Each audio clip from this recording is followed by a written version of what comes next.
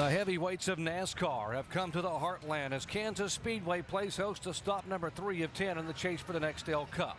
Now, we are under threatening skies here today at Kansas Speedway. Great crowd on hand. Steady winds at 18 miles per hour, gust of 30 miles per hour. We are being told maybe up to 40 miles per hour before the afternoon is over. Let's go trackside now for the command. Now for the most famous words in motorsports. Please welcome today's Grand Marshal, Apollo 13 astronaut Jim Lovell. Gentlemen, start your engines. Hang up, gang. Hang up. All right, man, crank it up. Fire in the hole. All right, guys, let's stay focused today on pit road. Do it week in and week out. Give us some good stops, keep him in this game. Okay, we got a good car. We can hold shot on as we need. So I think we got something for him, Dave. Let's go get him. You don't have on your white tennis, do you? We're looking for intimidation. I've got the silver black. Just win, baby. Engines have fired, and these 43 NASCAR stars are set to compete here at Kansas Speedway. Jimmie Johnson picked up his third pole in the last 4 races, but note now he will go to the back of the field in a backup car. He will be starting from way back, and of course Scott Riggs moves up from the inside. Now, while you watch to see where your favorite driver will be starting, let's visit with our in-race reporter, the driver of the #1 Bass Pro Shop Chevrolet, Martin Truex Jr., who starts back in 9th spot today. Martin Truex, Rusty Wallace, ESPN, you got us? Yeah, I got you guys. What's happening? Hey, Martin, man, you qualified great, and you're 7th in the points right now. But with all that said, here at Kansas City, man, turn 3 has been eating up those cars. How concerned are you with that wind and everything out there right now? The wind is going to be a little tricky on us today, but I feel good. The guys give me a good car today, and we'll just do what we can. So I ain't too worried about it. I've been viewed sideways pretty far a few times, but been fortunate enough to gather it up. So we'll just do what we can here, and hope to have a good day. And hopefully we'll just be around at the end of the race with them. We were close last week, but we want to finish it off this week. Hey, Martin, right now just was reported that the winds have reached up to 40-mile-per-hour gusts getting into turn 3. Would you say that had to be the toughest turn right now during the race and at the start of this race? Yeah, it's definitely tough. The track's slick to begin with, and then you got that wind that just tries to blow you up the racetrack. So we'll do what we can. It's going to be a handful, I think, for a while, but everybody's got the same wind, and hopefully my guys will be able to give me what I need in my race car. We'll have a great day. All right, buddy, have a great race. We'll talk to you during the race. Appreciate it. Starting grid at the top of your Robbie Gordon scheduled to start 21st. He will go to the back of the pack because of an engine change. And of course, what a season for Martin Truex. You talk about a team that's gotten strong toward the end. The final 16 races, he has included his first ever career Cup win and of course a first ever berth in the chase for the Nextel Cup. ESPN's coverage of NASCAR Nextel Cup Series on ABC. Brought to you by Allstate, the official insurance sponsor of NASCAR. Chevy, an American revolution. Office Depot, the official office products partner of NASCAR. And Sprint, featuring NASCAR Nextel Cup Series updates at sprint speed. Welcome back to Kansas Speedway. The cars are rolling here as we get set for racing for stop number 3 of 10 in the chase for the Nextel Cup. One of my favorite parts of our pre-race coverage when we get to hear from 4 of the best pit reporters in the business. First, here's Dave Burns. Jerry, 5 years ago, Jeff Gordon won for his 2nd time here at the Kansas Speedway. The car chief that day, for the very first time, was Steve Letarte, pictured over my shoulder. He was the floor sweeper turned mechanic who was promoted because of his passion and his potential. Look where he is now. He's the crew chief for Jeff Gordon, starting 2 years recently. Today, the goal is the same as that win 2 years ago, win the race. Only this time, he's not the lead mechanic, he's the lead decision maker. Jamie? Well, Dave, yesterday Jimmie Johnson's crew pulled off a performance only a championship winning team could do. They turned a backup car into today's race car in just over 15 minutes. Now, just a couple of moments ago, they allowed us inside their huddle, led by pit coach Matt Clark. So let's do what we do it best. Nobody in the garage is better at overcoming these things than us. We will on 3. 1, 2, 3. We will! And the 48 team ready to overcome all those obstacles ahead for the next 400 miles. Let's go to Mike. You know, Jamie, since its inception, one of the cornerstones of the 17 team has been Jackman Russ Strupp. However, he's been sidelined the last several weeks with a back injury and will undergo surgery later this week. Robbie Reiser said it's been impossible to replace his leadership on pit road. And equally challenging, it's been tough trying to replace his skills as a Jackman. Yet Cameron Cobb, the Jackman for the 60 Busch team, has stepped in and helped fill the void. Reiser says he's done a tremendous job, has risen to the occasion, and has ensured the chances of the 17 team competing for this year's championship. Alan? Well, Mike, word of the day at Kansas today is clean. The 12 drivers in the championship know that getting through today without any accidents, penalties, or other mishaps is key, especially in light of last weekend's carnage at Dover. In last year's race here, Matt Kenseth, Denny Hamlin, and Clint Bowyer spun out. Kyle Busch and Jimmy Johnson had pit penalties, and Jeff Gordon broke a fuel pump and didn't finish.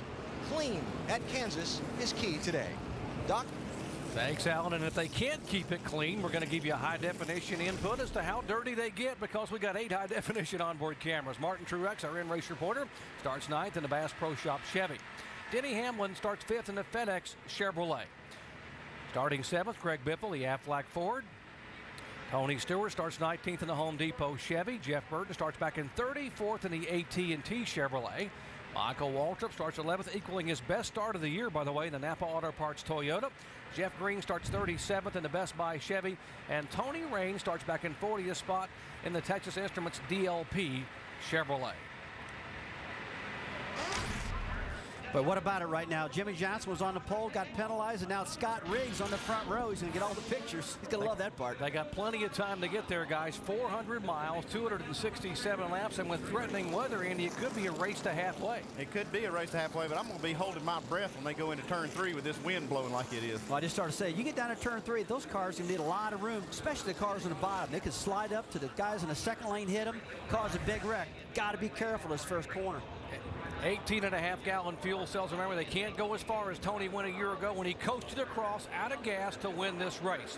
Who's it going to be? Scott Riggs on the front row with the Dodge. Beside him, the Ford of Matt Kenseth. Great crowd of Midwestern NASCAR fans on their feet. Stop number 3 in the chase for the Nextel Cup.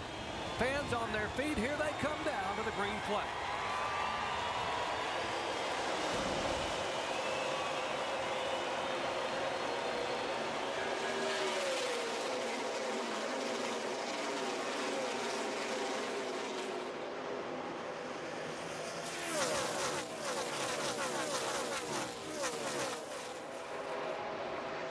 Kenseth looking high, will try to lead the first lap. Remember, you get 5 bonus points for leading a lap, and every point is important here in the chase. Jeff Gordon in second spot. Right now, everybody gets through turn 3 real clean. Talked to a lot of drivers. They were concerned about it. Took it nice and easy. On the entry of turn 3, looks like they got through there just fine. Jeff Gordon right on the tailpipe of the 17 car, getting into 1. Comes Denny Hamlin underneath the 10 car. Take a look at Dale Earnhardt Jr. right on the bottom. Now, here this guy's out of the chase for the championship. Man, he wants to win a race so bad it's unreal right now. He won't be on the bottom long either. He'll be up searching around that wall for the groove before long. Well, yesterday in practice, this guy was right dead up against the wall, Andy. You saw him about 2 foot off the wall, just digging up there. Now 3 wide. Whoa, and Earnhardt Jr. trying to squeeze in. The 10 car almost does get out of shape and gathers it back up. Great save by Scott Riggs. Comes Kyle Busch up on the outside. Man, that's one thing about this track. It's so wide, getting at the corner, you can do some racing like they're doing now. But take a look at Riggs. He doesn't look like this car's handled real well right now. Pretty loose out there. Yesterday's NASCAR Busch action, we saw him 3, 4, and even 5 wide at times here on a very wide racetrack, and you see lots of racing the 16 car. You saw Greg Biffle now going by trying to make a move. Oh, yeah, Biffle. Here's the guy that had so good a run last weekend. Second place at Dover. Kind of got his momentum going again with this Roush team. Looking good right here. Fast in practice. Our in-race reporter's on the move. Martin Truex. Man, look how far the leaders have pulled out, guys, right now. Matt Kenseth is just really flying out there. Jeff Gordon, about 6 or 8 car lengths back. But you got to believe these guys are all kind of feeling out this wind out there right now, readjusting their driving style. They were lucky enough to get out of this hornet's nest behind them and get some distance on these guys. Kyle Busch, who did a heck of a job driving his car yesterday to the front in the final 17 laps, now has taken the 3rd spot away from Dale Earnhardt Jr. You guys remember one thing, this is the old car, it's not the car tomorrow. And Kyle Busch yesterday, in that car he drove pretty close to this car, you got to believe he learned a lot. More on the one car trying to make a move. Alan Bestwick. Yeah, how about more on the one driver, Doc? You know, when you're racing for a championship, the last thing you need is extra aggravation, right? Martin Truex Jr. broke the little toe on his left foot the other night. Before he left home, he banged it against an ottoman in his living room. It's not a problem. He doesn't use the left foot except on the clutch here in Kansas, but just one of those little aggravations you just don't want to have right now, huh? Just what you don't need is a throbbing toe in a race car for 3.5 hours. Well, next time you better get up and just push that ottoman out of the way instead of kick that thing. It's probably heavier than he thought it was, but I would like to have a better excuse than that one. I've always said I never want to stump my toe in the chase, but I kind of mean it figuratively. Yeah, I hear you. Look at these two beer cars. They can't get these guys apart again. You saw them racing to try to get in the chase for the championship. Kurt Busch won out on that one. But right now, Dale Earnhardt Jr. is picking up a lot of speed for that tri-oval. He's working on that high groove. He's trying to clean his groove off up there. Building that momentum, and right off the bat, he's right at the top. But remember, you can do that now, guys, because they ran the Busch race here yesterday, and the groove's already widened up. A lot of that Goodyear rubber's already on the track. Remember, Kurt Busch had the disappointment at Dover last week, finishing 29th. Earnhardt Jr. finished 3rd. Now, here's the guy who had the great run, the 16 car of Biffle. His best finish of the year last week, he finished 2nd at Dover, Delaware. Yeah, and he's working the bottom side of that track right now. I see him tapering up right behind the 10 car, Scott Riggs. Getting a little momentum built up right now. But like I said, Jerry, this guy's got his act back together. Got this engine wound up, over 9,000 RPMs getting in the corner. Looks like Scott Riggs got his car kind of sorted out a little bit now, able to maintain some. Yeah, talk about the telemetry. Let's see what this thing's going to do down the back straightaway with all that tailwind. Man, look at that speed climbing, 181, 185, all the way up, 190 mile an hour. You're not supposed to go that fast down the back straightaway. The front straightaway's longer. Alan?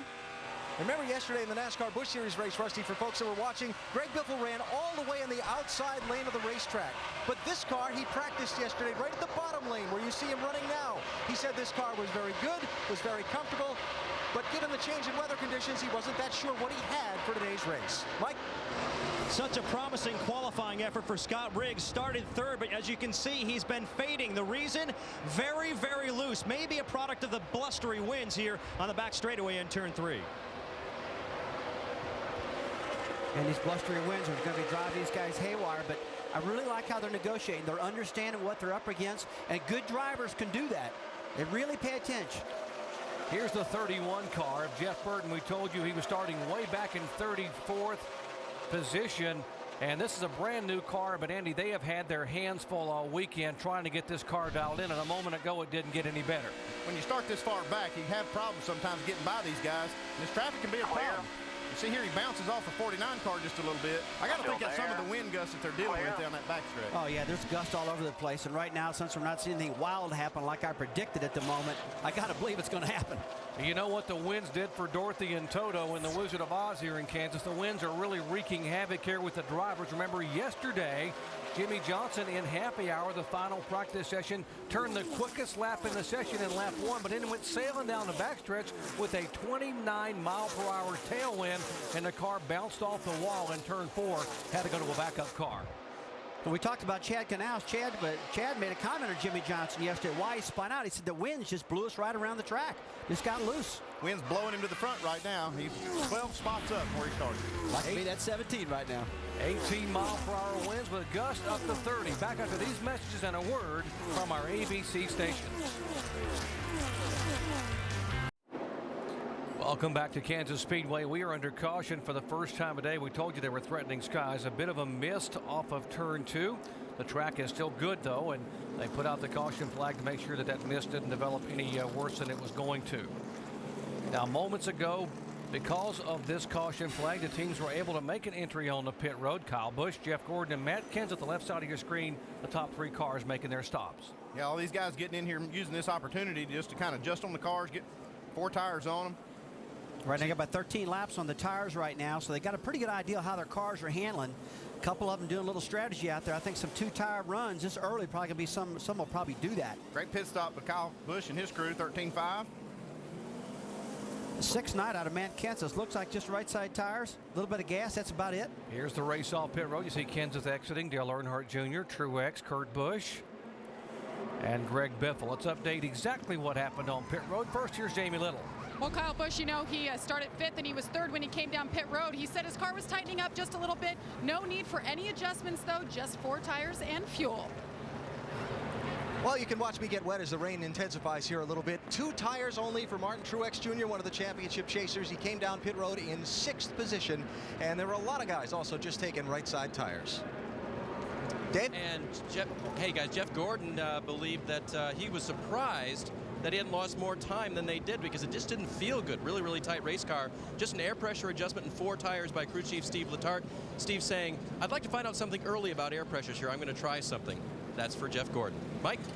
And Matt Kenseth, the leader, another one of those guys just taking right side tires. A 2-tire change for him. A little bit tight from the center on off, but didn't feel like they needed 4 tires at this stage of the race. And as you can see, the rain coming down sideways now, so we could be delayed for some time, guys.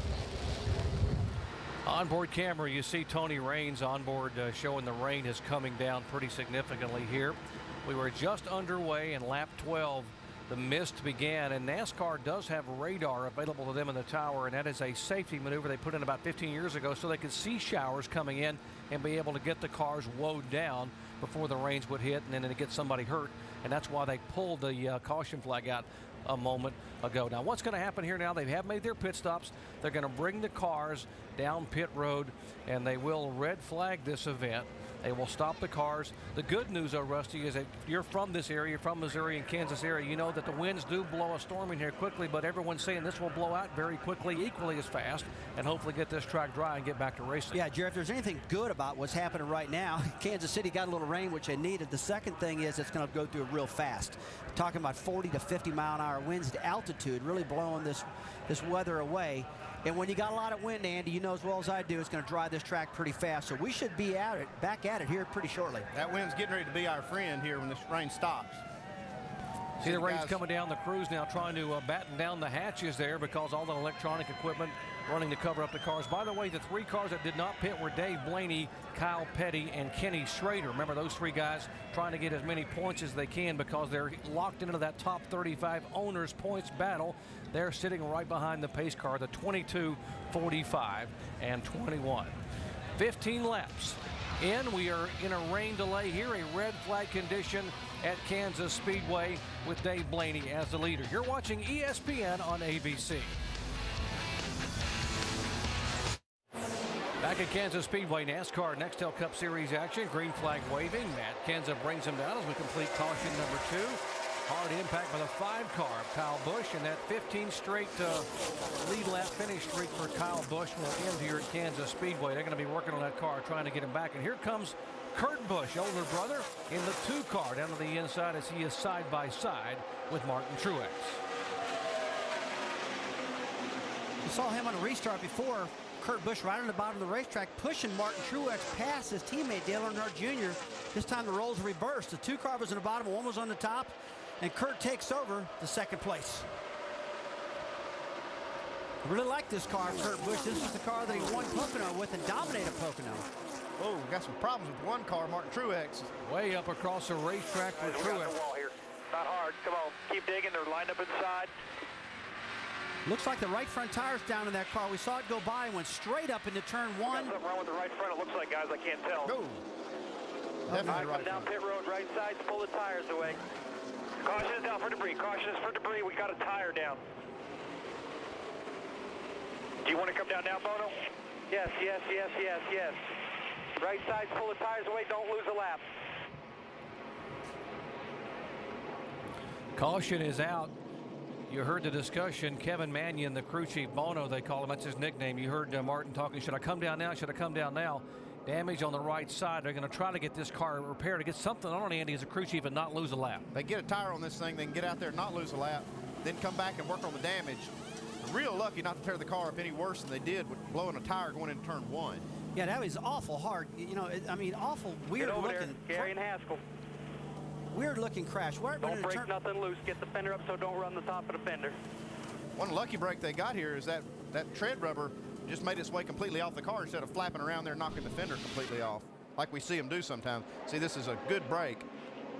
Thing just came off clean, and now Martin can get back to the pits without tearing that fender up. Show you how it started back as they headed down into turn 1. Over to turn 2. On the bottom all by himself here. Nice and easy here, nice and easy. Got something in the wall here, guys. We got in the wall here. Not hard. I mean, he was down right before he got at the corner, right up. And, you know, he didn't hit the wall too hard either. Just kind of grazed it. And I believe they can get that car back up. And right now he's back up on the racetrack. Looks like he's in pretty good shape right now. Now, he was able to get back because there's an inner liner inside the tire. And what's it all about? For an explanation of inner liner, let's go over to our ESPN Dish Tech Center and Tim Brewer. Thanks, Jerry. Folks, what we have here, you've got this valve stem. That controls the outside tire pressure. You've got the inside valve stem. That's where the inner liner is located. As the rubber came off the tire went down, inner liner did its job, let the guy retain control. He got up against the wall, but it could have been a lot worse. Jerry? Great explanation, Tim. The inner liner is a tire within a tire. For more information on tires, log on to ESPN.com. Search word Tech Center. Let's go down to Dave. With Kyle Busch now, who's just walked out of the back of his transporter. Kyle, that looked like it came out of nowhere. What happened out there with Junior? I don't know. You'd have to ask him. I just gave him a lane to try to let him go on the outside because I knew he was going to have a run off the corner. And I got run in the back of and spun out down the back straightaway for absolutely no reason. And it was, you know, a pretty stupid move on his part. And obviously, I'm sure these guys that he's going to be working with next year don't really appreciate this because they've got a championship they can win this year and he doesn't. So, you know, I don't know what the what he was thinking really or what the problem was, but just is very, very unfortunate for all these Kellogg's CarQuest boys and the guys do such a great job. We had an awesome car. I thought it was going to be a car that was going to be a top 3 definitely, if not maybe a winning car. Just cruising there, riding around, minding my own business on the bottom and just got run over.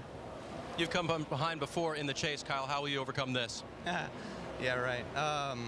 We'll have to see. I mean, you know, last year we didn't come back. You know, we got to 10th and we ran 10th. So we were running pretty good so far. You know, just we'll have to, you know, we had 2 good races. Now it's a little bit later where we have our troubles. So hopefully we can just keep going the way we were the first 2, get back on track. That's a big hit. You okay? Oh, yeah, it was nothing. It was nothing. That's Kyle Busch. Thanks, Kyle, for your time. Walked out, guys, but obviously very disappointed with the way Junior raced him. Thanks, Dave. Kyle Busch, the only driver in the chase that's had back-to-back top 5 finishes in the first 2 events at New Hampshire and Dover, where he's finished 4th and 5th, and that won't happen today. Up front, older brother Kurt Busch trying to give the 17 car of Matt Kenseth a bit of a race for the lead. The first time we've seen somebody really stick with Matt Kenseth on the restart. Juan Pablo Montoya was in a 3-wide race a moment ago and had his hands full of that Dodge. Leading Rookie of the Year contender. Watch him on the high side. He's got a lot of momentum off the high side of turn 4. Just starts running out of room. Tail end kicks out. Does a good job saving it. But that could have been a problem for him right there. He just heads up move, back out of the throttle, pull back in line. By the way, give a call to the 31 car, Jeff Burton, now moving all the way up to 29th position. Juan Pablo Montoya also trying to get there. Dale Jarrett. And back up front, it is a Ford and a Dodge, followed by a Chevrolet. Kenseth, Busch, and Jeff Gordon, 1st, 2nd, and 3rd. With all these restarts, these guys just can't seem to build momentum. They got to get the tire pressures up, kind of get the rhythm going right now. It looks like Kenseth has just locked himself right down on the bottom of the track. But here's another guy, Tony Stewart now. He's coming up from the back up to the front. He's all the way up to 7th position right now. And man, look at Junior. He is really aggressive today. I mean, he's really trying to make a pass anywhere in this racetrack. Greg Biffle also trying to move on the inside, coming off that great run a week ago at Dover, Delaware. There's Greg down on the bottom in the 16 car. That is for position. He will take the 7th spot away from Dale Earnhardt Jr., or at least attempt to. Here comes Junior back on the high side. Yeah, you got to hand it to Junior. He's real comfortable with the top side of that racetrack, and he commits to it every single time. And look how much faster it makes him go off the straightaway with that momentum. That's what's causing these problems. That's why he got it in the back of Kyle Busch. You can see he's got that momentum on Greg Biffle right here. The more laps they run, the better that groove's going to get for him. 2nd position, heating up a little bit. Jeff Gordon, the 2-time winner, the only 2-time winner here at Kansas Speedway, and our current points leader in the chase. Back in the 24 car, Jeff has 4 wins this year, but hasn't won since the middle of June. He won 4 times in the first 14 races and then they've been shut out since. He said, I desperately want to get back to victory lane, particularly now in the chase. And you heard him talking during the red flag about how pleasantly surprised he was about how well his car was sticking here in the early laps. They have got a great race car. The last few weeks they have, but the one thing I've seen with this team is Matt Kenseth. I've never seen Matt Kenseth be so aggressive, especially early. He's out here leading these races early, trying to lead the most laps. Usually Matt Kenseth is the guy that you see show up at the end of the race. Well, you know, we talked about the cars being predictable. This is the older car. He's so good with this car. The car tomorrow struggling a little bit still, but really has this car understood. Jamie, what's going on down there? Well, Rusty, you started to talk about the 2 car. It's called the PT Special, and I talked to Kurt and I talked to Pat Trice and the crew chief. They said, you know, I think some people are going to doubt us because we finished 25th and 29th the first 2 chase races. They said this thing is far from over, and the car we have today, we're ready to go to victory lane and pop back up in that point standing. 48 car, Jamie, has also got a rocket. He's got a very good race car. Here comes the guy you talked about at the top of the show, Jamie, little Jimmie Johnson from the back of the pack.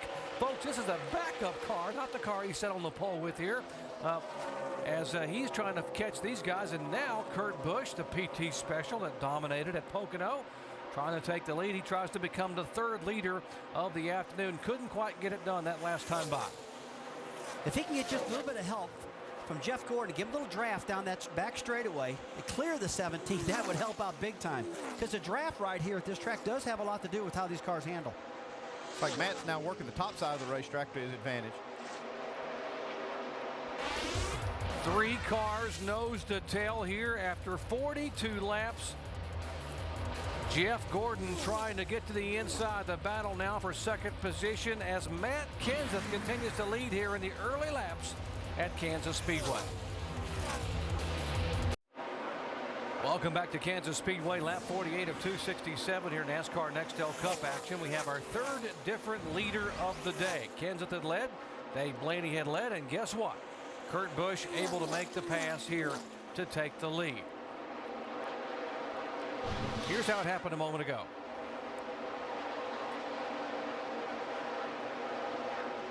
Well, you see the 2 car just working the bottom of the racetrack, and right now what's going to help him is Jeff Gordon pulling down, helping him with the draft, shoving him past right at the start-finish line, and right at the lead he goes. Just like you said. And that air, man, it's pretty cool how you can really feel the draft in the D shape of their front straightaway here at Kansas. Take a look at our forward lap leaders. You see Matt Kenseth has led 42 laps. Kurt Busch has now led 4 laps. Dave Blaney under that red flag, and a caution and an eventual red flag was able to lead 3 laps here in his Toyota. Guys, the one thing I see right now about this track I love, they're racing all over this place. Look at Junior on top of the track. You saw 3 wide racing up front. This is the older car. These guys really got this figured out. And Andy, it looks to me like this tire that Goodyear brought here is more suited for this particular track. I mean, we looked a little while ago, Matt Kenseth ran a 31.48, and now they're all the way down to a 33-second bracket. They've really slowed up. The track surface gives up a lot of speed as they run, but this tire is matched very well for the racetrack and this car. The old car seems to be what they've, developed this tire on, and it works a lot better. We talked about the air and how it works at a 1.5-mile racetrack and exactly what happens at these speeds at over 175 miles an hour. Here's the draft track. You see right now the 2 car of Kurt Busch right on the bottom, got the clean air to the nose, so he's got good grip. You see Matt Kenseth on the top. Now take a look at this. Jeff Gordon right on the bottom, and you see that turbulent air just pushing against the rear bumper. The yellow air is tied together, and it shoves him right past there. And that's called the draft, and that's what you see a lot of at Talladega, Daytona. You're going to see a lot of that next week. Kurt Busch is our leader in the 2 car, but he has a teammate in the race, Ryan Newman, in the 12 car, who may have some issues. Let's listen in. Ryan said losing power everywhere. It's intermittent. It dropped the valve, and then it's been running on 7 cylinders ever since. Man, if you can drop a valve and stay running on 7, that's something else. And how's that happen, Andy? I tell you what, if I'm Kurt Busch, that scared me to death to hear my teammate having a valve problem this early in the race, because these teams, they build these engines pretty well identical, and if there's a part failure in these things, like a valve spring or a valve, that can likely happen to the teammate's car, just as easily. Well, if he drops a valve and the head breaks off the valve, I guess it's going to jam up inside the engine and get it where maybe the engine could stay running without having a catastrophic failure. Yeah, but he can stay running with that valve broken like that. If it lodges itself up into the head and not bang around and bust a piston or cylinder wall, Most of the times, 9 times out of 10, they don't. They'll run a little while like this on 7 cylinders, and the next thing you know, you're going to see that thing explode like Matt Kenseth did last week at Dover. Now, throughout the year, we've seen where one team car will have an engine trouble. We saw it with the DEI cars early in the year where one would have trouble, then a few laps later another, and it would sort of just develop throughout the team, and that's got to be a big concern now in the Penske camp because they got one car leading, the 2 car of Kurt Busch, and the other one back there, Ryan Newman, the 12 car, already on 7 cylinders. Speaking of teammates, Denny Hamlin in the 11 car getting ready to be passed by Tony Stewart, who blows by, and that is for 4th position. And if you remember Tony Stewart, the last time he visited this racetrack, he won this race, but he coasted off at turn 4 all the way down the front straightaway, across the line, out of gas, motor not even running. I couldn't believe watching that. It was an incredible day for Stewart. Really worked his fuel mileage well. Got a great car today, too. That was for the 4th spot, that pass. Tony second in the chase points. He came into this race just 2 points behind Jeff Gordon. Now Stewart being shown in 4th spot, Gordon in 2nd position. Whoa, here's the 48 car driven all the way up inside the top 6 now. And he has brought that car right on the bottom of the racetrack every lap. He's not even messing around at the top of this track. And he's made some tracks, although he's got himself all the way up to 6 right now. And it looks like the lap times are pretty well stabilized between him and the leader. Jimmy Johnson is the defending NASCAR Nextel Cup champion. We asked him about how tough it is really to repeat as a champion in this competitive sport. It's such a long season, so difficult to win a championship, let alone back-to-back championships. I think the chase makes it more difficult to win a championship. After 26 races, you now have 12 guys within 50 points roughly of one another. So it's really, really tough to win a championship. And to repeat's even that much harder. Rusty, you won 1 title, but a lot of years you won a ton of races and got very close to that championship at least 4 times. Well, you just can't make mistakes. The intensity level we had in '89, I know it's a long time ago, I won the title. We're just really paying a lot of attention. That's what this team is doing now. They're smart guys. They get it. They understand it. But you've got to be very, very intense to win a title nowadays. Kurt Busch, the 2004 NASCAR Nextel Cup champion, won it the first year they had the chase for the Nextel Cup. He is our leader after 57 laps. We'll be back with more after these messages and a word from our ABC stations. Back with you for race number 3 in the chase for the Nextel Cup. A windy afternoon in Kansas City. The FedEx Race Rundown has the story. Jimmy Johnson won the pole, had to start from the rear of the field, crashed in happy hour, had to go to a backup car. Caution came courtesy of Mother Nature, a 45-minute red flag rain delay, and you're not allowed to touch the cars. Jeff Burton, little no-no. Jeff Burton said he's pulling the car cover off, and I guess the car cover must have slipped right here. He gave it a little bit of a tug and got in a lot of trouble for that and had to go to the back of the longest line. Caution number 2, Dale Jr. got into the back of Kyle Busch. Busch came in just 10 points out of the chase, but number 5 wrecked hard. Well, it's a catastrophic wreck for Kyle Busch. It's a heck of a place to get turned around on the back stretch. I don't know about that. Caution number 3, lap 33. Another chaser in trouble. Martin Truex hit the wall, blown tire. Blown tire, but he has bounced back, and that one car is on the move as we speak. Matt Kenseth for the 2nd straight week pushing it. Truly aggressive, Doc. Exactly. The worst finishes by the chasers, by the way, thus far. 25th by Kurt Busch at Loudon, 38th by Denny Hamlin at Dover. Right now, Kyle Busch in the garage area is 43rd, and Jeff Burton 41st. Those two back in the garage area as we go back to green, and Matt Kenseth leads them down. 9 of the top 10 drivers are in the chase, and right now the chase is on for the lead with that 20 car of Tony Stewart trying to get on the inside, and here comes Kurt Busch back on the high side. And boy, has that 20 car been a good one throughout the day. He started kind of back a little bit, and he drove that thing all the way up front, and now he's passing Kenseth to lead on the bottom of the track. Here he goes. Bringing that 2 car with him, trying to. And man, he looked like he was shot out of a cannon right there. But Kurt Busch, strong car. Look at that momentum he's got off of turn 4. Kurt Busch on the inside, and as he flashes by, you see his brother Kyle Busch now coming back out of the garage. They have worked so hard to get that car repaired, so he is back on the track. Mark it now at lap 74. Kyle being shown 45 laps down.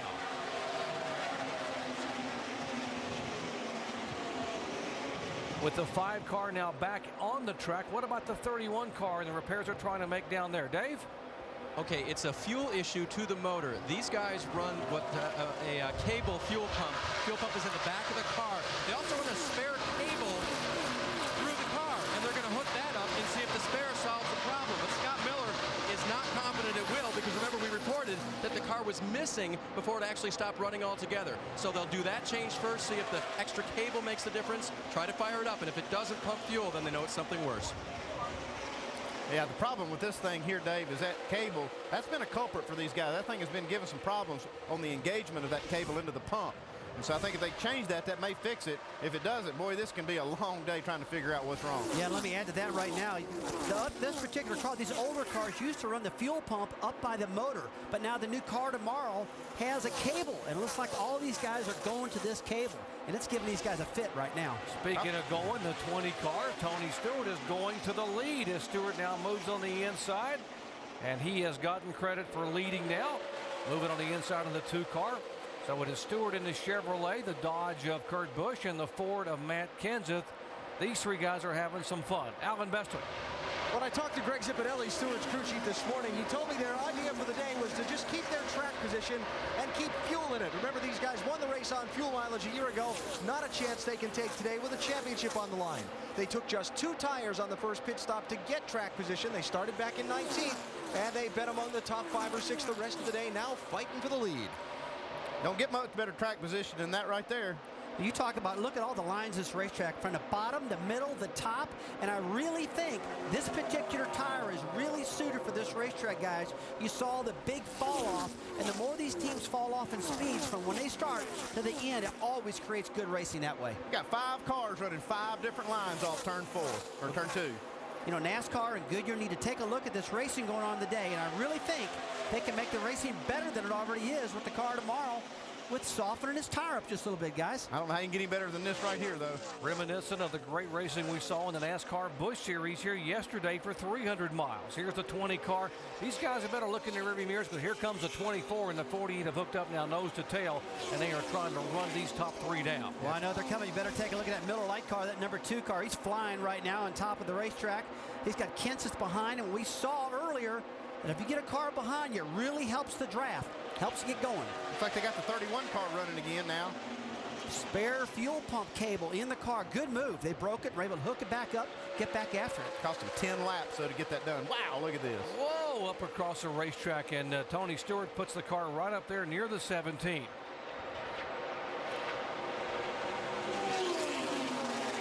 Jimmy Johnson and Jeff Gordon. Remember, Jimmy Johnson was the pole sitter in a backup car, started back at the very back of the field, has driven all the way up to 5th position. And folks, this is the car that Jimmy Johnson won the race with at Las Vegas. And that day he started 23rd, ended up leading 89 laps. And who did he have to beat that day? How about Jeff Gordon and Matt Kenseth? Check out this 31 car, man. They got it running good. Oh, yeah, look what those fresh tires are doing. I mean, he's got those new tires on right now from the last pit stop. He's just motoring this baby right to the front. And that's what these softer tires do for you. They make these cars fly. You're going to get one of these 10 laps back right here. Now, the way that thing's running, get all 10 laps back. Hey, look at old Kurt Busch, though. He's bolted that thing to the top of the track. He's committed there. He's like, hey, if you want to pass me, do it on the bottom side. Jeff Burton is a man on a mission. He wants to be in this chase. And remember, he led it here a year ago. He is driving that car despite being 11 laps down by the leaders here after 81 laps. ESPN's coverage of NASCAR Nextel Cup Series on ABC. Brought to you by Panasonic. Rugged and reliable Panasonic Toughbook laptops. And Toyota, moving forward.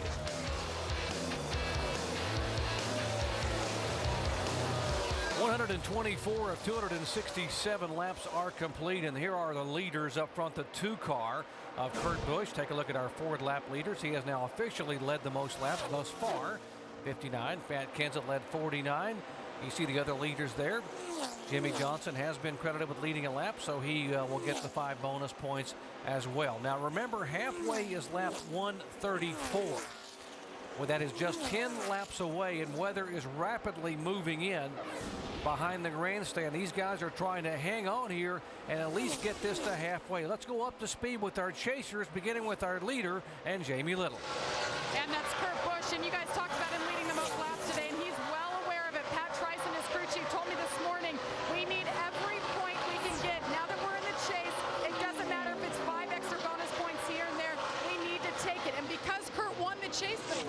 2004. He is well aware of that strategy, that every point matters, guys, and it's paying off today. Alan?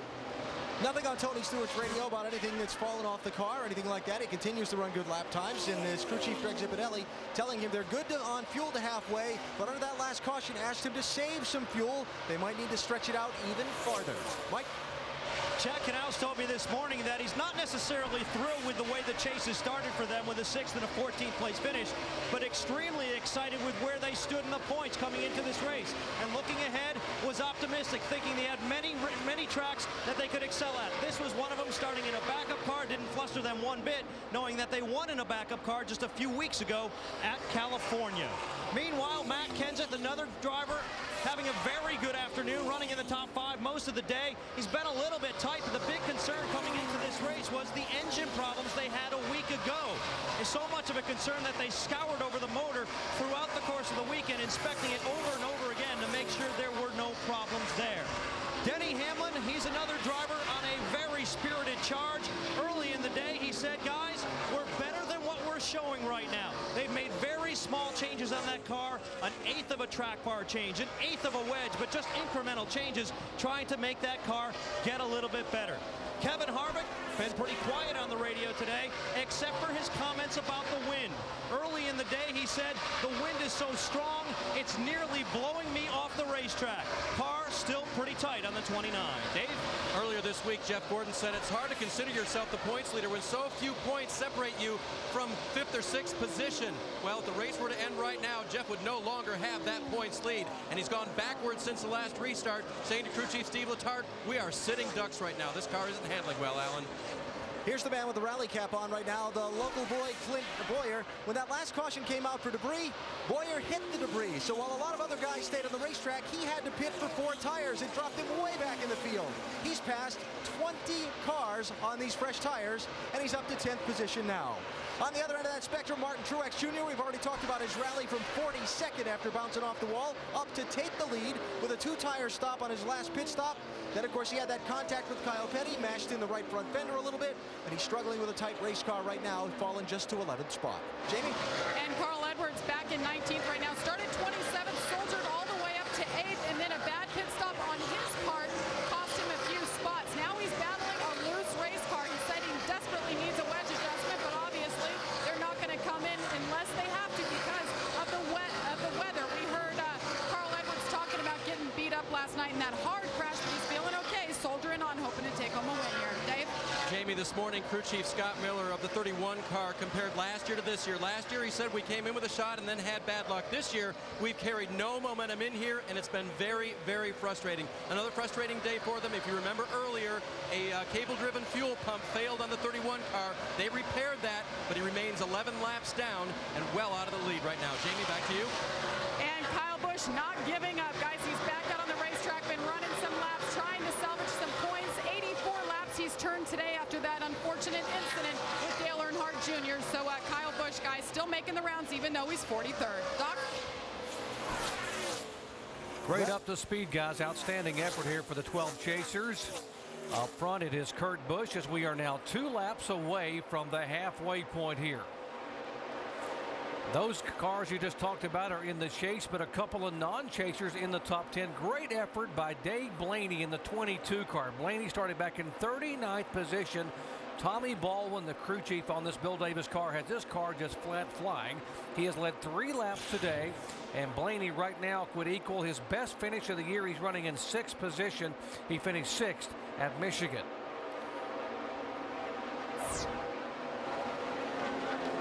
Halfway this time by as these cars flash by.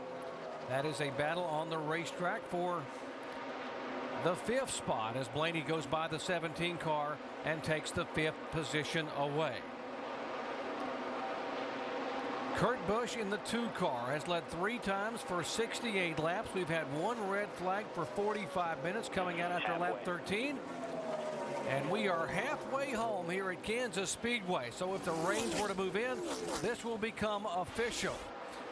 These guys will be looking to come on the pit road in about 11 laps. So we'll take a break and come back for pit stop. Back after these messages and a word from our ABC stations.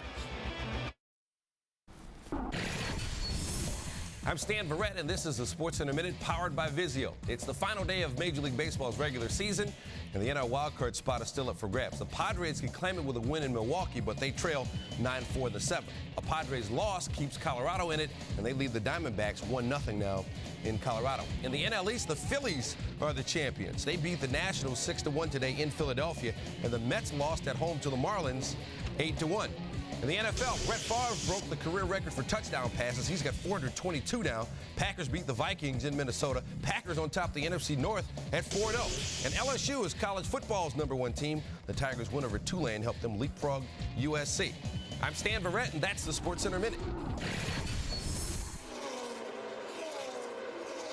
Back at Kansas Speedway, the 17 car on pit road as pit stops beginning. They came in a little earlier than we thought they might. This is a short pit move by Robbie Reiser that could pay off if this rain will just hold off. Here comes the 48. Jimmy Johnson down pit road, backup charge. Chad Canals and company got it done a year ago in the chase to make him a champion. Can they get it done on this critical pit stop here today? Mike? And Jimmy Johnson rolling to pit road right now, still a little bit free, trying to tighten that car up. As he hits his stall now, the team goes to work on the right side. A 4-tire change is the call for the 48 team, who's been running extremely hard from the back of the field all the way to the front. Meanwhile, Denny Hamlin also on pit road just behind him. You can see back a stall behind Jimmy Johnson. They go to work there, a 4-tire change and a chassis adjustment on Denny Hamlin. Let's go to Jamie. And Kurt Busch has been dominating. They were hoping rain would come out because it was official at the halfway point, but they made a one round down on the track car and 4 tires of fuel. He's away. 24 car, Gordon coming in. The 2 car, Kurt Busch coming out. Dave. Spotter on the roof, Shannon McGlamory reporting it's spinning up here, but they had to come down pit road for fuel. There'll be a chassis adjustment, but just 2 right side tires to maintain any track position they can. That's a great move with Jeff Gordon's team. That'll get them some track position. If they're banking on this rain, this is a good move. And there's raindrops and report on a lot of the drivers' windows, so the rain is coming, and it's a lot of it too, folks. So, I mean, this is, we're past halfway, so it's going to be a drag race to this caution flag, because you got to believe it's going to come out pretty shortly. Tony Stewart has not come on the pit road. Remember, he got a lot of great gas mileage here a year ago when he was able to hang on and coast bound by for the win. Alan. Tony Stewart's team was ready to pit him a lap ago, but they told him to stay out. They were feeling raindrops on the pit box, so now they're trying to see how long they can run on fuel, see if the skies are going to open up, and they might steal a win away. They almost can't take a chance on either way, getting caught pitting and then it raining, or staying out and running out of fuel. Tough spot there, Dave. Alan, tough spot for these guys, too, because they were running so well. The 22 of Dave Blaney has to give up his track position now. They need fuel in that race car. Earlier today, they made no changes at all to it. It's been good most of the day. They started last on the field today, and they will change 4 tires, make no changes again for Blaney. Caution on the racetrack as Blaney is away, and you see that Rick Monroe waving the caution. We saw a flash of lightning just behind us here as the storms are moving in, and Tony Stewart, Greg Zipadelli, you heard Alan say a moment ago, made the call to keep him on the racetrack and not bring him on pit road. But how much fuel does he have? How long can he run under caution? And he's got it right now, and if I was him, I'd be turning the engine off right now. Just turn that motor off, fire it back up, just save all you possibly can, and probably, Andy, going to have to get down the flat of the racetrack, so the fuel will be okay. The pickup is in the right rear corner of these fuel cells. He could run out of fuel by being up in the banking. Well, this is nerve-wracking for the crew chief. There he goes down an apron now. He heard you, Rusty. Well, I've done this before, and I've had these things run out. You got to get them on the flat, because you will run out of fuel if you don't. That's where Tony Stewart was a year ago. He came around on the flat as the car was just coughing out of fuel and able to coach down to take the win at the end of 400 miles. So there he is, shutting it off and on. All right, buddy, that's the way you got to do it. You got to shut this motor off. You got to get it on the flat. You got to save all these. Coast and listen. Have you got a direct line to Tony? He's doing everything you said to do. Buddy, I've been there, done this before, and I know exactly what's going through his mind. Boy, a lot of drama here inside that 20 car. Let's explain what's happening inside the cars. We head down to our ESPN Dish Tech Center and Tim Brewer. We're going to give you a shot here, folks, of the fuel receiver, how the fuel goes in the car. But we've got a unique deal up here at the front of the car. We always keep it on hand here just for fuel mileage. And what it is, it's a cutaway of the fuel cell and the pickup in the bottom of the can itself. What we're going to show you here, The reason Rusty says you got to get the car down on off the banking, the fuel is actually to the right rear corner, and that's where it's picked up. Now, when the car is sitting on the banking, it's a high point on the fuel cell. But there again, when you put the car back down on level ground, down on the flat part of the racetrack, all the fuel can be picked up that's inside the fuel cell. Jerry? Great explanation, Tim. As you see, now you understand why Tony Stewart is down on the bottom of the racetrack to get as much of that fuel to the right side as possible. He doesn't want to pull up if he doesn't have to. Plus, he can let the car coast down there easier with the switch cut off. Let's listen in. And I'm afraid to the rain gods like Stevie did here at Pocono. Make myself look like a fool, but I'll take it. Yeah, amen to that. I'll take it too, bud. I remember a long time ago when this happened, I had drivers pushing me around the racetrack. He'll get so slow now or fire it back up. Like he just did there, get some momentum and shut it back off. For more information on fuel pickup information, log on to ESPN.com, search word Auto Tech. You can actually see the lights on the dash when he shuts it on and off, and see the rain streaking up his windshield there, the drops, and he is hoping. Yeah, watch the telemetry, no RPM. Watch him, he'll flick it back on here when he has to get in the corner. Not using much fuel with that engine shut off. Now he turns it back on. Now see, he's just giving all the, just enough speed to keep him going. Right now they're going, come on, throw this red flag, get a stop. That's what's on Tony's mind. Alan?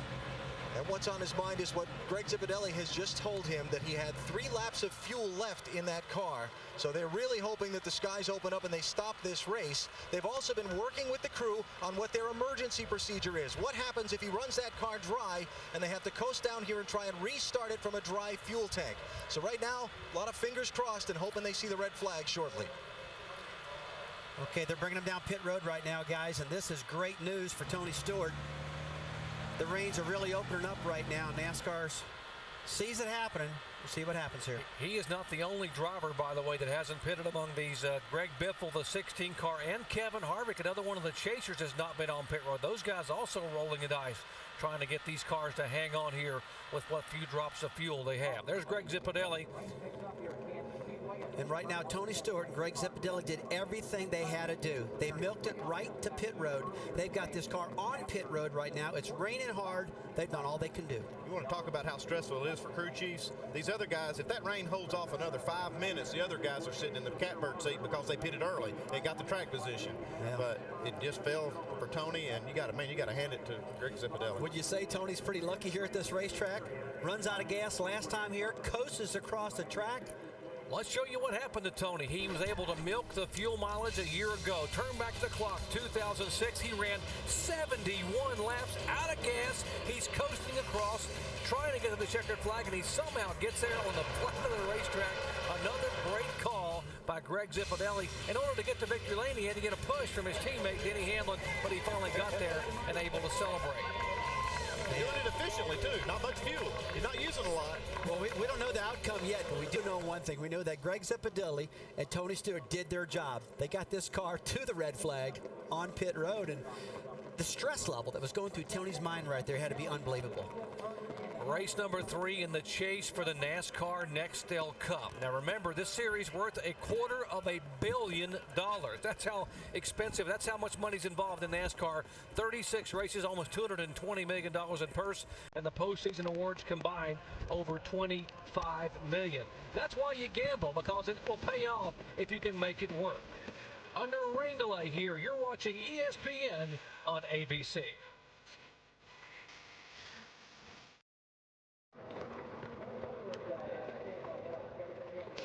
Welcome back to Kansas Speedway for the second time today. The rains have moved in, and this race number 3 for the 10-race chase for the NASCAR Nextel Cup. We told you at the beginning of the day, in sports, the real drama unfolds when you see someone take a huge gamble and it pays off, and that's what happened here just a moment ago.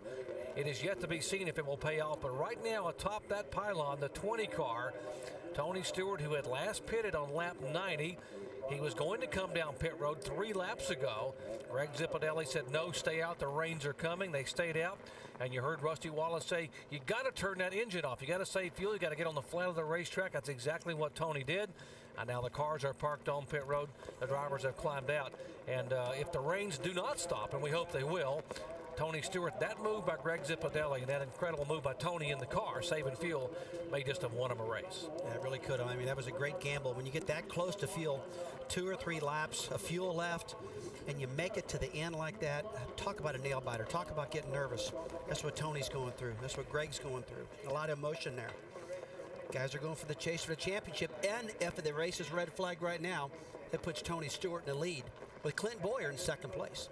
Only 2 points separating Tony Stewart from Jeff Gordon when they came in here this weekend, and we've already seen some drivers have their troubles in the chase, but you know, Tony Stewart won the chase 2 years ago, and then this gamble. Now, when these kind of things happen as a driver, when you're in the car and you know that you're probably a couple laps away from running out of fuel, how much input do you have, or do you just basically have total trust in that crew chief? No, you got to have total trust in the crew chief, guys, because you don't know how much fuel you got left in that car. But one thing you do know as a driver is what you can do to help them out, and you can shut that motor off.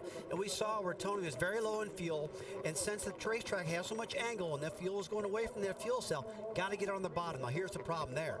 You can pick up a lot of debris, a lot of rubber, and blow those tires out. Had that happen to me one time at Dover, Delaware, where I blew all 4 tires out, was out of gas, and still won the race. Andy, as a crew chief, it's got to be gut-wrenching to know you're making a call that could possibly win you a race and maybe even a championship or even lose it. It's very gut-wrenching, and even the guys that made those pit stops, they were making the call to bring their guy down before they lost all the track position, gamble on just even 5 more minutes before the rain started.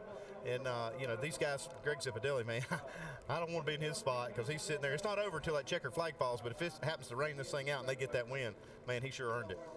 Well, there is lightning in the area. We told you the heavy storms are beginning to move in here over the Speedway, and the reason we don't have cameras showing you more around the racetrack, because of the lightning, all the camera guys up on the roof above us have had to come down for safety reasons. We have a couple of cameras that are on that are locked in position, you can see here, and of course we're very concerned about everyone's safety. That's why you don't see cameras pivoting around the racetrack.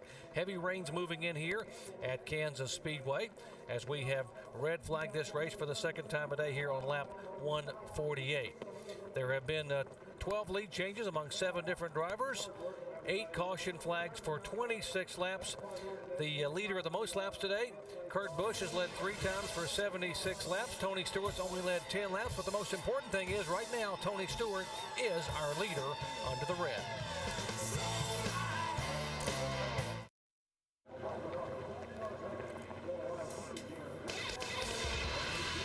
For the second time today at the Kansas Speedway, we are under a red flag. This one could be worth millions and millions of dollars to Tony Stewart. And I am struck by the old country and western song, folks. Kenny Rogers sang it. It became an instant classic. The Gambler. You gotta know when to hold 'em, and you gotta know when to fold 'em. And the Tony Stewart gang knew when to hold him here today. Just 3 laps, and he would have stalled out there on the track. The red flag came out. We had very dramatic footage of him slipping the engine switch off and on, getting down low, and of course, as Tim Brewer showed you in that fuel cell, saving just the final ounces of fuel. Does this mean that Tony Stewart will win the chase? Well, the rest of the story is still unfolding. But consider as you look back, Doc, at the standings here today, Kevin Harvick could be a huge winner. And some of the leaders coming into the race who came in and pitted, they are way back in the second half of the standings. What a dramatic turnaround, and what a job by Greg Zipadelli. Pit stop back on lap number 90. They is Tony Stewart's last pit stop. Now watch, they're going to come in and put some tape on the front of the grill right side of your car so the car wasn't turning in the middle of the corner. That's the fuel man putting that tape on there, and that tape is going to add downforce to the front end, make the car handle better. You see how they had to orchestrate this just perfectly to get the gas can in the car and get enough fuel in this car. This is the last bit of fuel that they put in this car. They spent a lot of time getting that fuel in there and made that car handle a little bit better by putting the tape on that nose, and everything this team did helped him be in this position. That was 58 laps ago, and now he's on the flat because we've got caution coming out. And you said what? You said you got to get. I said you got to get this thing on the flat of the racetrack because the pickup in the fuel cell is an extreme right rear corner. If it gets it up on the banking, it's going to run out of fuel. Tony did a great job. He knows what to do. The man who made the critical call to keep his driver out, Greg Zipadelli, standing by with Alan Bestler. and stepped out from under the shelter out here with us in the middle of the monsoon. How stressful was that? You have no idea. It's not over yet. I mean, this team's worked hard this weekend. We've had a pretty good car since we've unloaded. We've had a really good car today. Track position is so much. We need that clean air out front on old tires.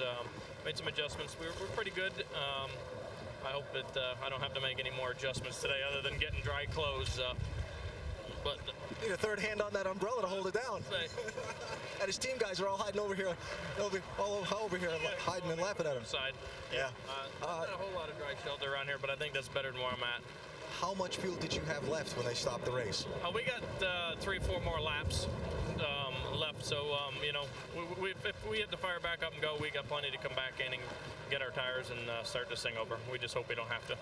We'll wait with you. Thanks. Yeah, thank you. Greg Zipadelli out here waiting out the monsoon with us here. He made the call. Now they have to wait and see what happens. Yeah, thank you, AB. Look like you guys are standing in a car wash down there with the winds and water coming from all different directions. Take a look at the current points under the rain delay here at Kansas Speedway. Tony Stewart would assume the chase lead. Clint Bowyer, Carl Edwards, Jimmy Johnson, Kevin Harvick, 138 points back in 6th spot. Back in just a moment.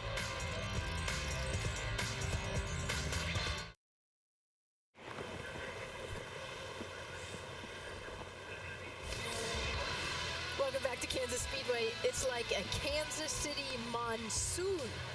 Tremendous wind, pouring rain, plenty of lightning. The good news is, with 148 of 267 laps complete, this would be official if NASCAR decides to call it, and doesn't look like this is clearing up anytime soon, so we'll keep you posted on that. In the meantime, we'll get you caught up on the stories of the day in the FedEx Race Rundown. It's race number 3 in the chase for the Nextel Cup, lit up by lightning. And Jimmy Johnson, who won the pole, had to start from the rear of the field because he crashed in happy hour and had to go with a backup car. But then the story of the day really has been Mother Nature. She brought out the first caution, a red flag for 45 minutes, and you can't tamper with your car during red. Can't play with your race car. Jeff Burton's taking a look there. He's got the car cover. He goes up and gives a little tug there on the fender, trying to get it straightened back out. He got hit right before the caution, and you cannot do that. Caution number 2 came on lap 28. Dale Jr. got into the back of Kyle Busch. Now, Kyle Busch came into the chase just 10 points out, but this put him into the wall. And we heard our own Andy Petrie and Rusty Wallace talking about guys lining up bumpers on the straightaways and bumping one another. The bumpers do not align as well in the old car as well as they do in the new car, the car of tomorrow. So I think that was a little bit of a mistake right there, and it cost Kyle Busch for his day. 5 team got back out on the track, but they're currently sitting in 43rd. Rough day overall for Jeff Burton. More trouble when the motor shut down. Yeah, had a problem with his fuel pickup. He lost fuel pressure in his race car. It was just a cable that broke. Got back in, got that fixed, but it put him way behind, 10 laps down. Yeah, he's sitting in 40th. And then the gamble of the day, Tony Stewart and his team. There's something about fuel mileage in this place. They've got it right. Absolutely. Tony won last year on fuel mileage deal. This is a huge opportunity. I mean, they have gambled and basically stood out. If this race goes back green, then they're in a lot of trouble. But right now, it looks great for Greg Zipadelli and Tony Stewart. They may have just won them a race.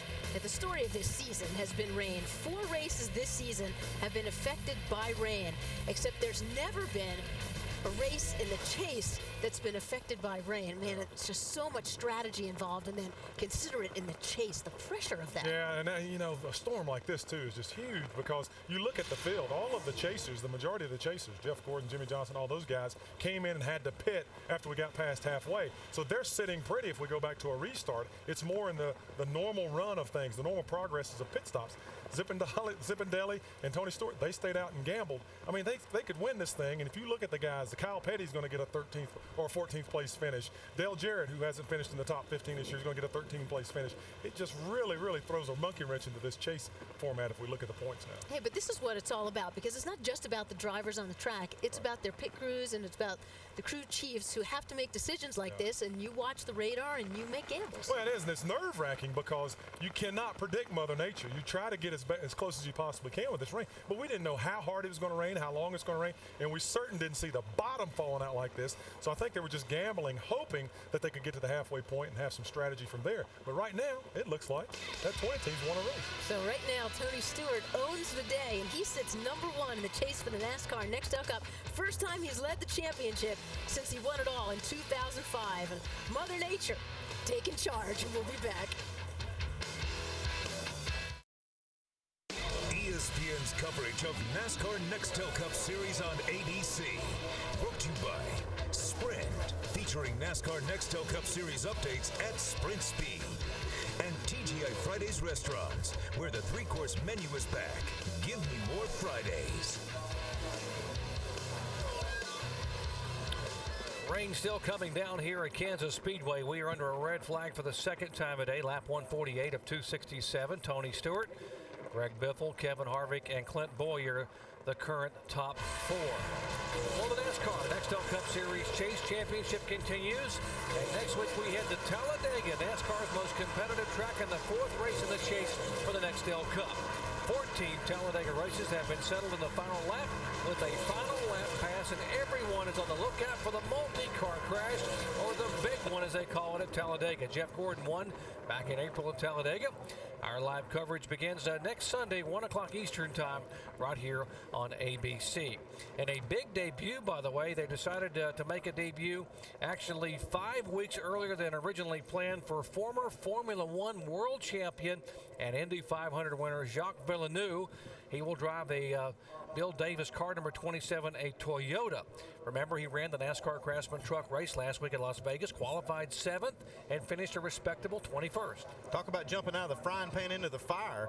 Going to Talladega is going to be a big difference from running that truck in Las Vegas. I know a lot of the drivers are upset about him going there, Andy, but you know one thing that a lot of drivers are saying, that racetrack with the new pavement, the cars are hooked up so good, it's pretty hard to get them out of control. Now, I know it can be done, but, you know, that's his only saving grace, because Jeff Gordon, some of the other ones are really upset about him racing there with not much experience there. If you were in a championship chase, would you be concerned about someone as talented as this guy is, though, putting him in a race where everyone is so close like Talladega, and one mistake can take out 15, 18 cars? Well, I'd be concerned about it a little bit, but this guy's an F1 driver. He's did really good. He's a great driver. I don't think he's going to do anything stupid. You know, and I hate to be the guy sitting there saying, oh, you shouldn't be here. It might come back to bite you. I think the guy's pretty smart. I don't think he'll get himself in trouble, although I do understand Jeff Gordon's problem with it and some other drivers. It is a little bit of a risky move, but I think the guy's a pretty smart driver. In testing at Talladega, the car tomorrow testing, Andy, they gave him a bigger restrictor plate. They went to 31/32 of an inch. They said it would actually give about 80 horsepower more to the cars than they've had there in recent years, because it is the first super speedway race for the car of tomorrow.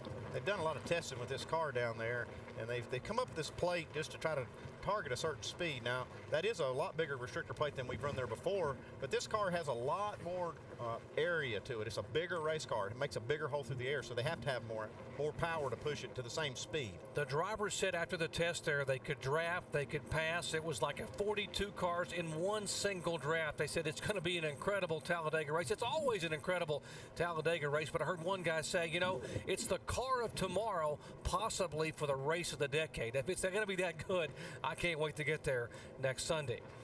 It'll be stop number 4 of 10 in the 2007 chase for the NASCAR Nextel Cup under a rain delay here at Kansas City. Back in just a moment.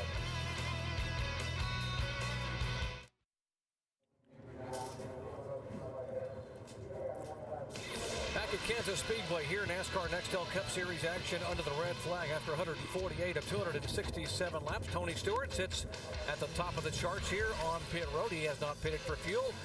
And if the rains continue to come, he just might get to be the one that goes to victory lane. He's already right now sitting atop the standings here for the NASCAR chase for the Nextel Cup.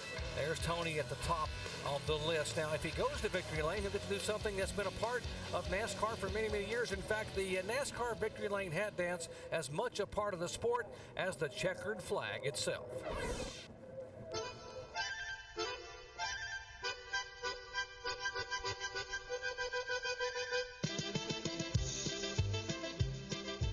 The hat dance is basically in victory lane where you take, you know, however many sponsors you have, and then all the NASCAR contingency sponsors and the race sponsor. All the little decals that are on your front fenders and everything, you have to do a hat for every single one of those. And you get the hat, you know, hold your finger up as number 1, with the trophy with you. Switch them off. We got the Sears Point hats.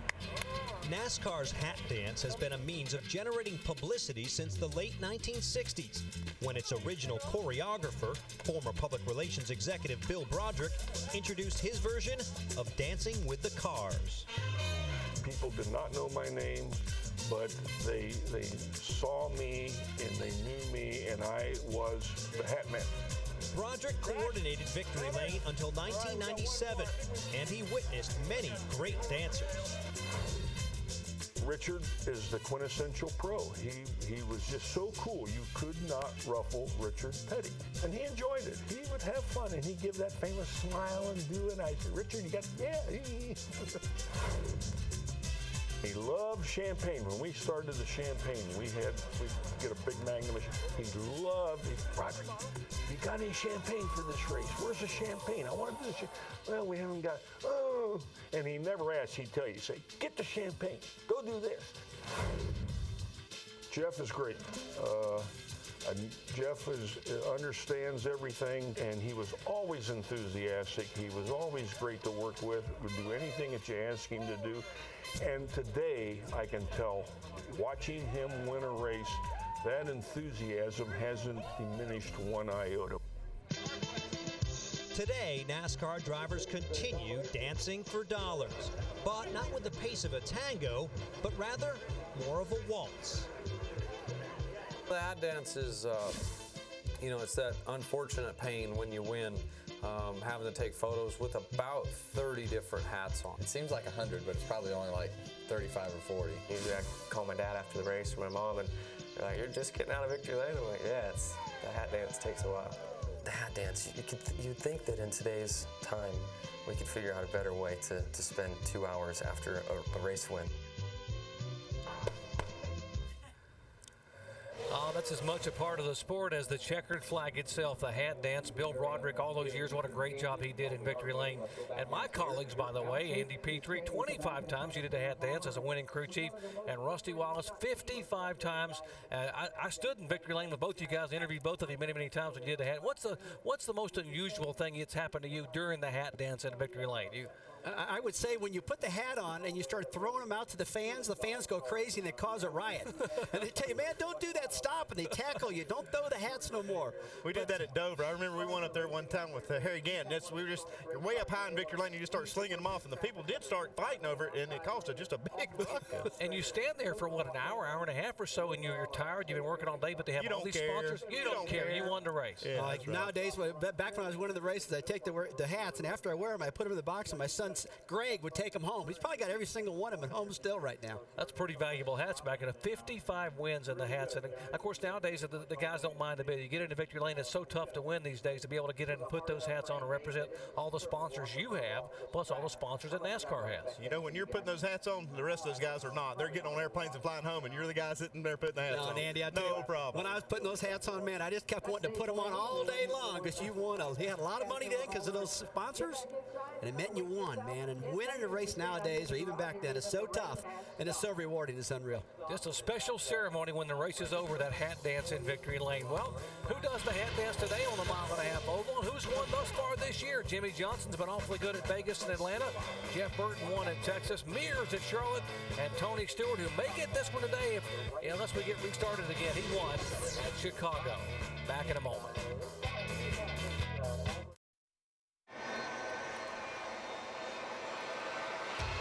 Back at Kansas Speedway, here's a good sign. The jet dryers are fired up, and they're out here trying to clean off the racetrack, and the rains have essentially moved away. This weekend coming to Kansas, a bit of a homecoming for 3 different drivers. Jamie McMurray from Joplin, Missouri. Carl Edwards, about 140 miles east of here in Columbia, Missouri. And how about the local boy, just 90 minutes away south of here, Clint Bowyer from Emporia, Kansas. There's Kansas Speedway. You see now how 3 of those drivers are located just a few hours away. Now, Clint Bowyer grew up on the dirt tracks of Kansas and Missouri, so he came here early in the week with a chance to revisit some of those racing routes. Race number 1 of the chase, and Clint Bowyer becomes the 4th first-time winner.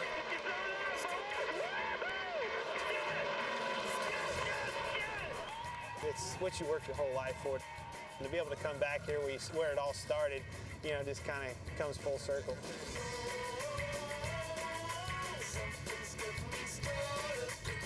For Clint Bowyer, there's no place like home. Kansas, and the dirt where his roots were originally planted. I love doing it. It's obviously very competitive. It's just so much different. In dirt racing, you're slipping and sliding around, you make mistakes, and it's really the guys that make the least amount of mistakes win the race. Bowyer's road to success was paved with multiple track championships in the early 2000s. Bowyer was never afraid to get dirty, but it wasn't always on four wheels. My first dream was to be a motocross racer. I just saw that dream going away. I was a top 10 rider nationally, but I wasn't the #1 guy. And in that sport, you got to be the #1 guy to make a good living at it. I'll never forget telling my old man that I was going to quit. I thought he was going to kill me. I started racing cars. We started racing every weekend, working on the car every night. I went from being the car owner to the truck driver to the wash guy to I did everything. And he was the money man. He's been the biggest part of my racing. As soon as he got involved, things just went crazy. No more breakdowns, no more blown motors, no more stupid mistakes. Anybody that's in car racing and any kind of motorsport, they understand how much it costs and the sacrifice you have to give. Do I have a 401k? No. I've always said I've raced away, 2 or 3 retirements on racing. Those are the kind of things that when we started doing the racing, we didn't have that vision in mind. We were just trying to raise our kids. And they both gave it their all to get me here and everything they had. That was our dream, and it all played out just perfect. He deserves just as much as I do. The kid from Kansas living a dream. 28-year-old Clint Bowyer got his very first NASCAR Nextel Cup victory at New Hampshire in his 64th career start. And if we would stop right now, he would be second overall in the chase points after what happened today at Kansas Speedway. Back with more from Kansas in just a moment. Stay with us.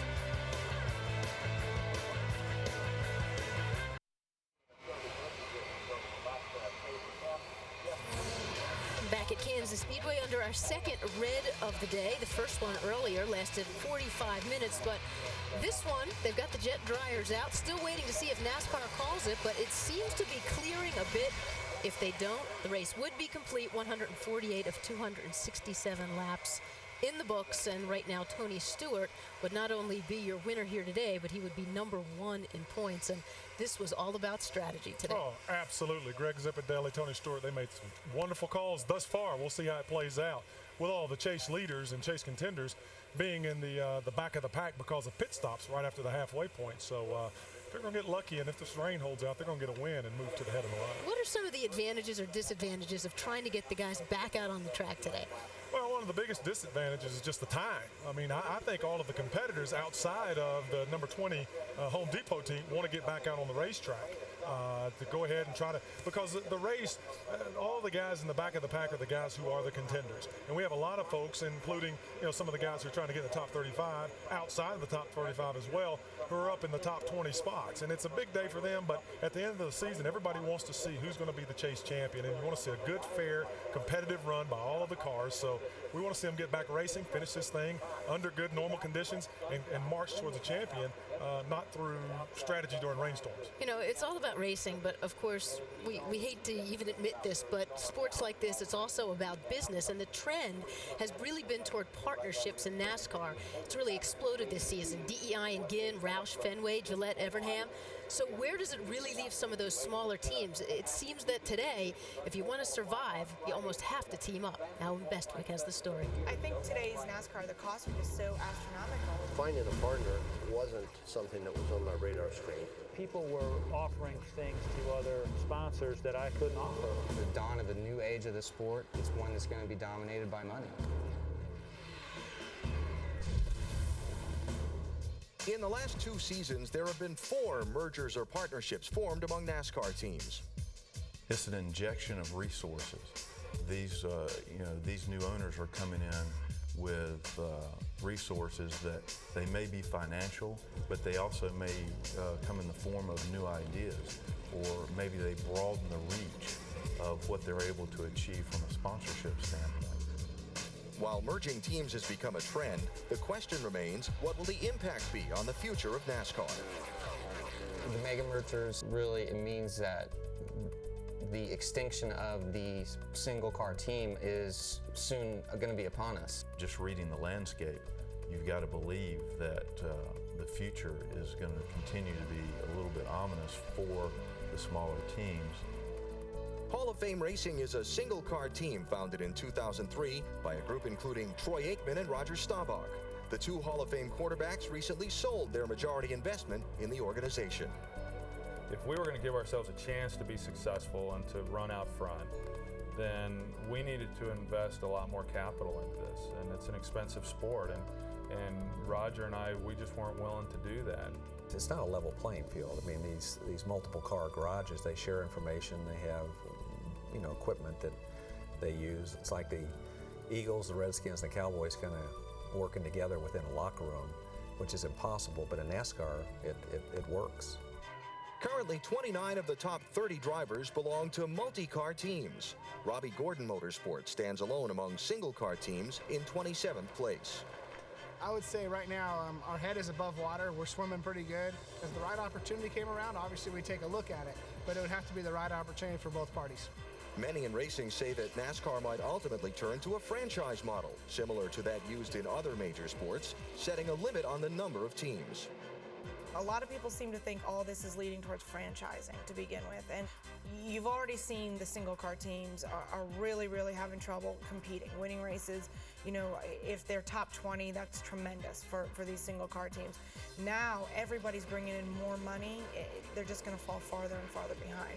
Franchising is almost like a dirty word. It's almost like you have to whisper when you say franchise, because it's so counter to what NASCAR's model has been, which is to favor open competition. Some NASCAR observers have speculated what a franchise model could look like, possibly 10 multi-car franchises at a starting cost of $100 million apiece. I think teams for the most part would favor that, especially the bigger teams, because it gives them an opportunity to build equity in the operations that they have, as opposed to the current model, which is in a lot of cases kind of year to year in terms of being able to keep your sponsorship dollars. I still believe that someday there'll be some form of franchising and things. The sport has outgrown its roots, and that's sad to say, but that happens. It needs to do that to survive. Wow, imagine NASCAR is a closed league.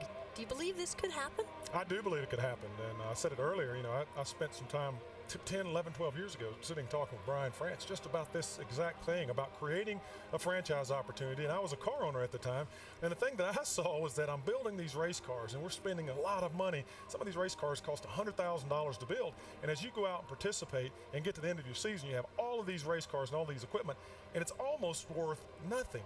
So you have to be able to create a commodity in your business model, just being a business person, so you have some value in your product. And I think a franchise situation or system would create value for the people who own these things. And you're going to see more and more of that. And unfortunately, it will wipe out some of the single car teams, and that is sad. But I'm going to tell you, this sport is driven by dollars. And you have to have the dollars to participate. You have to have large dollars to participate. And a franchising situation gives everyone who's involved an opportunity to share in the growth and the earning potential of that team. So would you say that's the main negative, is the single car team probably is extinct, and the positive is the competition level goes up? The competition level goes up, but what the sport was grounded on, the guy who puts his race car on the back of a trailer and hooks it onto his truck and drives it to the Saturday night short track, that's where a lot of these guys started, and that goes by the wayside, and that's sad, but it's still the spirit of the sport. That's where it is rooted at, and those guys who started on those bull rings Friday and Saturday nights, it's just become a big-time sport. It's one of the big three, big four, whatever you want to call it,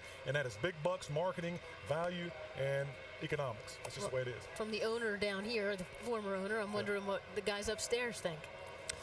Well, Susie, former Cup owner, Andy Petrie, and of course current NASCAR Busch Series owner Rusty Wallace. And Andy, let me go with you first. Now, you owned a single car team, in essence a single car team, although you had relationships with other teams. How difficult was it to compete against the big multi-car Roush teams and Hendrick and Childress? It's a big mountain to climb. I had a single car team, and we grew it to a two-car team, and then back to a single car team. So I've experienced both sides of this. Never a four-car team like it really takes to be competitive today, but if you go to franchising, if you look at franchising, I think that's going to really change things. Right now, a guy can just go get him a race car and come qualify for a race and enter. But if you go to franchising, then it takes maybe $100 million to buy a franchise. I'm not so sure that that would be a good thing for the sport. I know a lot of owners that are in the sport today would like to see that. I couldn't hold on long enough to do that, so I don't know how I feel about it. You know, as a Busch Grand National owner right now, or a Busch Series owner in the Busch Series, Steven driving my car, the number 66 car, we're a single car team, that's for sure, and we really work hard to try to get the performance out of the cars. It's pretty hard to compete against the multi-car teams because of the technology they have in their chassis and things like that. Although, Andy, we're not quitters.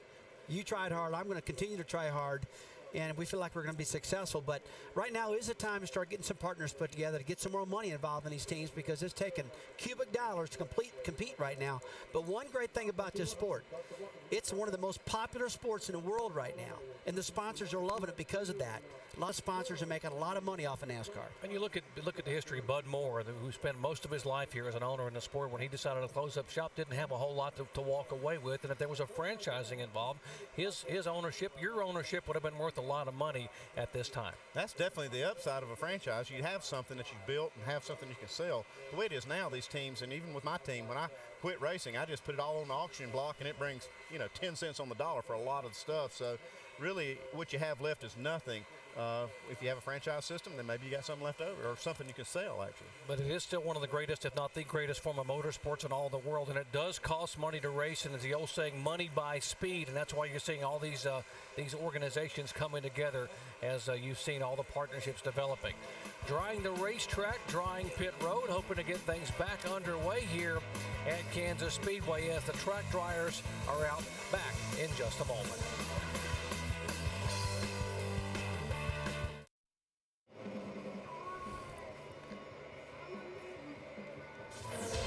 Back at Kansas Speedway, it has gotten a little bit lighter here, but the folks, it is still raining, and there is still quite a bit of lightning in and around the area.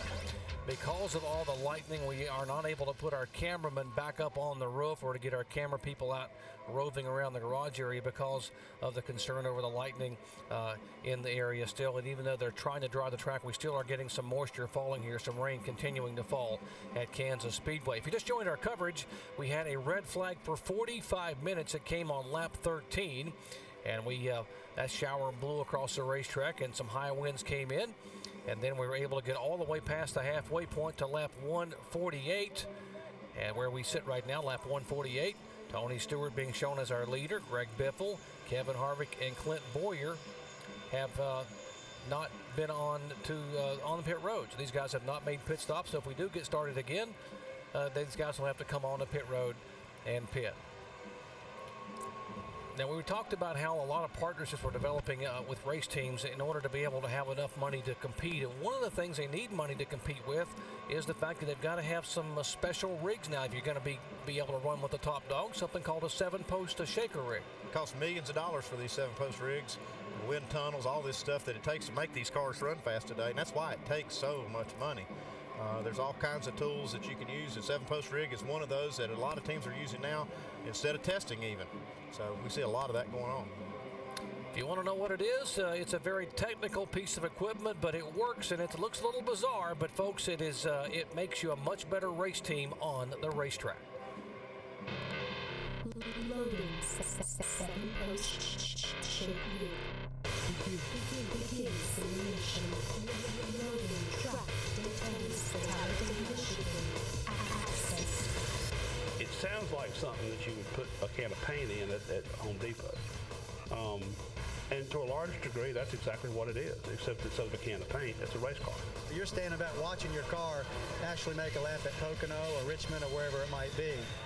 And all it's doing is giving the guys another tool in the toolbox instead of having to go to a racetrack and test.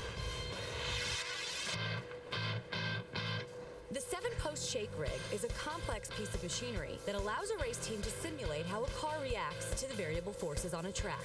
A 7-post consists of 7 hydraulic actuators that attach to the car. There are 4 road actuators that the wheels rest on that simulate track conditions, and 3 aero actuators that simulate aero loads and downforce. Teams are then able to alter the suspension of the car to optimize track performance. What it does for us is different racetracks have different content.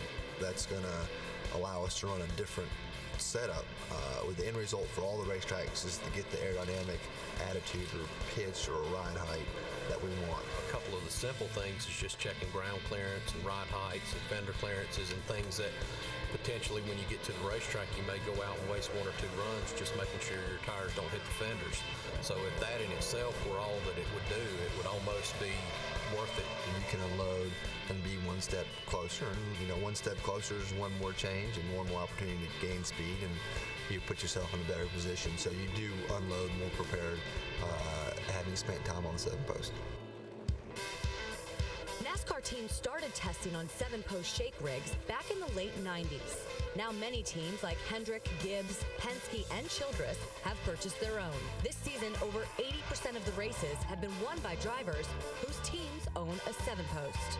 Obviously, the teams that are running good right now have all put in 7-post rigs. I think the 7-post rig is now the hot piece that you've got to have. Our sport is full of monkey see, monkey do attitudes. We've had a 7-post for years.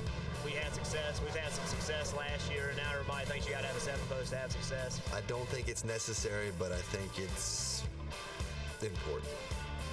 I think it's important. Can you win without it? Yes, absolutely. Is it hard to win without it? Yes, absolutely. At a price tag that tops out at $3.5 million, some point to 7-post shake rigs as just another example of the financial disparity between NASCAR's race teams. In this sport, since day one, the guys with the most money have gone the fastest. NASCAR is in a tough spot because they want to limit testing to keep the costs down and keep the sport as close as they can, and we just go and find other ways to do it. So as they limit testing, 7-posts and simulations and wind tunnels do become more important. Things are really tighter than they have ever been before. It's just that the have and the have-nots is separated by 1/10 of a second where it used to be 2 seconds. But if we can gain some type of small advantage, it can really be really big on the racetrack. 7-post shake rig. Simulation complete.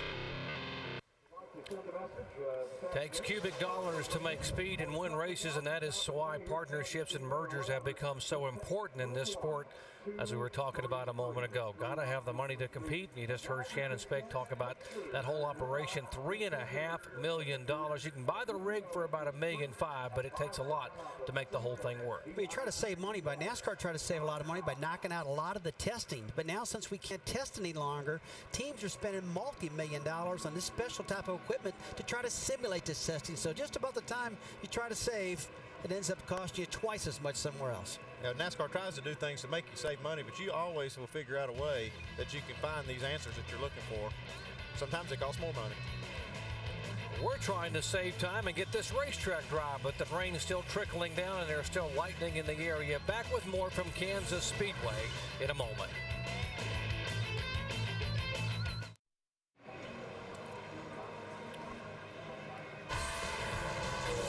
Next week, the NASCAR Nextel Cup Series Chase Championship continues at Talladega, NASCAR's most competitive track, at the 4th race in the chase for the Nextel Cup.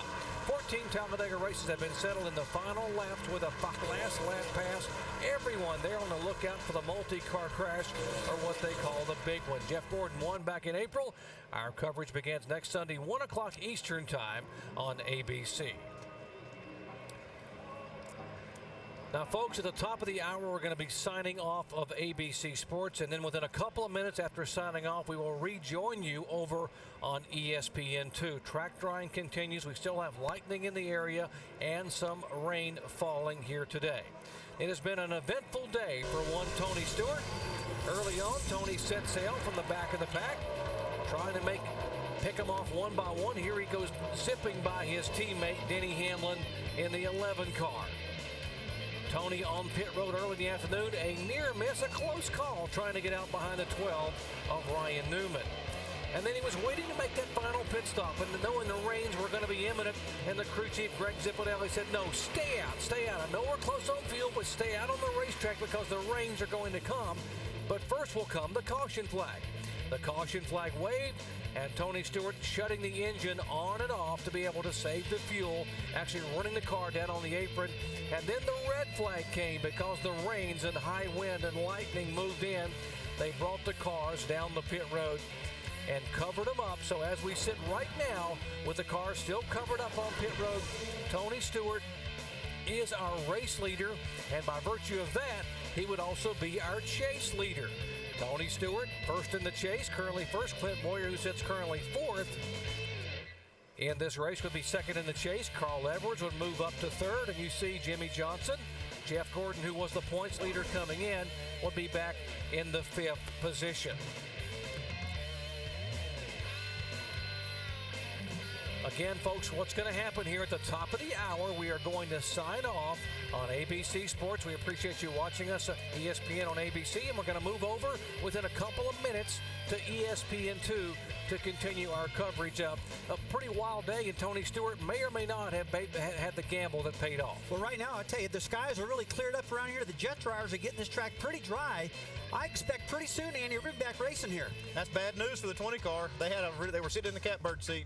Now the track's drying and kind of shifted the momentum to the other guys.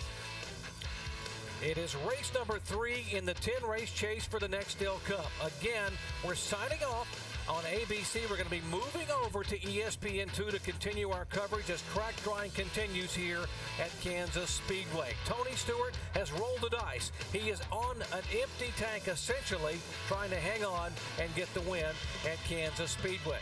Those of you staying tuned on ABC, coming up next, except on the West Coast, ABC's World News or your local news over most of these ABC stations. Folks, thanks for watching ESPN on ABC. And again, we're going to switch over to ESPN2 in a couple of minutes here at the top of the hour. So long. We welcome you to Kansas Speedway, where we are under a red flag condition here after 148 of 267 laps are in the books for the NASCAR Nextel Cup Series race number 3 of 10 in the 2007 chase for the Nextel Cup. Let's bring you up to speed on what's happened throughout the day, particularly what happened with this guy, Tony Stewart, who started back in 19th position. There's his Home Depot Chevy just sailing by some of the competition, including his teammate Denny Hamlin. Tony marching toward the front. Now, in the first pit stop he made, there was a close call exiting. There's the 12 car. He just gets by Ryan Newman to get down. And then there was a concern. Do you pit or do you stay out? Greg Zipadelli says the rain is coming. If we can just hang it on. No, we're almost out of gas, Tony, but stay on the racetrack. Tony cutting the engine on and off, trying to conserve the fuel, hoping for that yellow flag and eventually the red flag. When the rains moved in, he gets the yellow flag and then got the red flag.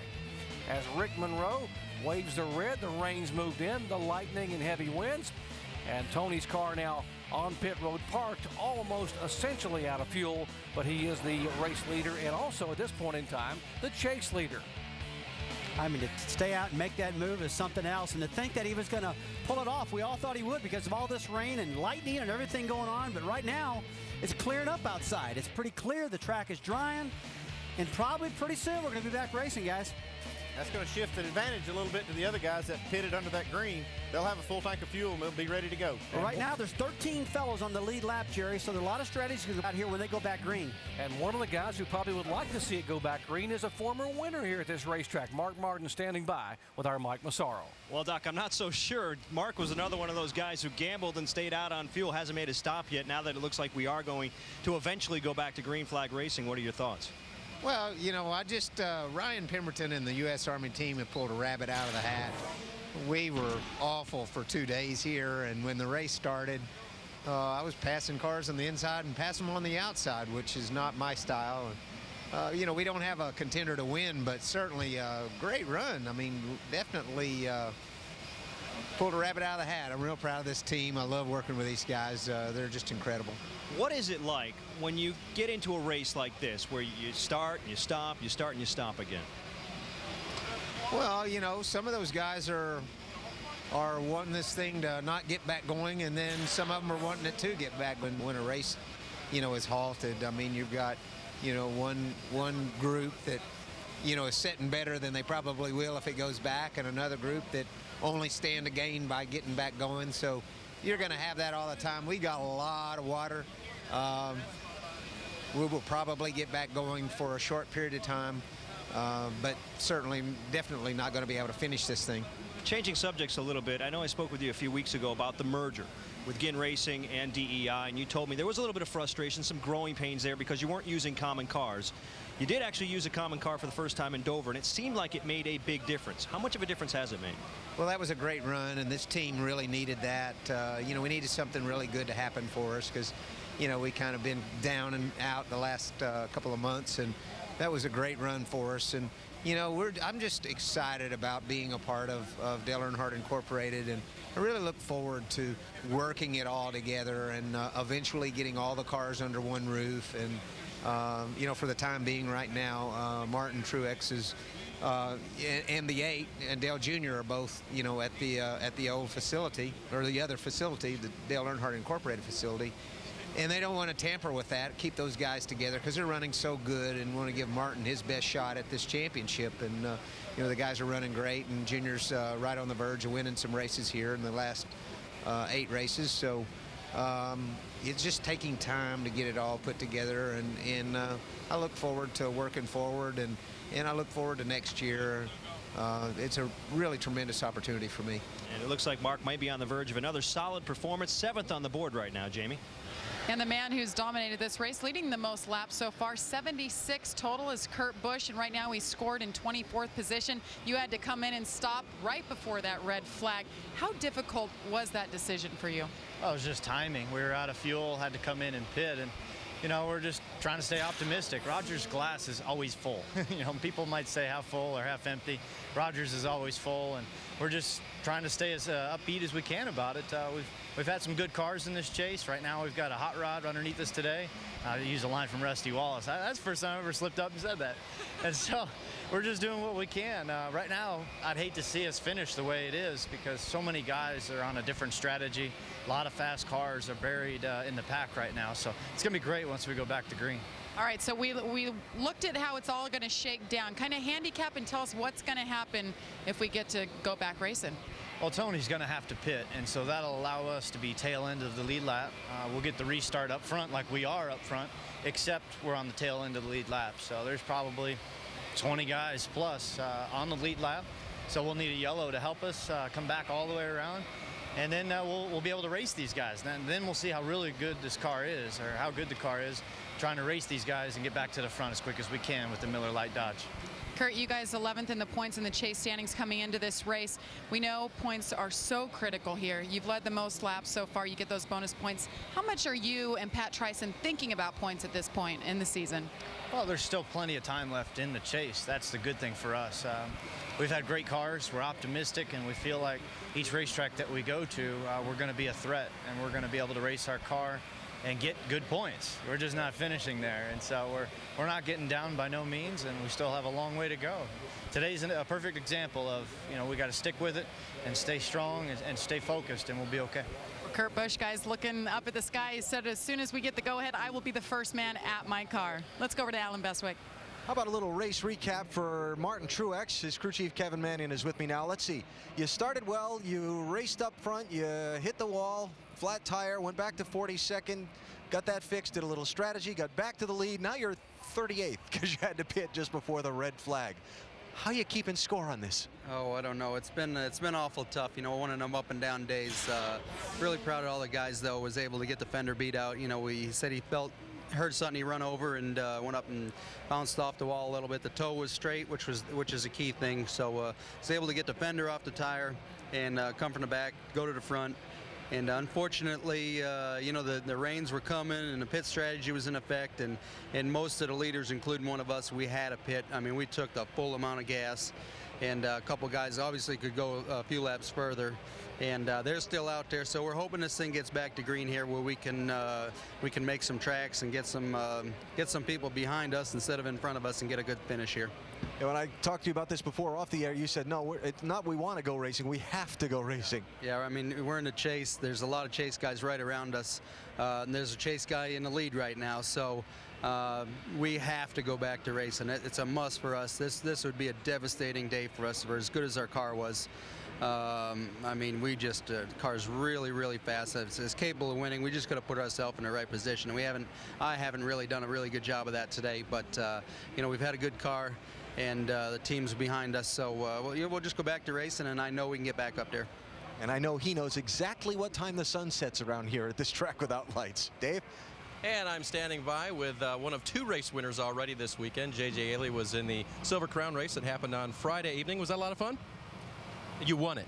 Yeah, oh, yeah. Anytime you win, it's fun. And that's part of the reason I go do it. But, you know, I mixed emotions right now because this is the best the car's been.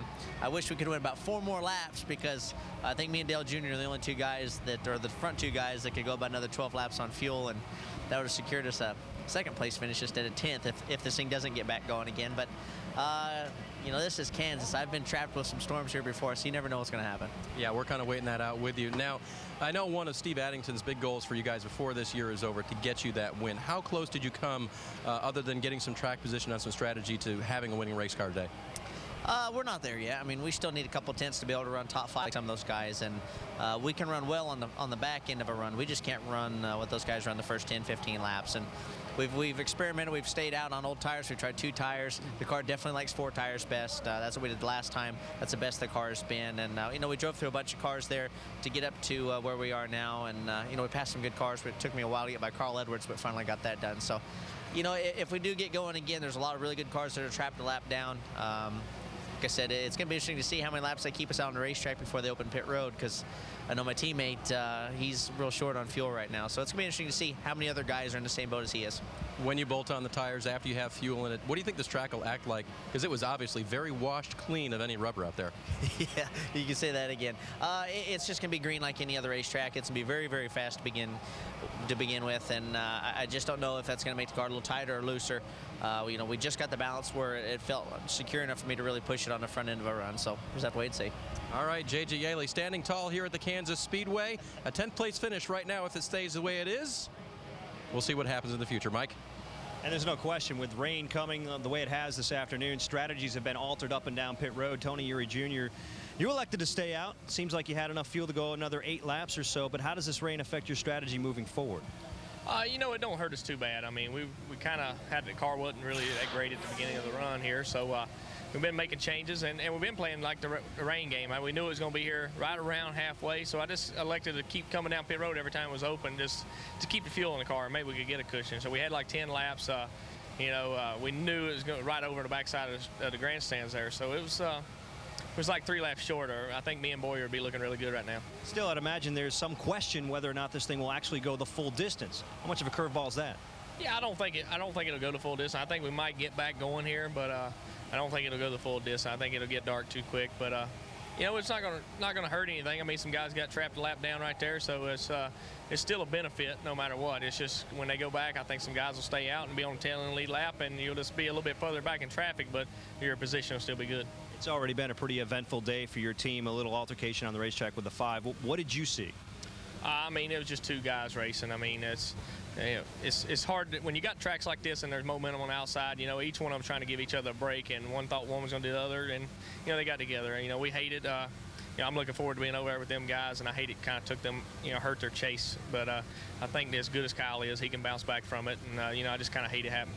Tony Eury Jr. trying to end his DEI tenure with a victory. Next week is his last week with this team. Under red flag here in lap 148, and the skies are starting to brighten up a little bit here. Tony Stewart, as you just heard, is on pit road essentially with an almost bone-dry gas tank, and there'll have to be some decisions made there if we do roll back on the racetrack, how long he will stay out and what might possibly happen. We'll find out from our experts what options he might have to keep from running out of gas if we crank him back up. More from Kansas Speedway. 7 seasons. Tom Brady, Randy Moss, and the Patriots are perfect. The high-powered offense of Carson Palmer and Chad Johnson awaits in Cincinnati. Patriots Bengals at 8:30 Eastern on ESPN's Monday Night Football. And we welcome you back to Kansas Speedway, where my colleague Susie Kalber is waiting for it all to come to an end so she can go to Cincinnati for Monday Night Football. Now, think of the emotions going on over there in the Home Depot pit area. Here's a team, of course, that gambled Thought for a time when we had a monsoon come through here that they might have won it all this afternoon, but right now the blow dryers are out on the track. NASCAR is telling us it'll take right about an hour to dry this track and get them back out there. We are told that sun sets is around 7 o'clock, about 7:05, I believe is what the producers just told me. So therefore, we could have upwards of an hour of racing left to go. So the Home Depot people are probably back there looking at their radar saying, come on, let's have another storm roar through here. Let's get this baby over. And you can just imagine the emotions of the other teams down there in pit area, because they want nothing more than to get back out there and get after Tony Stewart in that number 20 car. And right now, let's check in with Jamie Little. Jamie? Well, Brent, that is the case. There's so many different strategies that played out here. Actually, Jamie McMurray, you had an issue earlier on, so you guys were actually out of pit sequence. So what's going to shake down here if we get going? Well, we were just talking about what's going to happen with the guys. That their cars won't start. But our Crown Royal Ford Fusion has plenty of gas in it right now. So we're just kind of on our own strategy, and we're going to pit whenever it's, they open the pits, make some adjustments. And our car's been pretty good today with the, I got tied up with the 38 car and we had to come in and fix the fender, but it's driven really well today. So I'm really hoping that we get this started again so we can continue racing. Now, once we get going again, you're scored 21st right now, but you're from Joplin, Missouri, pretty close to where we are right now. How cool is it to be back here with friends and family? I know all the talk's been about Carl Edwards and Clint Bowyer. Yeah, you know, Clint's from the closest. I think Emporia is only like 100 miles from here. Joplin, Missouri is like 2.5 hours south, and it's fun because when we went out and did the autograph stuff today at the Irwin display, friends from high school come up, and it's people that I haven't seen in like 10 or 15 years, and you don't realize how much people change. You know, it took me a little while to recognize some of my old friends, and it's pretty cool. I actually had a lot of people today show up, and it's fun to hear their stories and how they're following you, and people that you thought would never be NASCAR fans are wearing Crown Royal and Irwin gear. So it's pretty cool to see all that. And I'm sure just as you are, hoping to get back out there to give it a run and hopefully bring home the victory for the local fans and family. Let's go over to Dave. Jamie, back in the garage area now. Noting one thing as we stay wide here for a second, the fact that Dave Blaney's crew and Ken Schrader / Bill Elliott's crew have to park next to each other while they battle for this top 35 in owner's points. So you have to be friends with your neighbor who you're competing with, right? Well, yeah, that's the way it is all the way down the line here. Top guys, back guys, everybody, you're right next to them. Yep. Today, Dave, it was a day when that was what you were fighting for. But on the racetrack, you were racing with the leaders and then unfortunately had to pit under green, so you're now back in the queue. Yeah, hopefully it's not over yet. Man, what a great car. Our cat car was really, really good and just kept chipping away and got you know, close to the front. And I mean, we knew it was coming, but we just couldn't. You know, I think it only took it was a couple tenths from taking a whole can of gas or a whole tank of gas. So it only had a couple tenths of gallon left in it. So Tommy made the right call, just bad timing. Yeah. Now, did you know yesterday, Dave, that you guys had a car this good? Because you passed a lot of cars today. Well, this car's ran really well for us at Michigan and California, and we came here and really struggled Friday. I mean, within a whisker of going home. And then yesterday afternoon, it was right back to how it was when it ran good at Michigan, California. So I felt like we could keep going forward all day, and it's run well anywhere on the track. And if I'm correct, help me with this, it's the same tire you run at those tracks, right? So there is some similarity in setups and keeping that all together?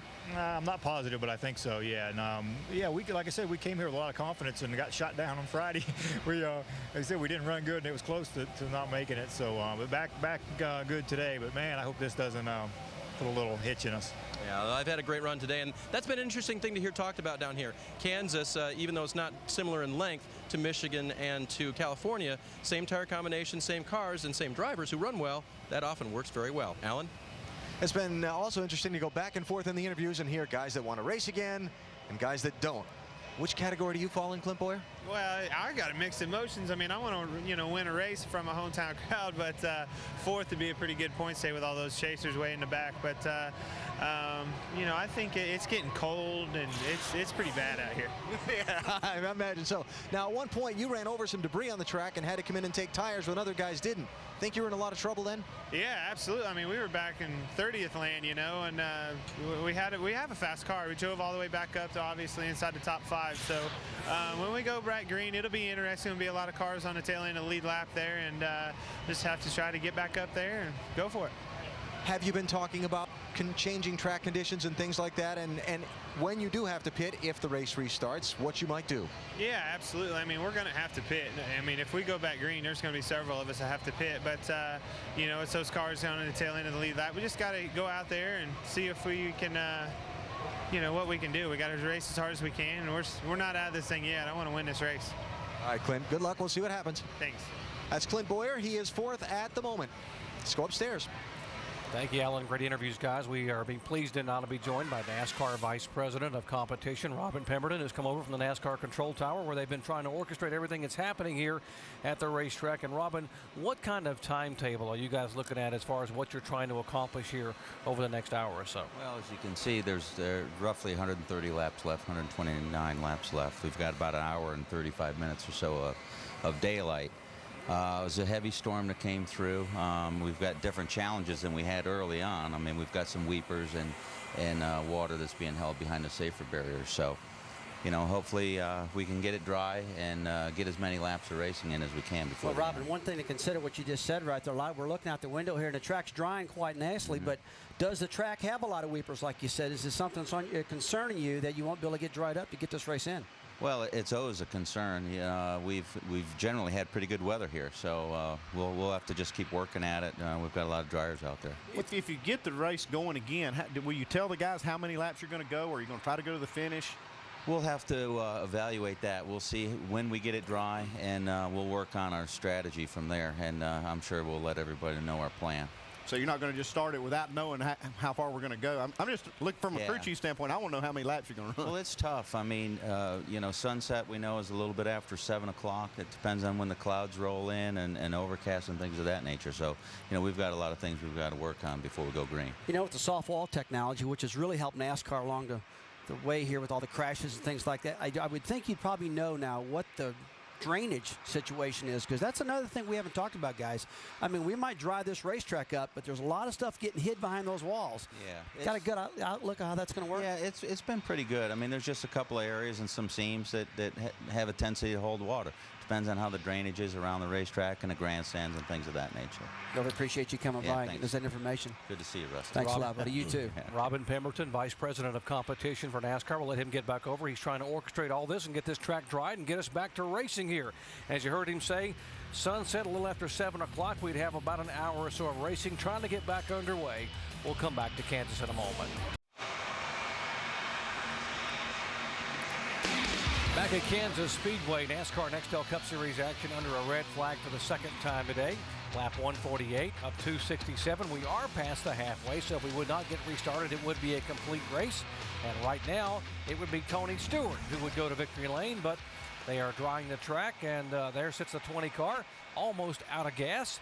Now, if we do get it restarted, we told you we would ask our experts what kind of options these guys might have if they roll them off of pit road under the caution again. I'm not sure how much gas they've got in that 20 car to even run much under caution. Well, they don't know exactly how much fuel they've got. They know it's real close. But if it goes back to actually back to caution is what they'll go from the red flag. They won't open the pit road immediately. They'll probably wait a lap or so to open up pit road. And that's going to put them in a little precarious situation on the fuel. If I'm Greg Zipadelli, I got to make a decision now whether I bring him down pit road with the pit road closed, which means he'd have to start at the tail end of the longest line and go ahead and get gas and tires on the thing, or take a chance on going out there and running out of fuel. But if it doesn't run out of fuel, he can maintain his track position when he does make his pit stop. A lot of decisions to be made, and these guys are hoping for one more shower. Some of them are. Some of them want to go back on the racetrack and race. Let's check in down in the garage area with Mike. And David Stremme right now 15th on the board, but how good's the car? We've been around 20th, I should say, most of the day. It's been hard to tell. A lot of guys have been taking 2 tires. We've been taking a lot of 4, trying to get it better. We haven't had the best a car this weekend, but the Energizer guys have been doing a really good job. We were kind of hoping it would rain, and it's rained, but we'd like to see it continue. A lot of guys wouldn't, but either way, you know, we're prepared to, once it goes back green here or we get back rolling, we got to pit and get some fuel and tires, so we'll work on it some more. You know, only a few more races left here in 2007. Your future a little bit cloudy as a free agent heading into 2008. What does your future look like? Well, it's difficult to keep going every week, you know, and giving 100%, but we were able to do that, and we haven't had the best of luck lately, but we're working on a lot of things, you know, seeing where we end up, but hopefully we can get something put together here in the next couple weeks and announce something. But it's looking pretty bright. You know, like I said, we're talking to some people. I try not to. I got some people that take care of that. And I talked to them and tried to focus on the racing here in the 40 car and finishing the year out. But it's difficult making a balance back and forth. You bring up a good point. How much of a distraction does something like that become? Well, I mean, it's a big distraction, especially the last 2 weeks. You know, at Loudon, we were running really good, and we run out of gas, and the car wouldn't refire, and we end up 42nd. And then last week, we ended up breaking a motor. We've just had not the greatest luck here lately, and we fell in points. But you know, we're able to bounce back. I feel we have some really good tracks coming up, and we'll see where we end up from there. Well, David Stremme still has 7 and maybe a half a race still to showcase his talents. Dave? And with Scott Riggs right now, who started the day 3rd, and then Scott, we might not have seen everything that happened to you today, but it's been kind of adventure, right? Yeah, unfortunately it has. Everybody's done a good job with the Valvoline Stanley Tools Dodge. We just left the wheel loose there early in the race on one of the first pit stops we made. Had to come back in and give all that track position up and just scrambling, trying to get our track position back, trying to get back to the front because everyone just so equal back there in the back with dirty air. So, and then I sped on exiting pits, so we had to go to the tail end of the longest line after we made about 10 or 12 of those spots back up. And our car was a little tight, and then we adjusted on it and got it a little too loose under throttle. So still just trying to plug away and dig away and try to get ourselves back to the front. Where are you now in the cars that some had to pit under green, some were real close on fuel, some had a few more laps? Where do you guys stand with that? You're showing unofficially 22nd right now. Yeah, we gained a lot of positions there because we didn't have to pit under green. We had about 12 more laps to go, so we were pretty good in the clear. And I think if we can get closer to the front and get some good air, we can have a pretty decent day today. Like I say, just trying to work with it. We qualify good. We put so much effort in qualifying and make sure we get in these shows. And it seems that all, myself and my other 2 teammates, we're finally starting to figure out these cars to get a better race car under us for the race. But it's still hard, heavy hearts for us because Jimmy Kitchens, my spotter, who's here every week and always does a good job and big part of his team. He lost his dad last weekend, and so we're trying to dig hard and get a good finish for him today. And I know he would appreciate that because he was a racer, his daddy was a racer. He would like that, right? Absolutely. I know he's probably sitting at home biting his nails and kicking the couch, pulling for us. All right, hopefully he'll get Jimmy back next week, guys, and Scott Riggs will get back in the car. Perhaps we see sunshine. We're not sure. Jamie? It sure is coming out nice and bright right now. I'm joined by Tony Raines. We were showing a little feature earlier on Hall of Fame racing and how both of his bosses are Hall of Fame football players. I know you were in there watching football. What's it been like driving for those guys? Well, it's been a lot of fun, and they obviously successful football players and on the field, and they were successful off the field, and they got into racing, and they've learned a lot, in a couple years, and they're very competitive, and we all want to, run better each week and each year, and obviously, they sold the team to some other investors, and I think, they see how hard it is, and, they want to win, but they also saw that they couldn't do it on their own. It takes a lot of dollars and a lot of people to be successful. So they've been great to work with, very supportive, and it's been a good experience for me and trying to finish the season off strong. Definitely been a learning experience for both sides, but they announced a few weeks ago J.J. Yaley will be in your ride. What's happening for Tony Raines for 2008? Well, I think some of the stuff's already taken place, but there's probably one more wave at the end of the year, and so I'm talking to some people, and we'll see what happens. I got my fingers crossed that and get a good opportunity, and but until then, we got 7 or 8 more to go, so we're shooting for 25th in the points because that helps plan money for next season, so maybe JJ will give me a cut if I can get him in the top 25. We'll have to talk to JJ about that. Tony Raines will roll off 19th once we get going here. Mike? And Kevin Harvick's 3rd on the board right now. How do you think you're sitting once this thing goes green? Well, I've been listening to how everybody's at a disadvantage from the booth up there, but I still don't understand how it's a disadvantage. We stayed out and guys made a great call and on our shell Pennzoil Chevrolet, and those guys are still a lap down, and we're still going to be in good shape here. So car's been good today, and just missing it just a little bit in the center of the corner, but hopefully we can get that, and who knows what the track conditions are going to be like. When you say missing it in the center of the corner, what exactly are you looking for? I'm just a little bit tight in the center of the corner right now, so we're as free as we can stand up off, so we just got to get the front just to work that just a little bit better. I know there were some drastic changes made after practice because the car was loose. How well has it responded? The car's been good. The car was good at the end of practice yesterday. We just, we had a little bit of trouble at the beginning of practice and made some pretty big adjustments. And at the end of practice, it was fine. So not far off from where we were yesterday, and hopefully we can just make it a little bit better. Susie, Kevin Harvick looking for his 2nd victory of 2007. Well, if you're looking for advice to how to deal with a situation of rain and delays and pit stops and fuel, Ray Evernham has seen it from all different angles. Well, let's start with, because everyone's debating Tony Stewart and Greg Zipadelli and how they should handle this if we go green again. How would you handle it? Well, they just got to come down pit road with everybody else and get 4 tires. I think that they should have enough gas to run 2 or 3 laps. You know, probably you'll see them start that car up last once, you know, there'll be no warm-up, and Tony will be turning it on and off, and they'll hit pit road. And I agree with Kevin. You know, our cars were one of the cars that stayed out. So, you know, when you're out, you're still far ahead of those guys. When everybody pits, those guys will stay out. They'll be tail end of the lead lap, but they're still almost a lap behind. But we'll probably get a quick caution, so we'll see. Do you go back, is it a green racetrack now? I mean, has that washed all the rubber off? Does that matter that much here? I know everybody talked about 3 and 4 yesterday. How difficult is it going to be to get a grip on the racetrack? It'll change for sure. You know, yesterday during the Busch race, it got slicker and slicker, and I think today what they were talking about was that, you know, giving up the cars were pushing the nose in the middle, and the longer we ran, the worse that got. So this track, it seems to be slicker when it gets the rubber down on it, and the front end of the car seems to be giving up. Car in the best position right now is Elliott Sadler sitting in 9th. Do you want to be back out there again? Oh, yeah, I'm actually helping on the radio. I tell them I don't really make all the calls, so I'm really just the DJ. I sit up there and tell them what to do, and that's why my voice is a little off because Ellie and I have been yelling at one another all day long. But we have a good time, and hopefully we can get a good finish. The guys have been working really hard. We've been so far off this year that, like Scott said, we're starting to get a handle on things, and today we've got some cars that are drivable. So, hey, it's more than halfway, and we're still on the lead lap. Haven't done that in a while. Throughout the day, we've been talking about the major trends in NASCAR and the mergers, and of course Gillette, Evernham. What's the future look like?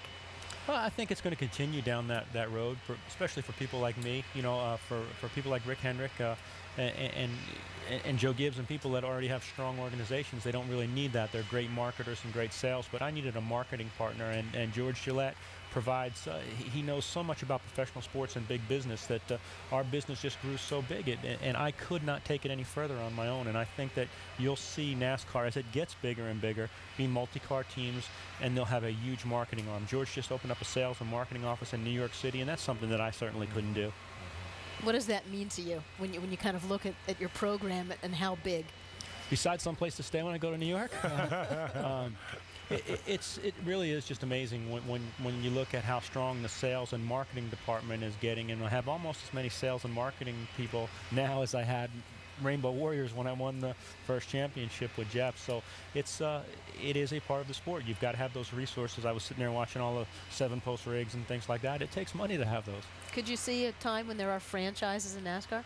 Well, that's going to be up to NASCAR, but certainly now that I'm here, I would like to see franchises. But in reality, you know, if they had franchises 6 or 7 years ago, I couldn't be sitting here right now. I've been fortunate enough to be able to come from driver to mechanic and crew chief, and now the team owner. And you know, even though I would love to see them make franchises, I'd hate to see that be able to have to shut that opportunity off for somebody else that's out there that would like to become an owner someday. When you go back through all your years in the sport, what's really the most fun part of it? I got to tell you, the most fun part of it really is working with the guys on race day when there's a good chemistry, and I love being on the radio and you know, love doing the pit stops, calling the race, playing that kind of strategy. That's really the most fun for me still. Thanks for stopping by. Thank you for having me. Good luck to you, Ray. Thank you. We're still working on getting back to green flag racing here at Kansas Speedway. Stay with us here on ESPN2. We're waiting it out.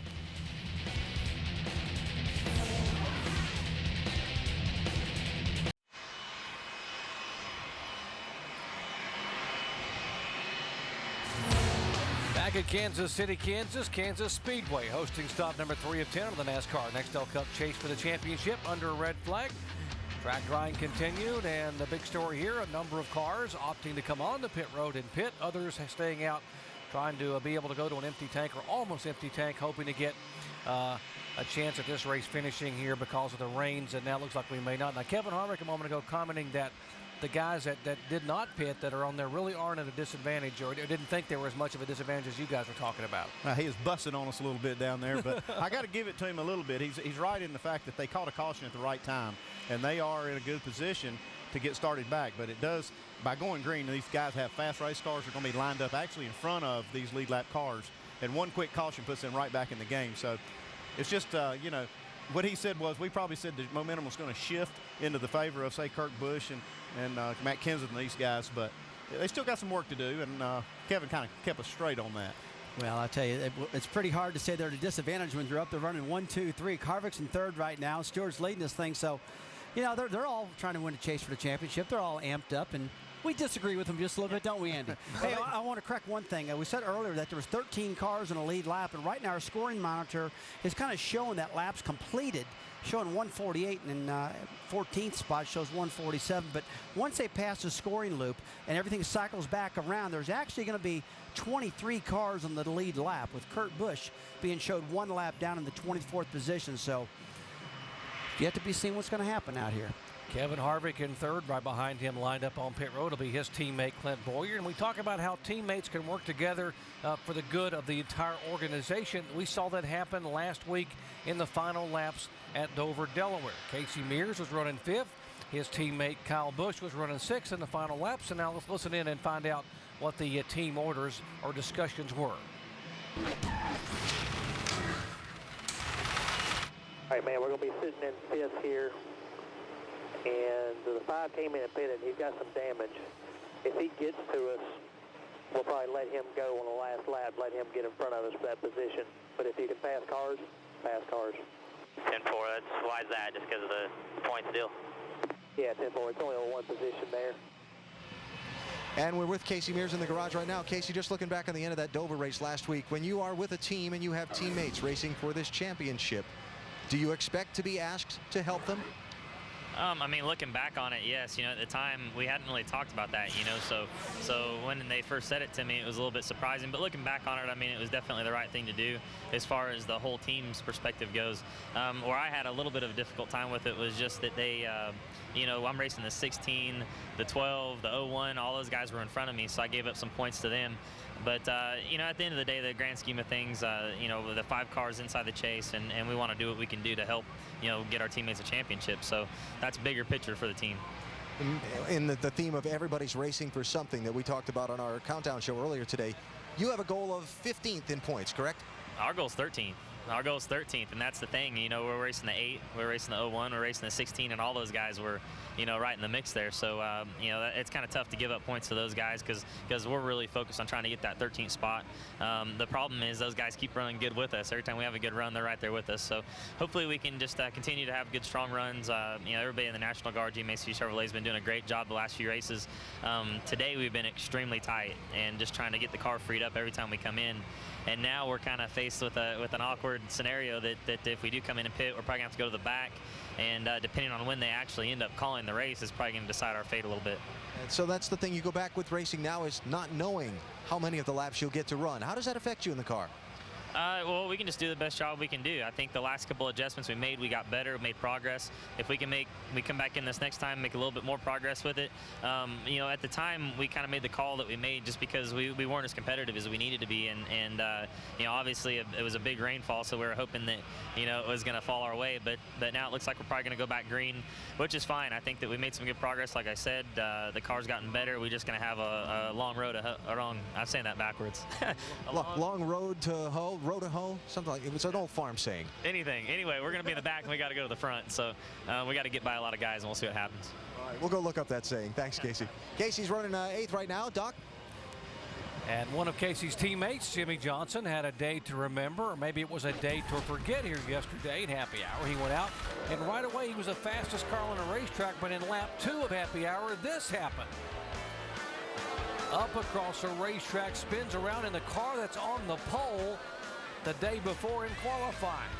And immediately after hitting the wall, Chad Canals and the rest of the crew were unloading the backup car, saying we're not going to waste time trying to fix that car. We got a car that won at Las Vegas back at the beginning of the year. It's that good a race car. They were so prepared that it took just 14.5 minutes to get that backup car fired. And guess what, folks? 23 minutes after he's in an accident, Jimmy Johnson is in the backup car pulling up on the racetrack for practice. Phenomenal effort for that entire crew. That was on yesterday. Let's go down where Mike Massaro is standing by with Jimmy. And Doc, starting 43rd has been of little hindrance to the reigning champion. He moved his way to the front in a hurry. How good is that car? The car is good. As we got to the front, what you need to get through traffic's a little different than up front. And we finally got up there after a lot of work and effort and running the top 3, making some small adjustments to get the car right for race for the win. And then we got caught on pit road with this rain. So he told me to smile before this interview started, and I will smile when that engine starts back up and I get on the track and I can find my way up for a good finish. Yeah, how much of a relief is it when you look up at the sky and you see blue instead of gray? It's amazing. There's been a lot of praying going on in the garage area and in the motorhome lots from the drivers. Some good, some bad. Depends on how you're looking at it. Some guys are praying for rain. Other guys are praying for this thing to dry up, and I've been on that side. You feel like you've got a shot at getting to victory lane today? At this point, there's no telling how many laps we're actually going to get in. My goal is top 5, and that's what we've set our sights on for this chase. And we know if we finish in the top 5, we'll be fighting for wins. Where I am right now in 27th, a lap down, a top 5 would be like a victory right now. Believe it or not, guys, Jimmie Johnson came into this just 4 points out of the championship lead without a top 5.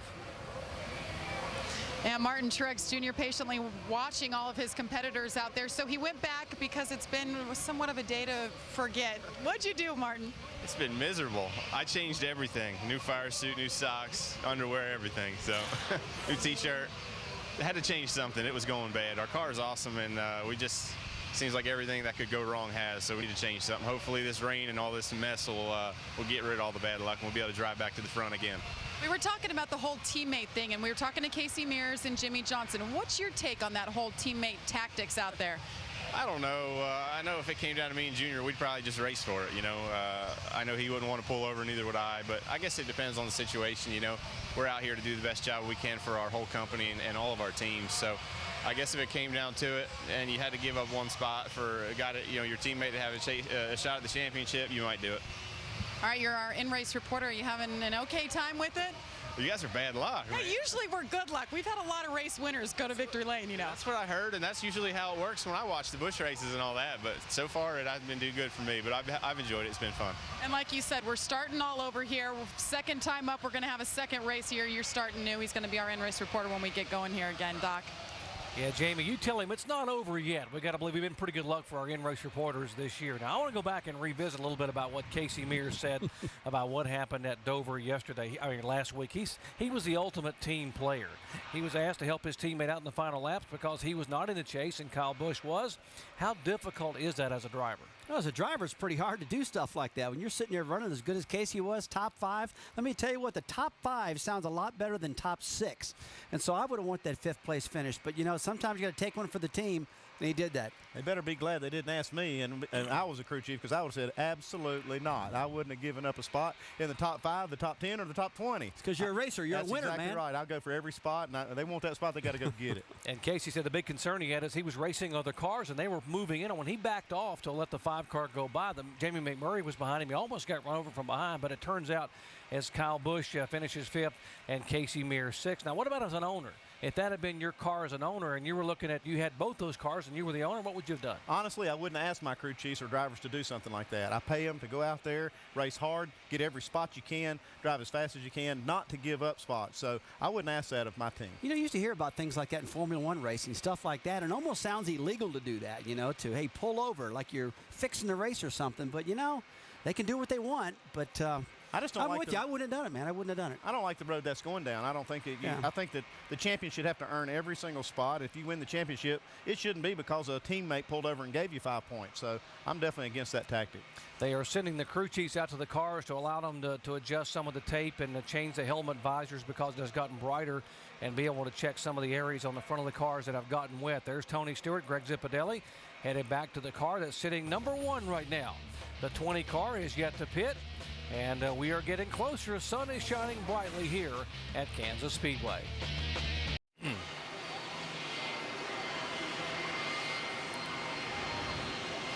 Back at Kansas Speedway, and next week the chase for the NASCAR Nextel Cup Series goes to NASCAR's most competitive track, Talladega Superspeedway. 14 times the Talladega races have been settled with a final lap pass. Everyone trying to dodge the big one, the multi-car crash. Remember, Jeff Gordon won it back in April. Our live coverage begins at 1 o'clock Eastern time on ABC. The last time we did a Talladega Cup race was in the fall of 2000, and I got a chance to call that race, and Dale Earnhardt Sr. came from 18th spot with 3 laps to go to win that race. Probably the most remarkable finish I've ever seen at Talladega. And folks, When we go back to Talladega next Sunday, our in-race reporter, well, he's going to be standing by right now with Mike Massaro. And of course, that's Dale Earnhardt Jr., who has a bunch of wins at Talladega himself. Now, you're our in-race reporter next week. What kind of insight are you going to be able to give us from the racetrack? Well, first time we run a COT there, so it'll be pretty interesting, I think, for everybody.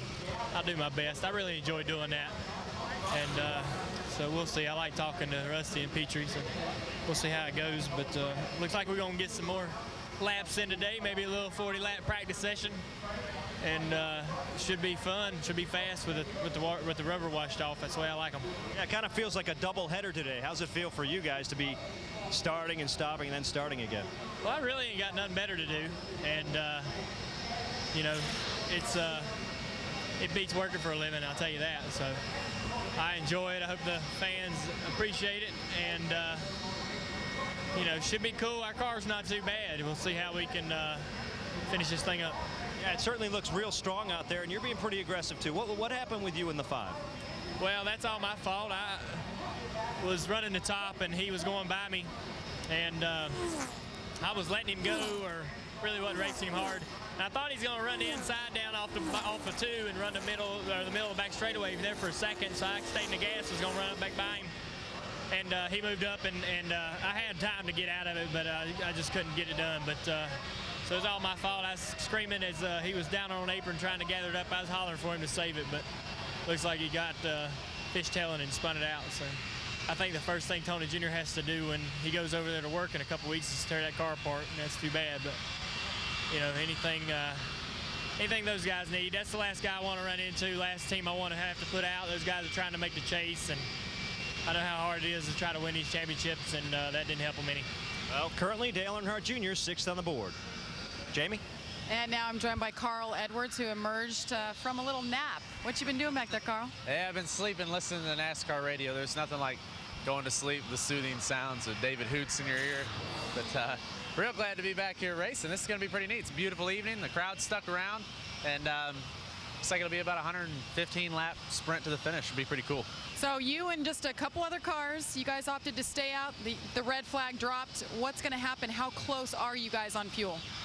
I don't know how close we are. I don't really want to know. I hope we can make it around, come get a pit stop in, and then hopefully, you know, keep a lot of those guys down a lap. That would be great for the points. This will be a gift for us. I mean, you know, to finish in front of those guys, I mean, that's we weren't going to do that if it stayed green and we didn't get this rain. So we'll see what happens. Hopefully it turns out good for us. All right, if we get going here, you're going to roll off 11th. Let's go over to Dave. And Jamie, NASCAR is allowing the drivers to work on their visors, as you see Ryan McRae, crew member for the 38 team, working. And over here, David Gillen was actually working on. David, can you grab that clear one a second? Show us what you were doing there, because obviously the sun is now setting, right? Yeah, we're gonna have to go to a clear visor, but put a little shield up here so you can kind of tilt your head down, and you know, instead of having a visor up here, you know, you just can tilt your head down. So something you gotta do when you race into the twilight. Not gonna be as rough as California, though, I don't think, right? No, not at all. But we're just real excited to be able to get this thing going again. We got a great M&M's Ford Fusion today, and you know, it's one of our strongest runs of the season, we feel like, and pitted and kind of got trapped lap down there. So we're looking forward to getting green and getting that back. And you've been running 15th to 10th all day. Is it hard to stay focused when you know, man, I finally got the run going? Yeah, no, it's not. It's actually a lot easier. You know what I mean? Driving race cars, driving good, and you know, get some of that confidence back that you can get out here and do it. You know, it's been a good day. Like I said, we qualified 23rd, and we were 3rd fast in the happy hour yesterday, and now putting a good solid run together. So we just need to get racing here so we can bring home a good finish. You think Todd Parrott has a few more tricks up his sleeves as well? Oh yeah, he always does. You know what I mean? He's got so much experience, and you know, with us getting able to go green, we'll be able to show a little bit of that.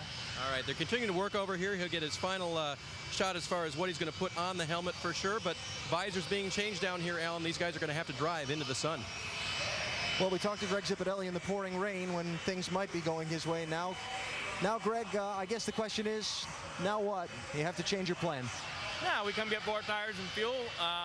There'll be a bunch of cars on the tail end of the lead lap, but we should still go out with the lead, and just got to kind of protect our spot now. Everybody's going to be racing real hard to get back on the lead lap, and that's when, you know, things happen. I mean, we worked real hard today to run in the top 5. We've had a really good car all day, and we just need to make sure that we protect it, keep the fenders on this thing, and there's no reason why we still can't win it. Sometimes when they start up after these rain delays, it takes a lap or so for them to open pit road. Have you talked with NASCAR about that and understand what's going to happen in regards to your fuel situation?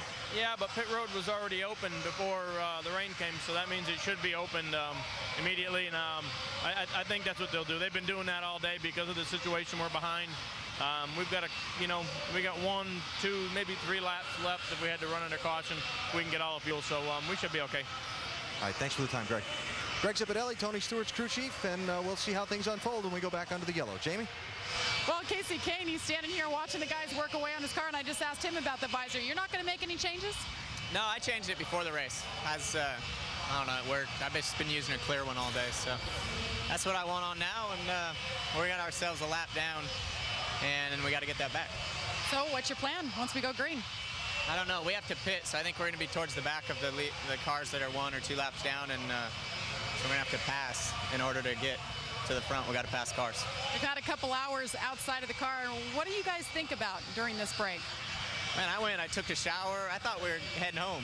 So, usually I think we would have in the past for that long a delay, but now we're going to finish it, and it's nice. So it's a good thing, but yeah, I took a shower. I was watching the Seahawk game. They're winning pretty good, so I was excited about that.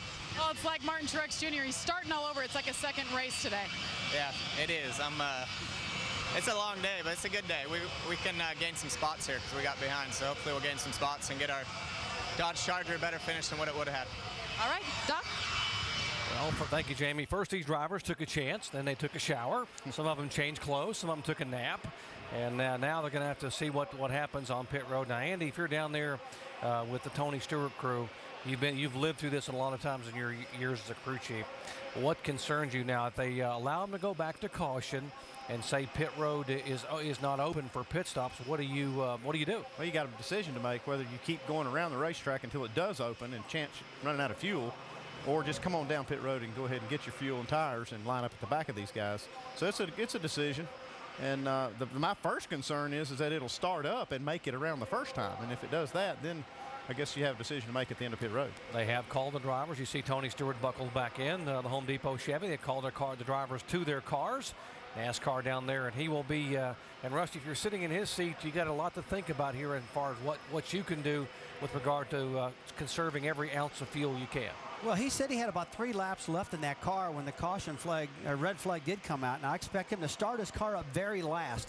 When that pace car pulls away, that's probably when he'll fire it up, and he'll continue to stay on the bottom of the racetrack. He'll stay on the flat of the racetrack, and I think they're probably hoping that once they come off of turn 4, that red light at the end of pit road is going to turn green, and they'll open up this pit road. Now, if NASCAR does keep it red, like our Andy Petrie said, that's when you got to start thinking, I got to come down pit road and take the penalty, go to the back of the pack, things like that. But there's not a whole lot to think about. I mean, they're going to come down, put 4 tires in this thing.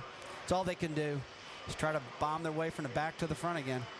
NASCAR allowing these teams, by the way, to adjust the tape on the front of the car because of all the rain. There's J.D. Gibbs in the black shirt, and Jimmy Maycard, the team manager, and, of course, Greg Zipadelli. They're all trying to decide what they're going to do. Back in a moment.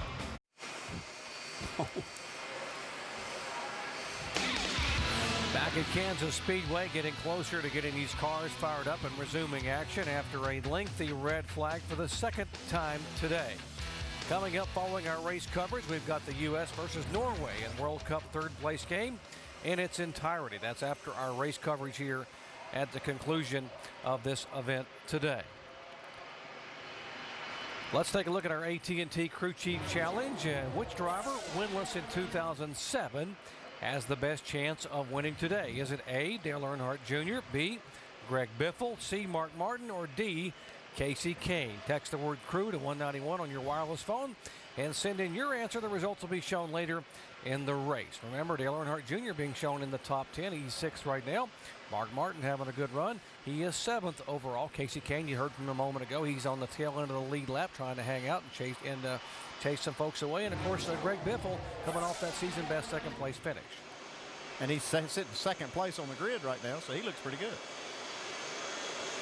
Well, I tell you, the weather's getting ready to change here. In fact, it already changed. It's cooled down a lot. The track is very, very green. The cars are going to handle different.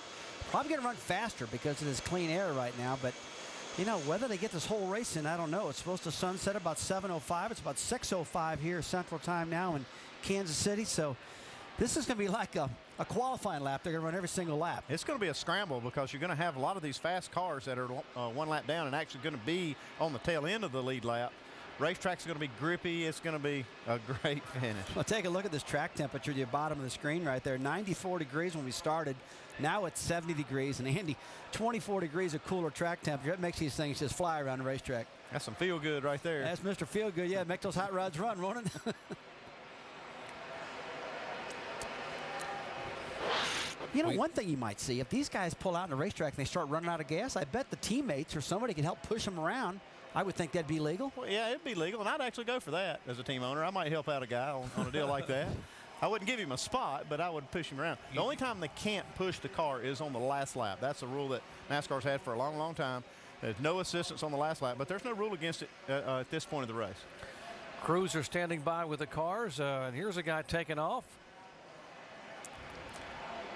He's been running the length of pit road, and now I think maybe he's out of gas. One of the guys there on Robbie Gordon's crew trying to get back to the garage area. If he's ran that hard, I just keep on running. There he goes. Okay. Had to catch his breath a second. Robbie's changing his mind on which visor he wants. They're looking for a spare helmet. All these guys are kind of trying to figure out with the sun setting which one of the visors they need to use. And, you know, that's pretty common, Andy. I mean, I used to do that myself a lot. Hey, give me a clear visor. And then they go, oh, my gosh, we don't have one in the pits. Run.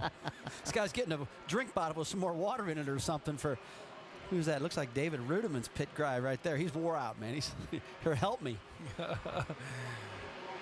Yeah, a lot of fine last-minute adjustments made in here. NASCAR is going to probably fire these cars in just a little bit, head around the racetrack and get this race going again. But a lot of things on drivers' minds right now. A lot of them are thinking, hey, you're not going to have much time to get this race finished. We got to get it on and drive hard, guys. Get all the positions you can, because NASCAR is probably going to call this thing for darkness. Yeah, here he is coming I can't back. find one. Like he went to get a radio or a battery for a radio back in the garage area, and he's trying to get back out to pit road. And you saw David Rudiman a moment ago that we talked last week about how it was not official as to where he was going to be in 2008. And the word is that he says he's getting very close to staying with Michael Waltrip Racing. They said the two sides have resolved a lot of the issues that some of Rudiman's concerns. They've had some long discussions, including his desire he would like to run for the Busch Series title in 2008. David Rudiman says, I'd like to be serious about maybe getting that Busch Series title and, of course, staying full-time in the NASCAR Nextel Cup. And so the word is they are very close to making this deal work out for Rudiman to stay put with Michael Waltrip. I know that's good news for Michael Waltrip Racing because this guy's done him such a great job this year, and I'm sure they want to keep him in that car. Right, you look up and down pit road at who's available. You look at David Rudiman and go, I mean, he's got to be on the list of that everybody wants to get him, whether they're starting a new team or replacing drivers or turns into silly season. David Rudiman's got to be right there. You know, one thing I'm pretty amazed, though, I shouldn't be amazed, he is really excited about wanting to run a full Busch Series schedule, and that's one of his criteria that he wants. 0-7, the reason you see these guys running back and forth up to Clint Bowyer's car is they're having radio issues. It's a lot of rain when that track got red flagged. You saw it was a pretty heavy rain they were running in. I'm sure that it's got some of these cars' electronics wet, and those radios don't like water. In the old days, they used signboards and big pieces of chalk. Gil Martin there, the crew chief. You see him trying to talk to his driver, Clint Bowyer. Now frustration beginning to build. You can see it in Gil's face. He's got to be able to talk to his driver here, particularly with all that's going to happen here in pit stops on these last laps of the race. We're hearing that the push-to-talk switch is on the steering wheel is hanging up, and you see the old switch laying on top of the roof right now. They've removed it and put another one in, and that should fix the problem. Fellow from Racing Radios right there, one of the technicians helping out, making sure everything's going well. Now, if you look, you don't see the lights on Tony's dash on, so apparently he has not fired his car yet. And he is waiting. You see him watching in the mirror. See where his eyes are pointed. He's watching the side mirror and watching the NASCAR official for the signal when he absolutely at the last second has to fire the car. And we're hearing that they are going to open up pit road immediately when they come around. So Tony's going to just save all the fuel he can.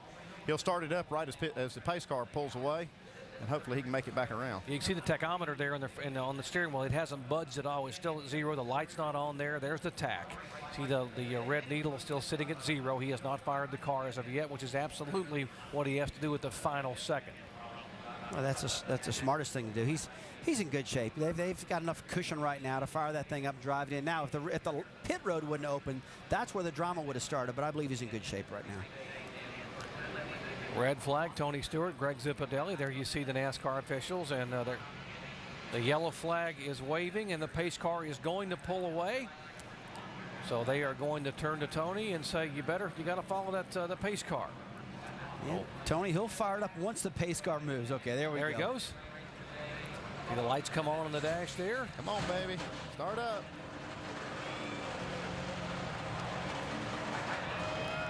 Word is we are going to run to lap 225.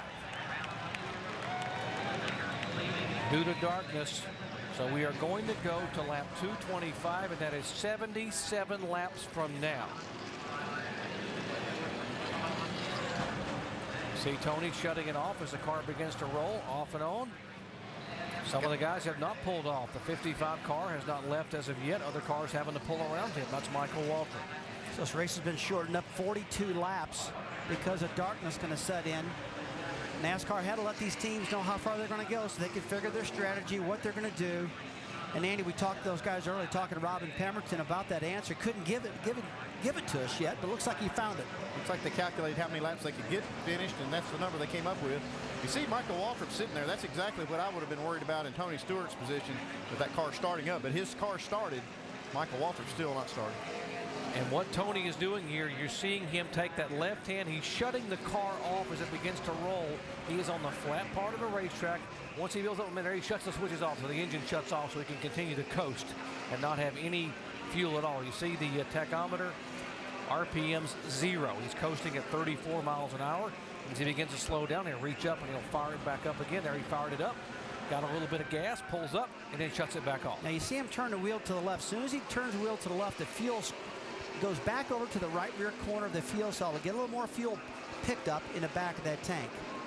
Doing the right thing. He's on the flat of the racetrack right now, so the fuel is actually running over to the right rear corner of the fuel cell, so he can guarantee it's picking up all the time.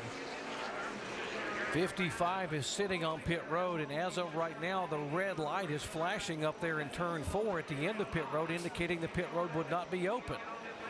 They're trying to push the 55, get Michael Waltrip's car going. Oh, they're now waving the green flag. See the middle of the screen there, right side, right? The NASCAR official waving the green flag, and pit road is open, and here comes Tony very deliberately. Don't have to worry about speeding on pit road right now. Here he comes as they head down to you, Alan Bestwick. Well, the most important man on this pit stop is Jeff Patterson. He is the man holding the big red can with the Sunoco sticker on the side for Tony Stewart. He's got to fill that car full of fuel. Tony comes onto the pit box. They're going to change 4 tires here.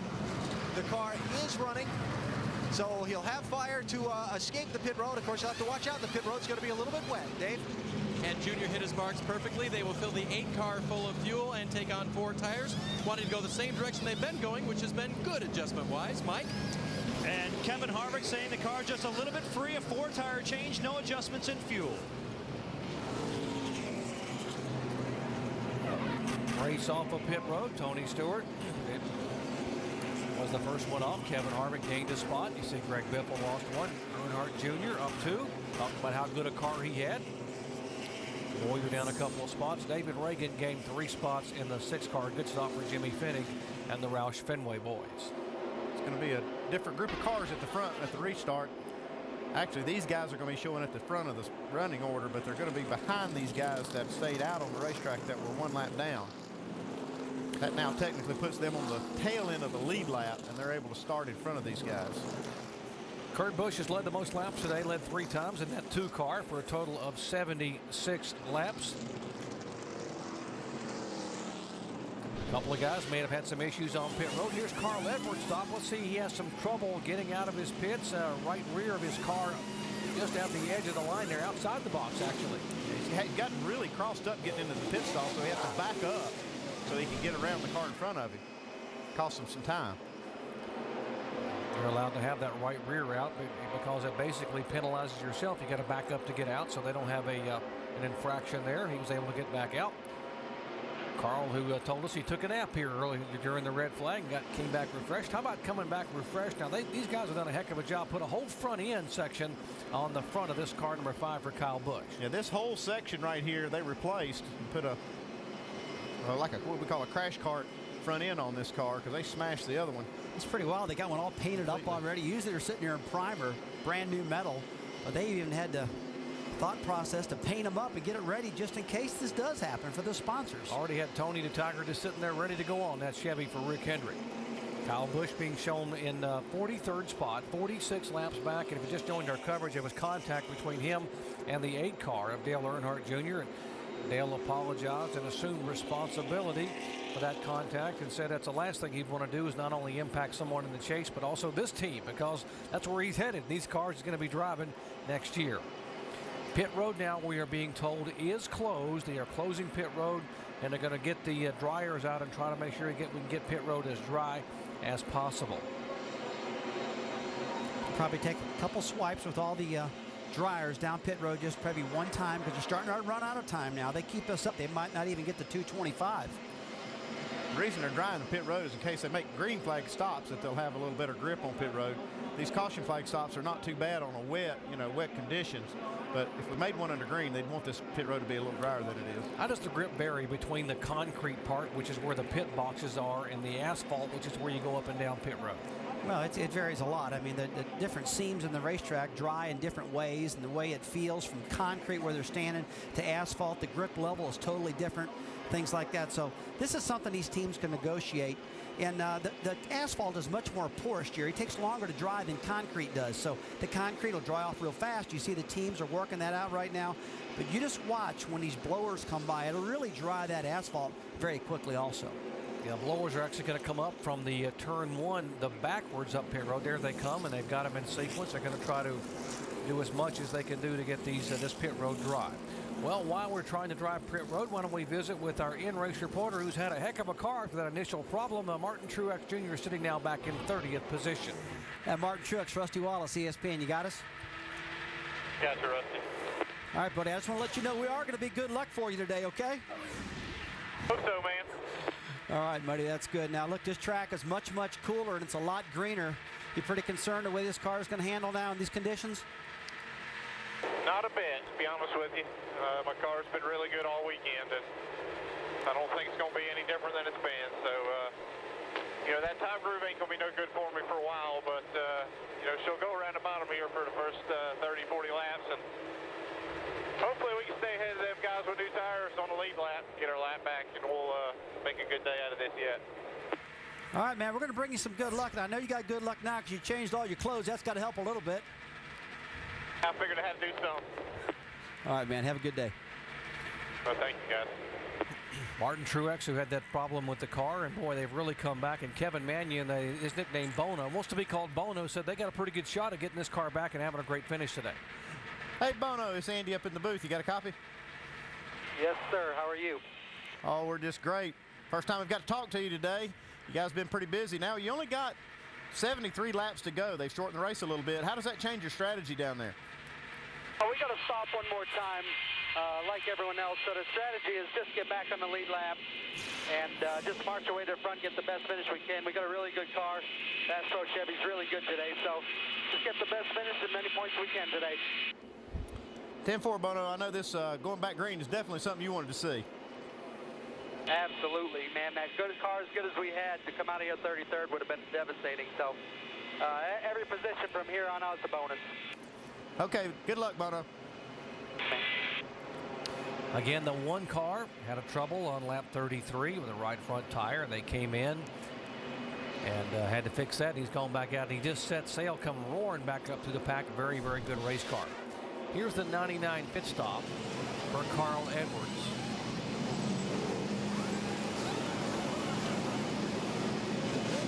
Not sure exactly why he's parked in there so crooked. It's totally legal what's going on right here, because as long as you got 3 tires, the left front, the right front, and the left rear, inside that white line is legal. The right rear can be hanging out. The right rear can be outside the box. You're allowed to do that. Let's listen into the audio here with Carl Edwards. That was some dumb stuff there. Why in the hell would he pull in that box that far anyway? Other than Unreal, man. That's freaking terrible. It'll be a nice day when he retires.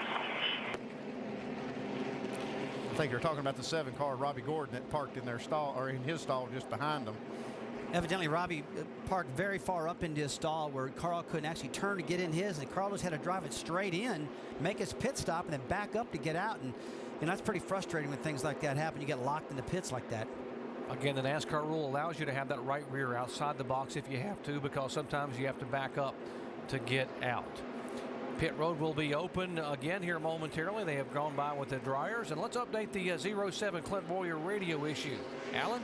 Yeah, here's the trick to it, Doc. And this is for the 5th place guy in the championship entering the race. He can hear them. They can't hear him. So he can hear his spotter. Safety-wise, that's good. He can hear them tell him when to pit. But as far as telling them, the crew chief, Gil Martin, what's wrong with the car, he's got to rely on the old hand signals. Say RW. Remember which was which when you tap the roof and when you tap the door? Well, I got to be honest with you, Alan. I can't remember that. I really can't. And I think he's just got to hope his car handles good right now, and that's about it. Then when they tell him to pit, he's probably going to come down pit, and that's about it. It's top, push, door loose. All right, I'll remember that. I should have remembered a long time ago. Afraid I can't use that no more. A little hard to get that hand out there now with the window net. In the old days, you didn't have window nets, so you could just take that hand and pound the roof if you wanted to when you were pushing. All the extra head supports, all that stuff too makes it a lot harder to get your arms around. I wouldn't doubt as they come down pit road for this next pit stop that they would actually have a signboard that says what to do. Well, in other words, he can hear them though, so they're probably telling him, and he's already got that in his mind, the signals he's going to use for what the car's doing. Let's set up what's going to happen here now. NASCAR has announced they're going to shorten this race because of impending darkness. It's going to get dark here a little after 7 o'clock local time. They are going to make this race a 225 lap race from 267, so they have cut it down by 42 laps. We've had 2 red flag situations. We had a 45 minutes red flag situation at the beginning of the race, and we had a 2 hour and 15 minute red situation. We've had a total of 3 hours of red flags because of 2 thunderstorms. There's a 5 car, and he has been sent to the tail end because he was working on his car, basically adding some tape. There is Kyle Busch putting tape on that new front section. Only you could adjust the nose tape of the car that had gotten wet, but you couldn't put any more tape on under the red, and he did. Of course, it doesn't make much difference because he is 43rd right now, being shown 46 laps down. Folks, thanks for hanging with us. We're getting set for racing here as they come down. Lap 154 of 225. Tony Stewart is the leader. These cars on the tail end of the lead lap, and they're going to go 3 wide and 4 wide as they retake the green flag. There's Tony in the 20 car behind all these cars that are being shown on the tail end of the lead lap. Whoa, contact. Schrader is sideways. Gilliland is in it. The 1 car of Truex, the 17 car of Kenza. Mark Martin getting his car woed down. These guys were 3 wide off the corners on a real green racetrack, probably pretty slick. And look at this, we've took out 1, 2 of the chase contenders already. Martin Truex hoping for a caution so he can get back in the lead lap. Looks like he was the caution. Man, I see you. Come on around. I know you're junk. I see it. It's a terrible break for some of these guys, but it's a good break for Kurt Busch and some of these guys that didn't get in the wreck. Bobby Labonte, heavy damage on the Richard Petty owned car. Well, it couldn't get no worse. There's the 17 car, Matt Kenseth, who had led 3 times for 49 laps today. Let's show you what happened here on the restart in the corner. Watch a 21 car. It's like Kenny Schrader got alongside Michael Waltrip and just got loose, spun the car, and they all start spinning to avoid him. And look at that, they just all pirouette side by side. The 17 car to 38, the 1 car, the 00 of David Rudiman. They're all involved. Now it's all smoke. Nobody can see anything. They keep plowing into it. And when you're a driver, that's your worst nightmare, where you can't see when you're going that fast. Now watch Tony Stewart in the 20 up behind the 1. Let's see how he's able to snake his way through. Wow. He got up underneath that 1 car, but it looks like he got through clean otherwise.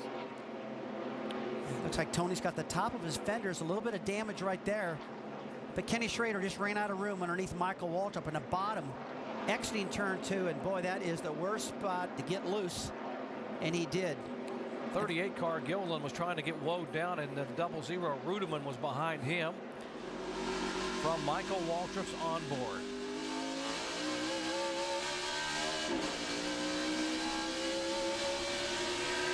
You see Michael's actually in the left rear quarter panel of Jimmy Johnson just a little bit, trying to get down in that corner.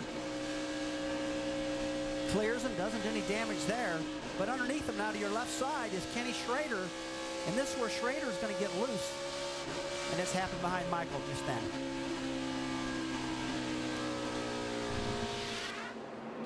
There's the one car. We told you how he had one contact with the wall, a cut tire on lap 33, and they fixed it. He came back out and was one of the quickest cars on the racetrack.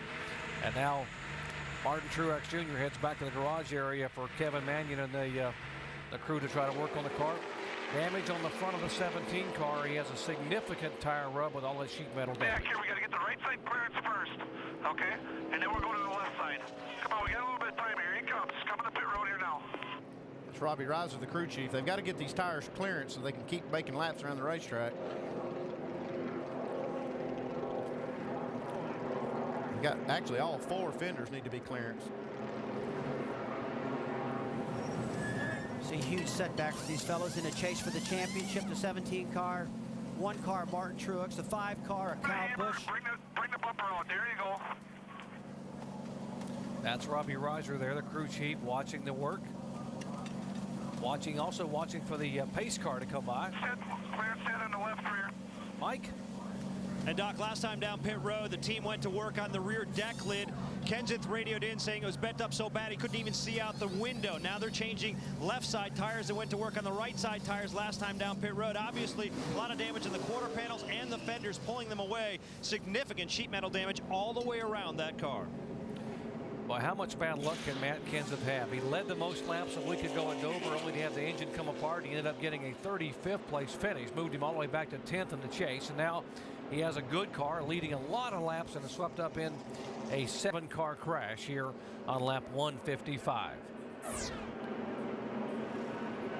1 car, Martin Truex, back in the garage, and AB, they're trying to make some repairs there in a hurry.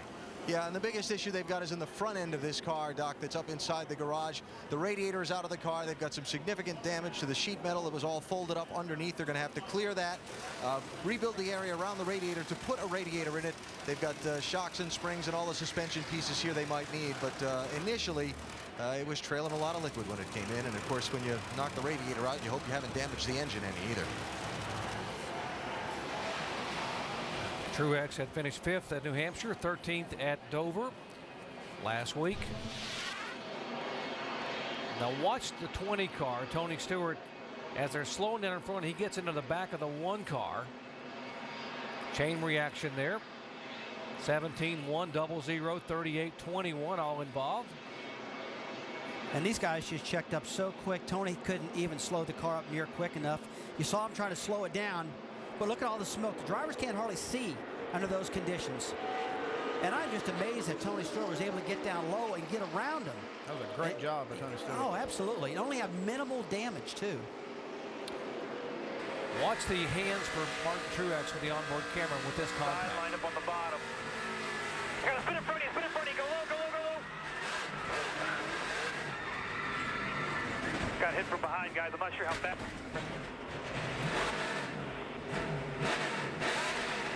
Trying to tell him what the damage was, he can still wreck it. Talk to me. Jones, dude. Where's Jones? 00 gets into the 38. He's trying to slow down. Gilliland is, so is Rudeman. There's the 1 car. Stewart somehow able to get by. Great job by Tony to get by. The 43 car of Bobby Labonte. He has nowhere to go. The track is blocked. There is Carl Edwards just getting by.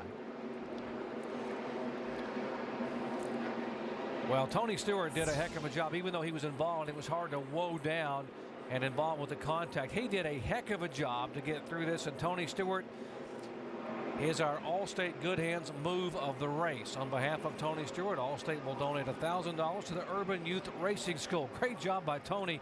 Those kind of moves getting around that mess, boy, may may be the thing that just wins you a championship, although he does have some damage on the front of that car. He's got some damage, but it's a whole lot less than I thought it would be. And you saw this whole front end completely underneath the rear end of that one car. He may end up with a tire rub, though. This left front fender looks like it might be pushed down a little bit. Alan? Well, Andy, they are looking at that left front fender. What Tony's having trouble with right now, we talked about the water and some of the radio communication.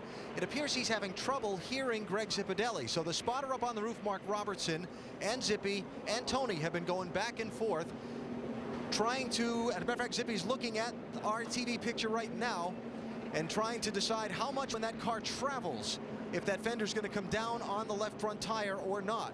They had Reed Sorensen pull up and look at it. Reed said he doesn't see it rubbing, but doesn't know if it'll hit when it travels. And Tony is working the car back and forth, trying to make sure his tire has clearance. They don't want to give up their track position and obviously their spot up front. So the question is, when they get back at speed, will that fender press down on that left front tire or not? Well, Alan, here's the problem. Tony's running 7th on the racetrack right now, and if he comes down pit road and nobody else does, there's 29 cars on the lead lap.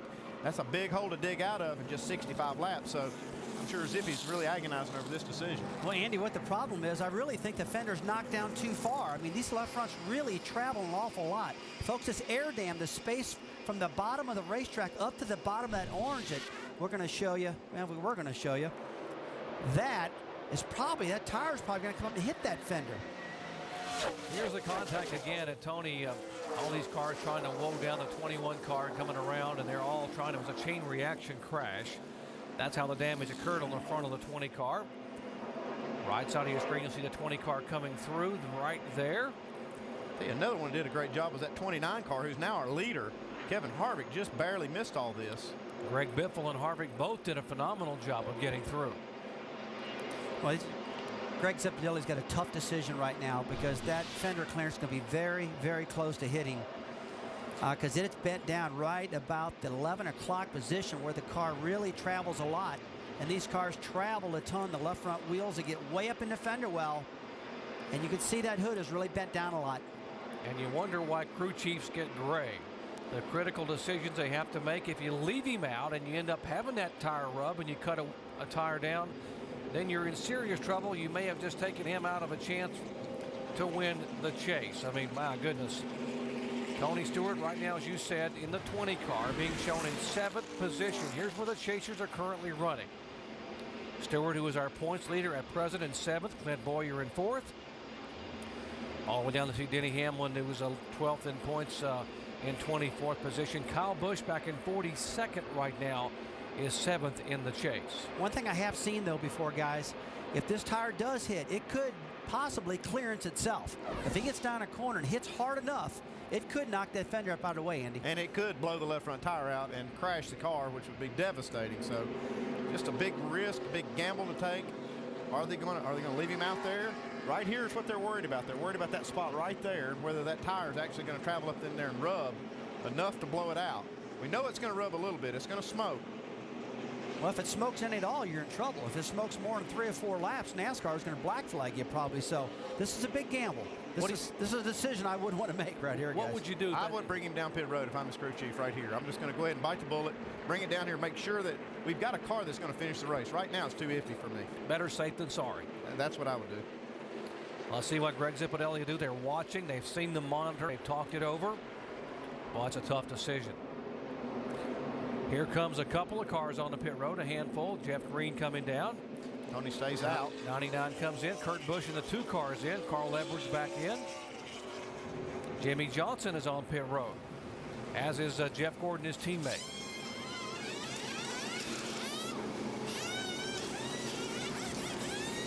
The lap side tires on Kurt Busch, who has led the most laps today, 76 laps. Let's go down to Dave. And crew chief Steve Letarte telling his team the most important thing for this 24 pit stop is getting a spring rubber in the right rear. That, as well as a round of wedge in the left rear and 4 fresh tires. The trick for Jeff Gordon, who got back on the lead lap by virtue of that accident right there. Mike? And Jimmy Johnson, among the most happy people to actually get this race restarted, is down and away. A quick 4-tire stop and fuel for the 48 car. And the 48 car's got a fast car. He's back on the lead lap right now. And the cars in front of him, I'm pretty sure he can get around pretty quick.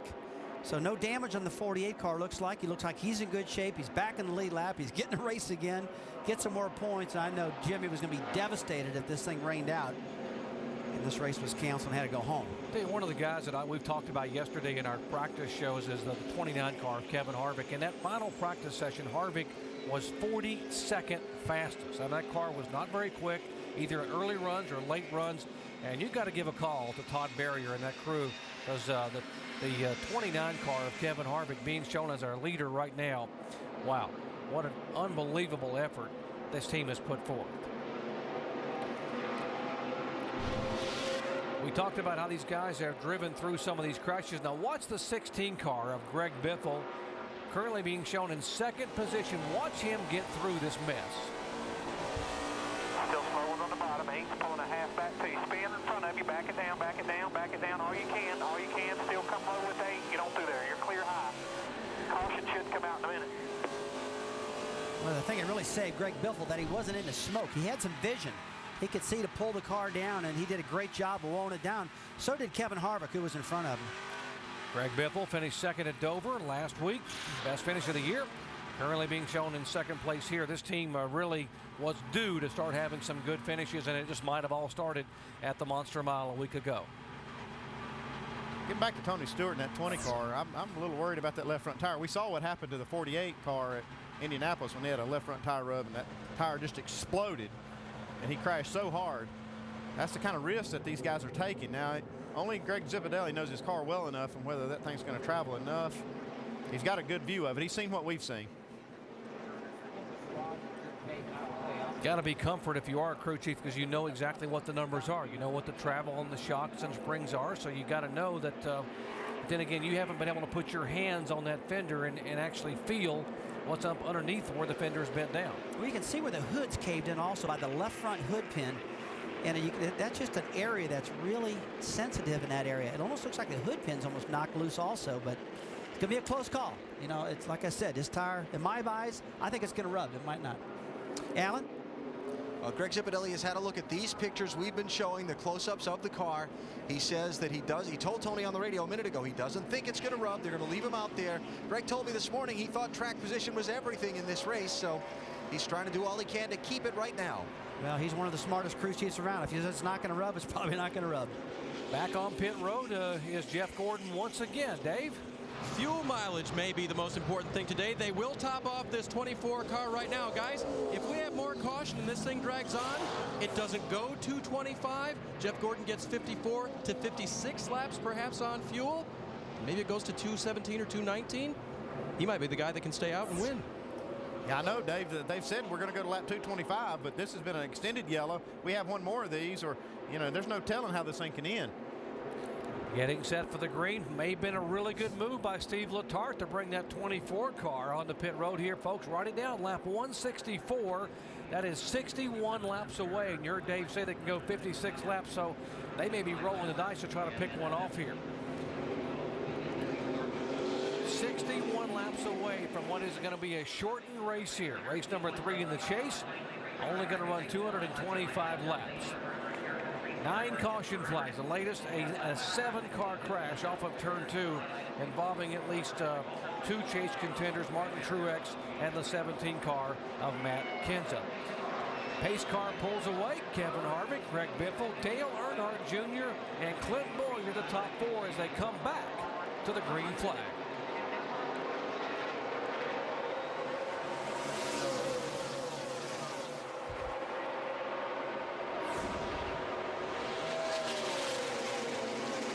Biffle looking racy. Well, a lot of smoke out of that 20 car. You talked about the tire rub, and there's the answer. Tire rub, that's smoke behind you.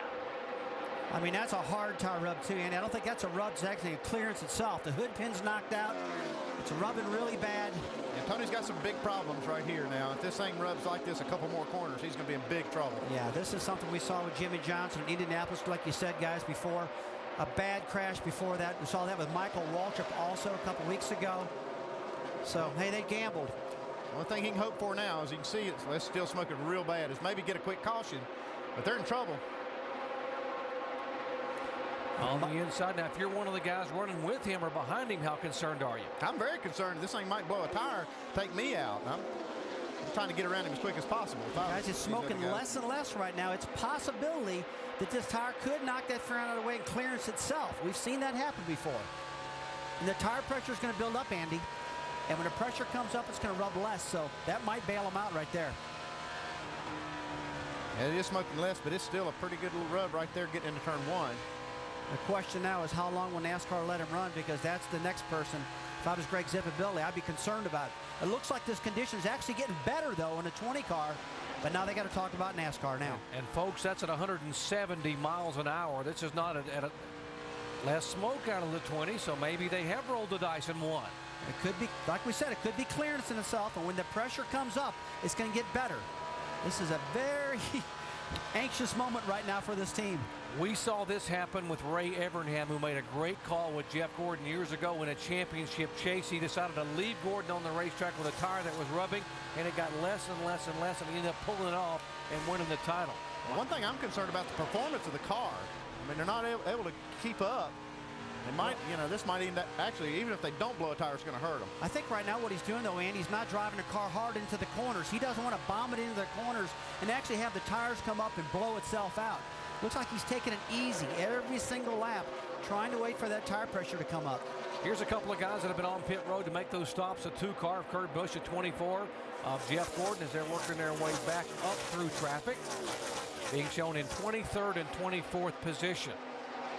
They got some work to do, and in a short time to get it done. They've got a bunch of these guys that caught a break catching that caution, and it's now placed them in front of these guys. Right now, Clint Bowyer being shown 3rd on the racetrack. Whoa, Scott Riggs slips up a little bit. The 2-car goes beneath him. Now, this is all 4 position. Mayfield is there. Jeremy Mayfield being shown 21st. You saw Scott Riggs in the 10-car. They're also in 22nd, 23rd. You know, one thing about Tony Stewart, going back to him with this tire smoke, as a driver, you can feel when that tire actually hits the fender. So Tony's probably given as much input into the steering wheel and driving as deep as he can. Now look, the smoke is completely gone right now, guys. And it very well could have knocked that fender out of the way. While you watch Tony Stewart's car, here comes his teammate, Denny Hamlin. We need to mention that Clint Bowyer, as of right now, is the chase points leader. Remember, Clint Bowyer began the chase in 12th position. He was the only driver in the chase who had not won a race this year. He won the very first chase race in New Hampshire, had a great run last week at Dover, Delaware, and of course now he is being shown in 3rd spot in the race today, but 1st in the overall chase points. Guys, right now, if I was Tony Stewart, I'd try to run up against the wall all I possibly can on the very top of the racetrack in 1 and 2 and 3 and 4, just as a precautionary measure. The late Richard Petty used to do this all the time, Andy. Rich would run up against the wall, and you ask him why. He says, man, if that tire blows, I don't have far to go before I hit the wall. So I would just do that. I'd stay right up against that wall in case this thing does go. It's a long way to go from the bottom all the way to the wall, so that would be the place to run, but I'm still really worried about this car. Well, you know, Richard Petty, our former champ, he's down here in the garage area right now watching this race going on. He's probably thinking, hey, if I was that fella, I'd be against the wall. Okay, here goes Greg Biffle looking for the lead. Biffle trying to move up on the high side, on the high groove. Whoa, that's a tight one right there. It almost looked like the 8-car and the 5-car earlier in the race there. Same scenario. That caused that wreck. Now, boy, Greg Biffle getting a big run up on the top. Again, Greg Biffle not in the chase, but he has his own agenda, wanting to win a race and be able to make a statement here in the final 8 events here of 2007. AB? Alan? Interesting scenario for this 16 team, Doc, because this is basically a rebuilding race team. Remember, they changed crew chiefs earlier this season. Greg Irwin came in as the new crew chief, and he's changed some crew members around and brought some new people in and moved some other people around. It's taken them a while to establish the communication between driver and crew chief, and for Greg, a new crew chief to Roush Racing, to work himself into their systems and their engineering plan and program, if you will. But I talked with Greg this morning. He felt that things were good, and Tony Stewart is in trouble. Oh, Tony Stewart, what everyone hoped would not happen, and he has trouble, and he gets the 99 car involved. Man, I tell you, that was just a bad decision right there. Leave him out there. I was worried about that. 10th caution flag today, and Tony Stewart has had a bad day go to worse, and not a great day now for the 99 car because he was caught in that situation. And we don't really know what caused this spin with Tony Stewart. It may have been that tire or not, but well, he sure does look frustrated here. Very angry Tony Stewart in the car, and a lot of frustration. Word is he may have had some contact from another car. Yeah, because the tire quit smoking. I mean, he was doing a great job nursing that thing around there, just being very careful with the fender. And he did a great job with it because it was smoking less and less. But this might have been a complete different situation here. Well, the problem was he was going backwards, and he was being passed by so many cars. Well, they had dodged the bullet a number of times today, and he was just trying to just baby the car and take care of that left front tire. Climbs out, still has the Honda device on. All heavy damage on the back of that 20 car.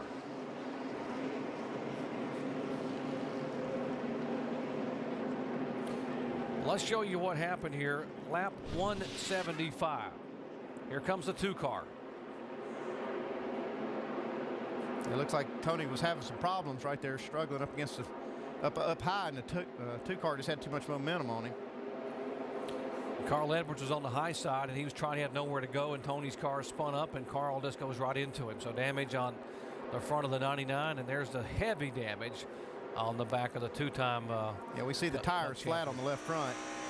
Tony probably had that tire go down and trying to get out of the way, and 2 car got into the back of it.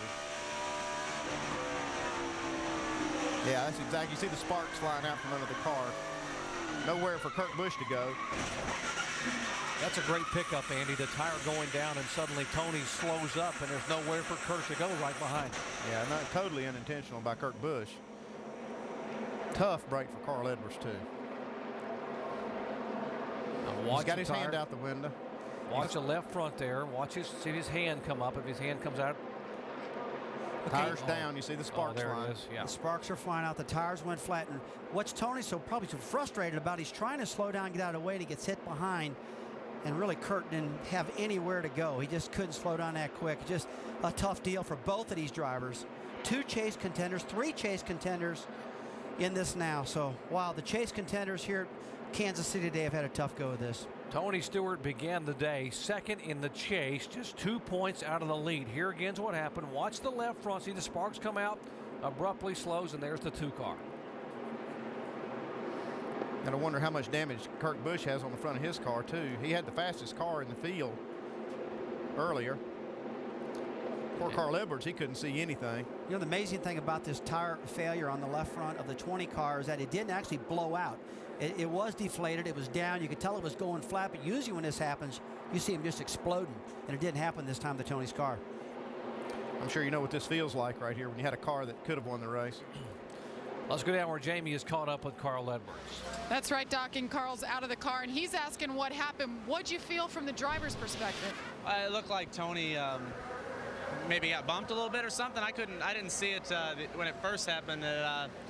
I'd kind of committed to the high side, did everything I could to try to stop, and it's just too bad. I learned from watching Tony how to stop when I see a wreck in front of me, so I did everything I could to stop. It's too bad that it ended our day here and it messed up his day.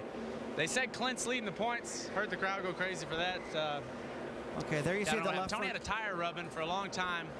Must have been going down or something. Kurt was doing everything he could, I guess, to stop. And man, I was hoping Tony wouldn't end up right there in the smoke. And when it came clear, I was against him. So I guess there's some more important things in life. But man, this feels pretty bad. Carl, we heard you come over the radio just before that happened, a couple laps before it happened. You were concerned about Tony and his condition. How worried were you? Yeah, I think Bobby Hudson called it.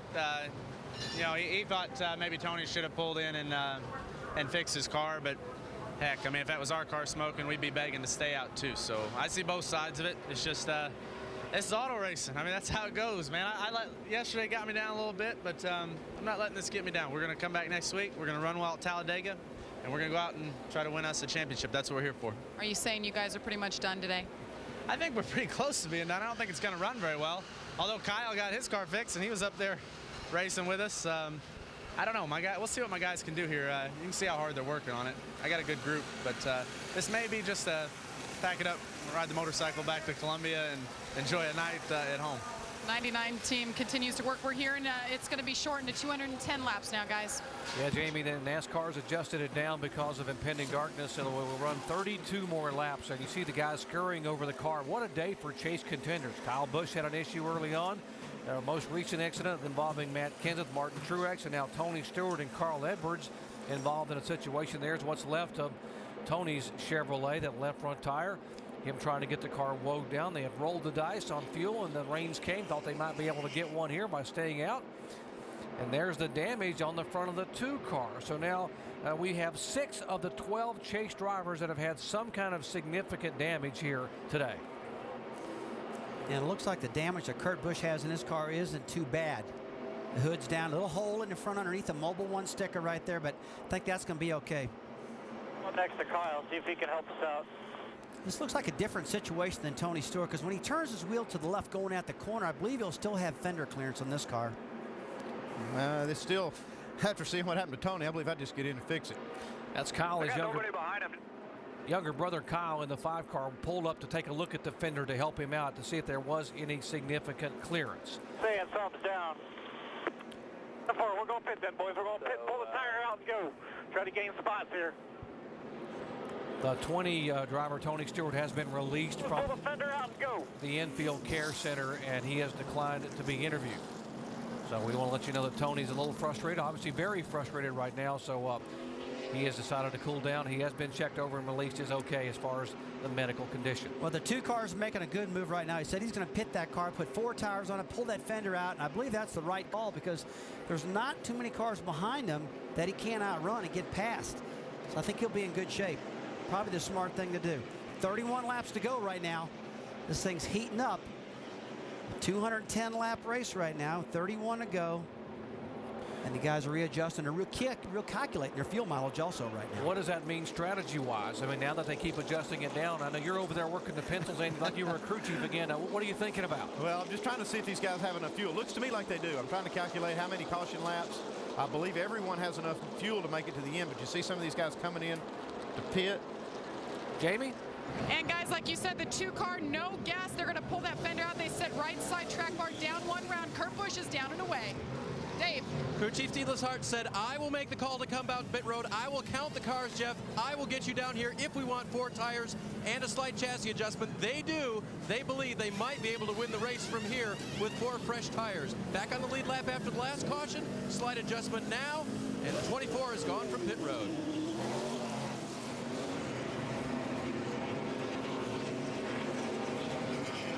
Tony Stewart's car, there's the, look at the damage on that left front of the tire. Just all 4 corners of this car heavily damaged. Now you had to roll it. He had to go for it. I mean, that was a decision the crew chief made, and I got to hand it to him because that thing quit smoking for a while there. They were getting close to this thing being okay. And maybe if they stopped at their next pit stop, they could have put 4 tires and made it. That's why they call it gambling. It is gambling. This is a tough situation. Andy, you glad you're up in the booth right now, sitting down there making those decisions? I don't like making those decisions. That's a tough one, isn't it? I like it when it works out, but when it works out like this, it's no fun. Man, you can sure understand Tony's frustration, too. I'd be just as frustrated as he was. Boy, they got Martin Truex back on the racetrack, and what's left, a great job by Kevin Bono Mannion and the crew as they've gotten that car at least somewhat reassembled. Now, what about the 29 car of Kevin Harvick and the kind of day they've had? They've dodged some significant bullets on that track, including that last big melee. Mike? Well, Doc, you talk about a swing of emotions.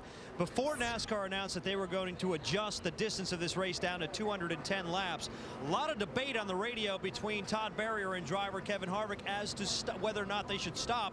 If it went to 225, there was no way they could go the distance on fuel. They figured they could go to maybe lap 212, maybe as far as lap 214. But when they found out it was 210, everyone was celebrating in the 29 pit. This could be the defining moment if they do go to victory lane. Alan?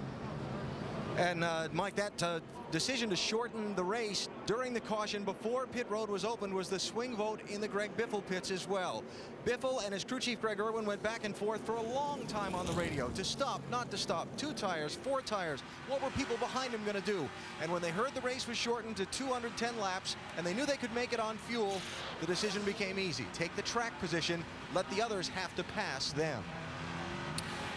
I applaud NASCAR for making a decision before the open pit road so guys could decide on their strategy and how they were going to play it. Greg Biffle and the 29 car, Kevin Harvick. Now here's a look at the race positions currently and the points positions. Clint Bowyer began this chase dead last in 12th position. Now the points leader as of right now, currently running in 3rd spot. See Jimmy Johnson, Jeff Gordon. Kevin Harvick could be a big gainer. He's currently 2nd on the racetrack. Be up to 4th spot in the points. Tony Stewart is off the track right now, and he would go back to 5th coming in today, just 2 points back of the lead. Carl Edwards also off. Heavily damaged chasers, including the 17 of Kenseth, the 1 of Truex. Stewart off, Carl Edwards off, and Kyle Busch with a complete new nose on that car. Now time to reveal the results from our AT&T Crew Chief Challenge. We ask you the question, well, which driver who was winless thus far in 2007 has the best chance of winning today? Let's see who you voted for. Because right now looking pretty good for Greg Biffle, and you're saying Dale Earnhardt Jr. And he's currently being shown in 5th spot. And remember, we talked to him during that red flag. He said he had a very good car and thought he was going to be a factor before this thing was done. He's got a shot at it. Greg Biffle has the point right now, but both of these guys have a good shot at winning this thing. Biffle the leader, Harvick in 2nd, Bowyer in 3rd, Mears 4th. Haven't said much about Casey Mears. Casey Mears had an 8th place finish at New Hampshire, 6th at Dover, trying to get his 3rd top 10 in a row.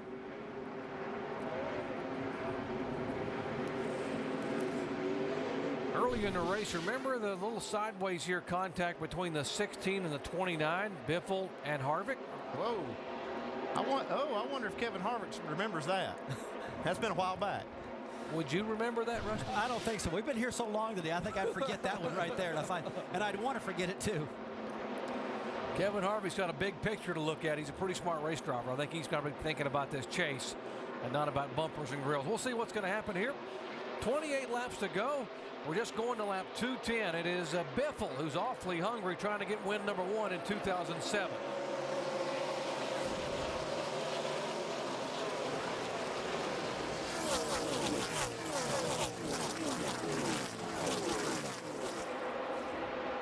Biffle, Harvick. 3-wide action back in the pack. Jimmy Johnson a part of that 3-wide mix. Oh, contact down the back straightaway. The 11 car is involved. McMurray is involved. 15 wrecked us. Yes, he did. Just hold a brake. Denny Hamlin slides all the way the length of the back straightaway, gets it, tries to get it refired on the bottom of the racetrack. Caution for the 11th time today. If we remember yesterday, the 15 and the 20, or the 11 in this case, is Denny Hamlin. They were going at it yesterday in the Busch race. We did spin around several times. Denny did have a really good restart. In fact, when he went into turn 1, by the time he got to the middle of 1 or 2, he was 3 wide on top of the racetrack trying to clear the 15 car as they exited turn 2, and evidently that's when they got together right there. You see Denny pumping the throttle inside the car a moment ago, trying to get it to refire. Let's show you what happened. Top of your screen, watch the 11 car. The 15 there beside him is Paul Menard. There's some real tight racing. Whoa, it looks like Jamie McMurray actually got into the side of Paul Menard. And that's another part of the racetrack that's pretty unstable, guys. They're 3 wide side by side. Jamie's trapped on the bottom and slides up and gets into Paul Menard, and Paul Menard gets into 11 car, and there you go. But there wasn't any room left because of the 3 wide action off of 2. These guys are going for it, though. You understand, with 26 laps to go, they got to run every lap, like we said earlier, like a qualifying lap. Got to get it on, and they were doing it. Hamlin's car has not refired. He's still sitting over there on the apron where this car came to rest. Now here's the contact, 26 into 15 into 11. Yeah, I'm sure Denny Hamlin thinks that he got contact from Paul Menard. He didn't see what happened below Paul. Paul Menard and Denny Hamlin raced each other real hard in the Busch race yesterday. Seems like they can't get away from each other. Show you what happened in the NASCAR Busch Series race. These guys went after each other all afternoon. Great racing. Watch the 20 now was Hamlin and 15 Menard. You see these guys really going at it yesterday. This was a great race to watch. They were pushing and shoving. That was in yesterday's Busch race, and here again, there's the 11 of Hamlin, the 15 of Paul Menard, who was in the middle of that. Of course, the 26 McMurray, that was the initial contact into the 15. Well, Denny probably doesn't know that Paul didn't do that to him, you know, so we'll get some more information and watch our replays and see what happens here. Let's listen in to Denny Hamlin's on board as you watch the ride and he took. 3 wide, still 3 wide, still 3 wide.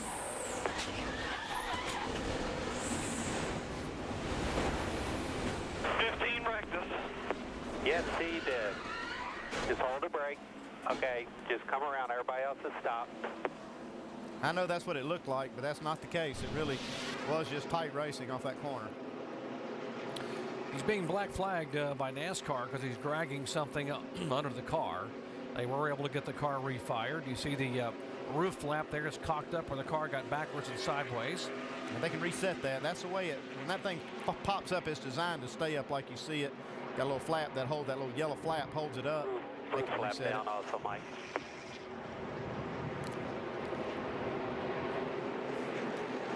Bad few weeks for Denny Hamlin after the frustration at Dover last week where he finished 38.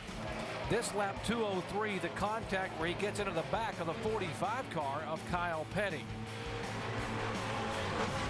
Oh, I'll tell you, that was a tough one right there, too, because you saw Kyle on the bottom of the track trying to get out of the way, and Denny accidentally gets in the back of him. Tensions are high right now, a lot of screaming and slugging going on. And if you're Denny Hamlin right now, you just want these problems to stop. And he's not happy right here. And moments ago here, we'll watch the roof flap now deploy as he gets backwards. That's exactly what they're supposed to do. Working just like they're supposed to. Keeps the car on the ground. Oh, well, tries to get up over on 2 wheels, but the car does stay on the ground. Let's go down to Mike Massaro. And lots of work going on the left side of the car right now, working on the left side front valence and also the rocker panels, trying to pull out the front fender as well. But heavy damage on the left side of Denny Hamlin's machine. They're going to make as much repair as they can on this stop and send him away, but I expect they'll be down pit road in a lap or so. Another one of our chasers involved in an incident. Now we have 7 that have been involved in some contact, some more serious than others today. Again, the race distance has been reduced to 210 laps. That's just 24 laps from now. The checkered flag will wave. Greg Biffle has not won since Homestead at the end of the 2006 season, 28 races ago. He will lead him down to the green flag. It'll be 23 laps to go to the checker.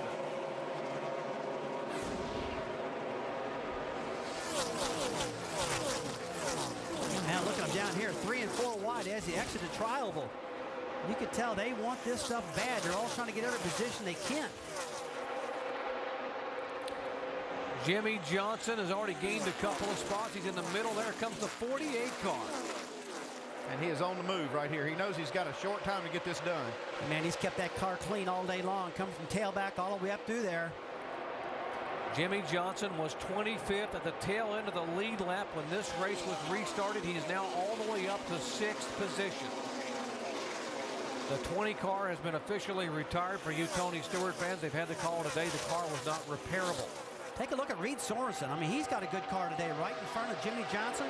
That just pulled up in the rear bumper of the 8 car a little while ago of Dale Earnhardt Jr. He's been solid throughout the day. Got a lap car of John Andretti in front of these guys. Look at Johnson. In the rain delay, Jimmy Johnson told us in an interview he'd be thrilled with the top 5. Just coming out of here with a top 5. Remember, he went to a backup car after wrecking the primary car that he'd put on the pole in happy hour. This car started shotgun on the field. Here's the battle now. Teammates for second spot. Hometown boy, Clint Bowyer, taking second spot. Now he's looking for the lead. You got to believe these two teammates are going to work together right now. In fact, if the race ended right now, Clint Bowyer would be our points leader, and it's swapping back and forth between a 48 and Jimmy Johnson.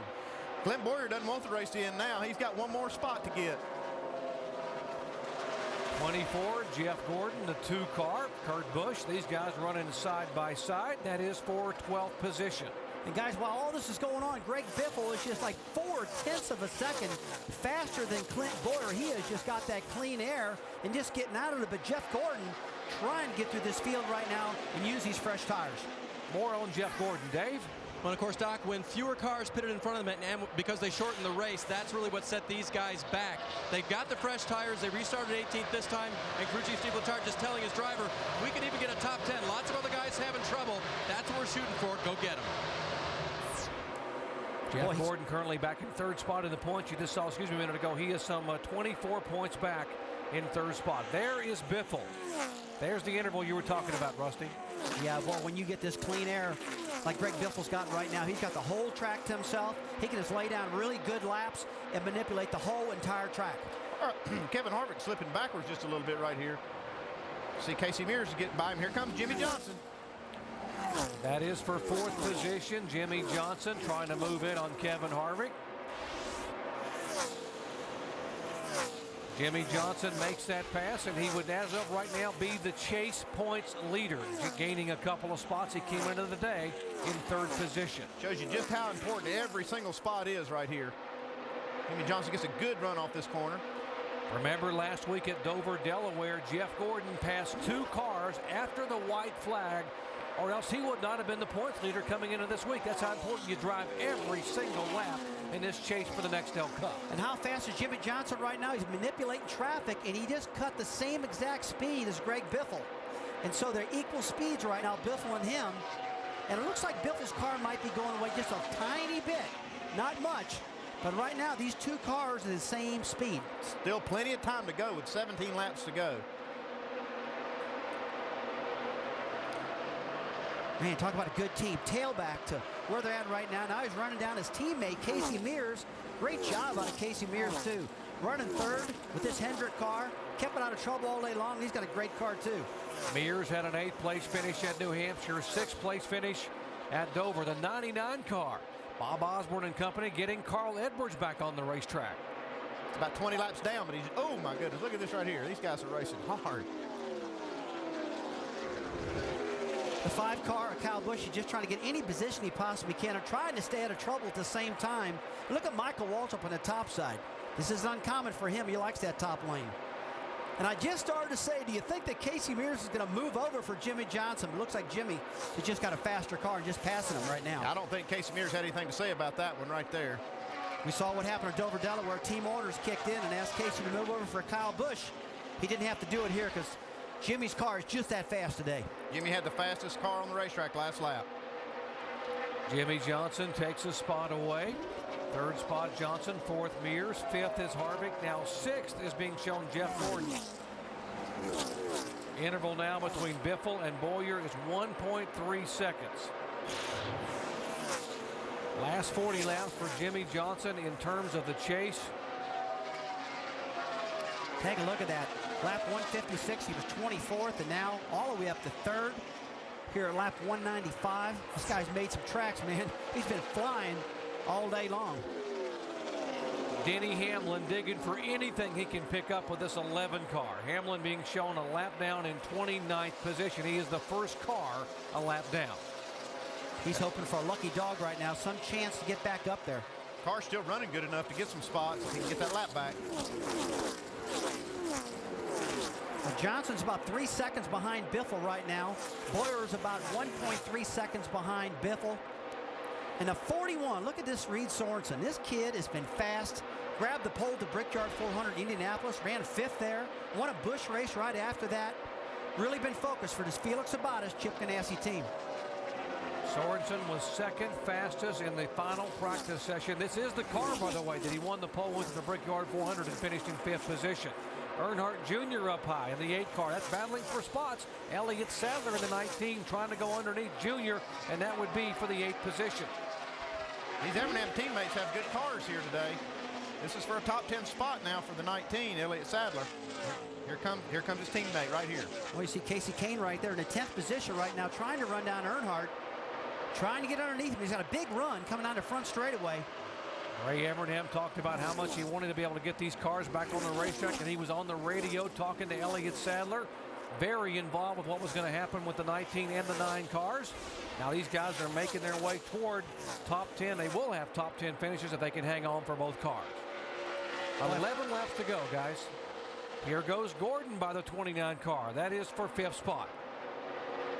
You got new tires on that car. Steve Letart's been trying to keep Jeff Gordon positioned for this finish, keeping good tires on. And you know, Andy, when he brought him down pit road and topped it off the fuel and put 4 tires on again, you know that was a good move right there, because I don't care if these tires got 3 or 4 laps on them. When you put new tires, they're always faster. I've always said there's no tire like a new tire. Give me 4 new balonies, they used to say, meaning Goodyear Eagles, and these things will flat take off. And that's what's happening with Jeff Gordon's car right now. 16 car of Biffle.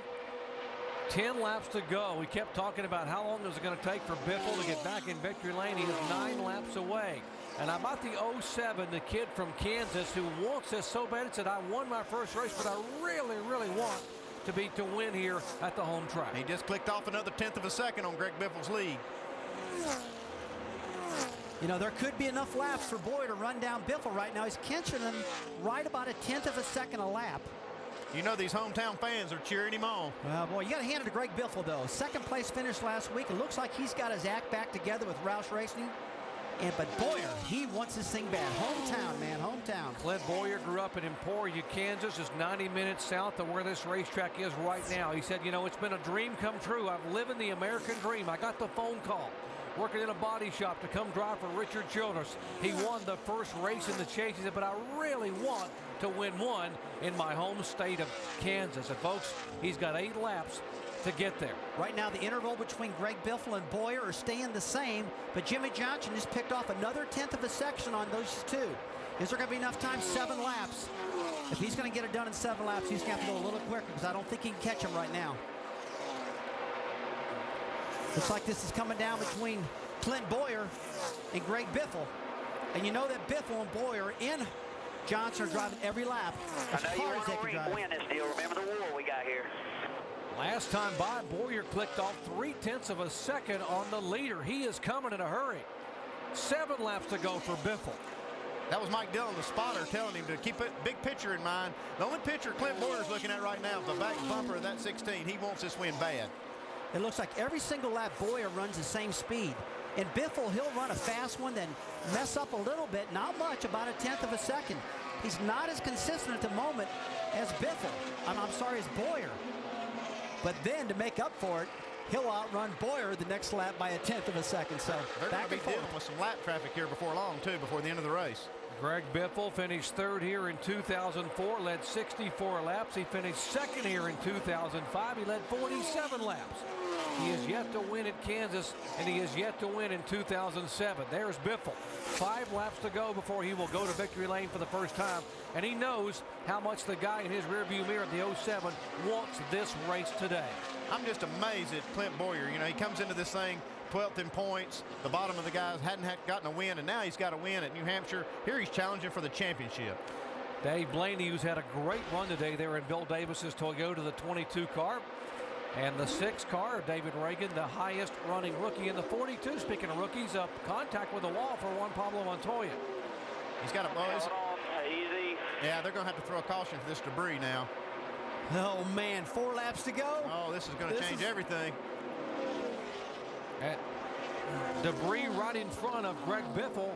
Caution is out. Caution's out. Oh, man, these guys better pull their seatbelts down right now, because this is unreal, and this is what the 07 at Clint Bowyer's won, and Jimmy Johnson. Man, you talk about a shootout now. Oh, we're going to have a shootout right here. I'll put my crash helmet on right now. I'm going to pull my seatbelts tight. Pull it down. I'll put a helmet on. What are you going to do, Jerry? How many times do you think Clint Bowyer went to bed at night dreaming of someday being in the big race here in the state of Kansas with national television and having a shot to win it with 1 lap to go? Wake up, Dorothy. This is not a dream. It's real.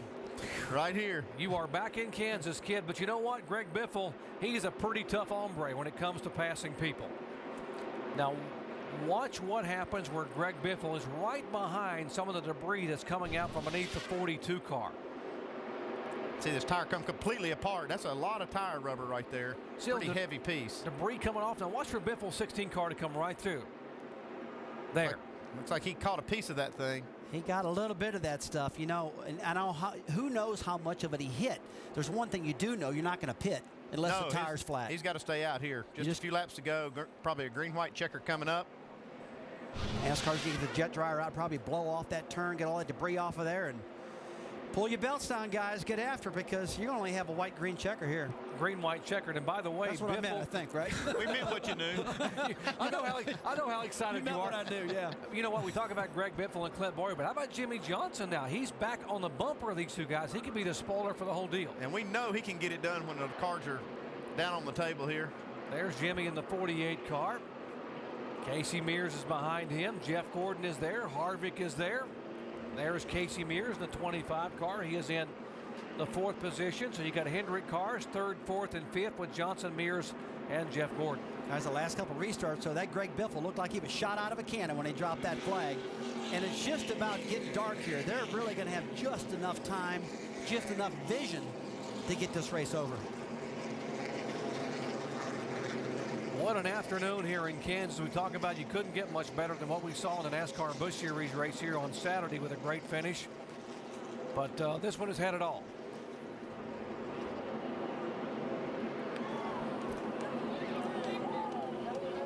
Thank you, Joe. Well, due to the darkness, they're saying they are not going to restart this race because of the darkness on the racetrack here. And it is going to finish as promised on lap 210. That's why you see these guys down there in the Roush Fenway pits celebrating. Man, we've seen it all today. We really have. Now, if they went for another restart, we might have had more crashes yet. But, you know, up here in our booth here at Kansas City, it's looking pretty dark outside. Our cameras make it look a little brighter.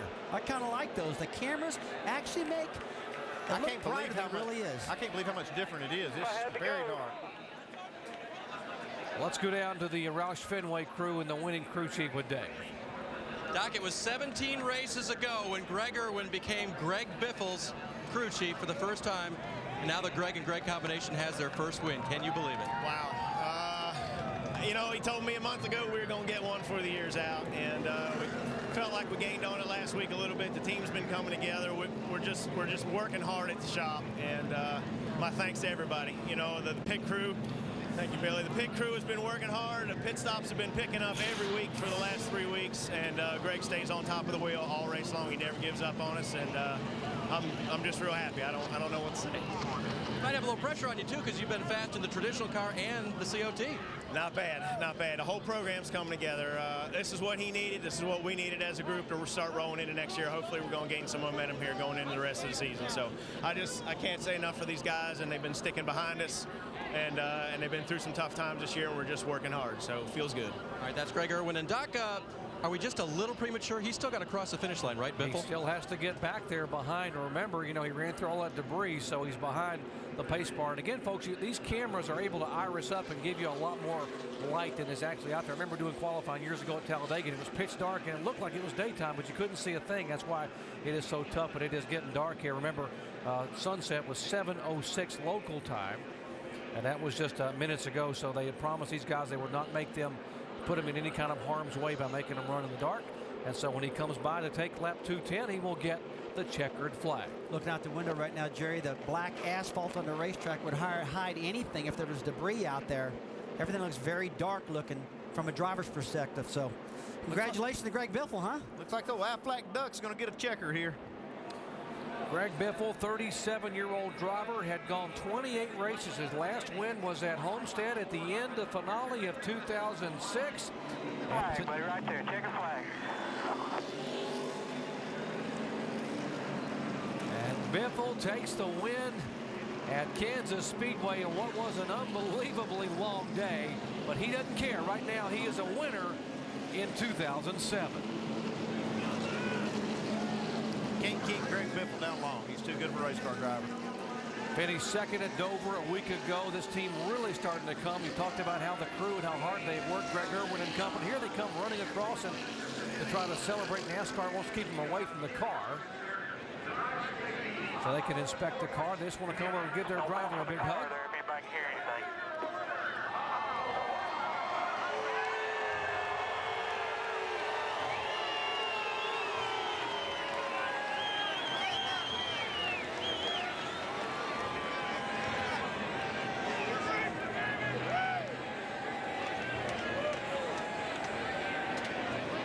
He's probably thinking this finally. Don't touch the car. Don't dent it. I want this thing to roll through tech perfect.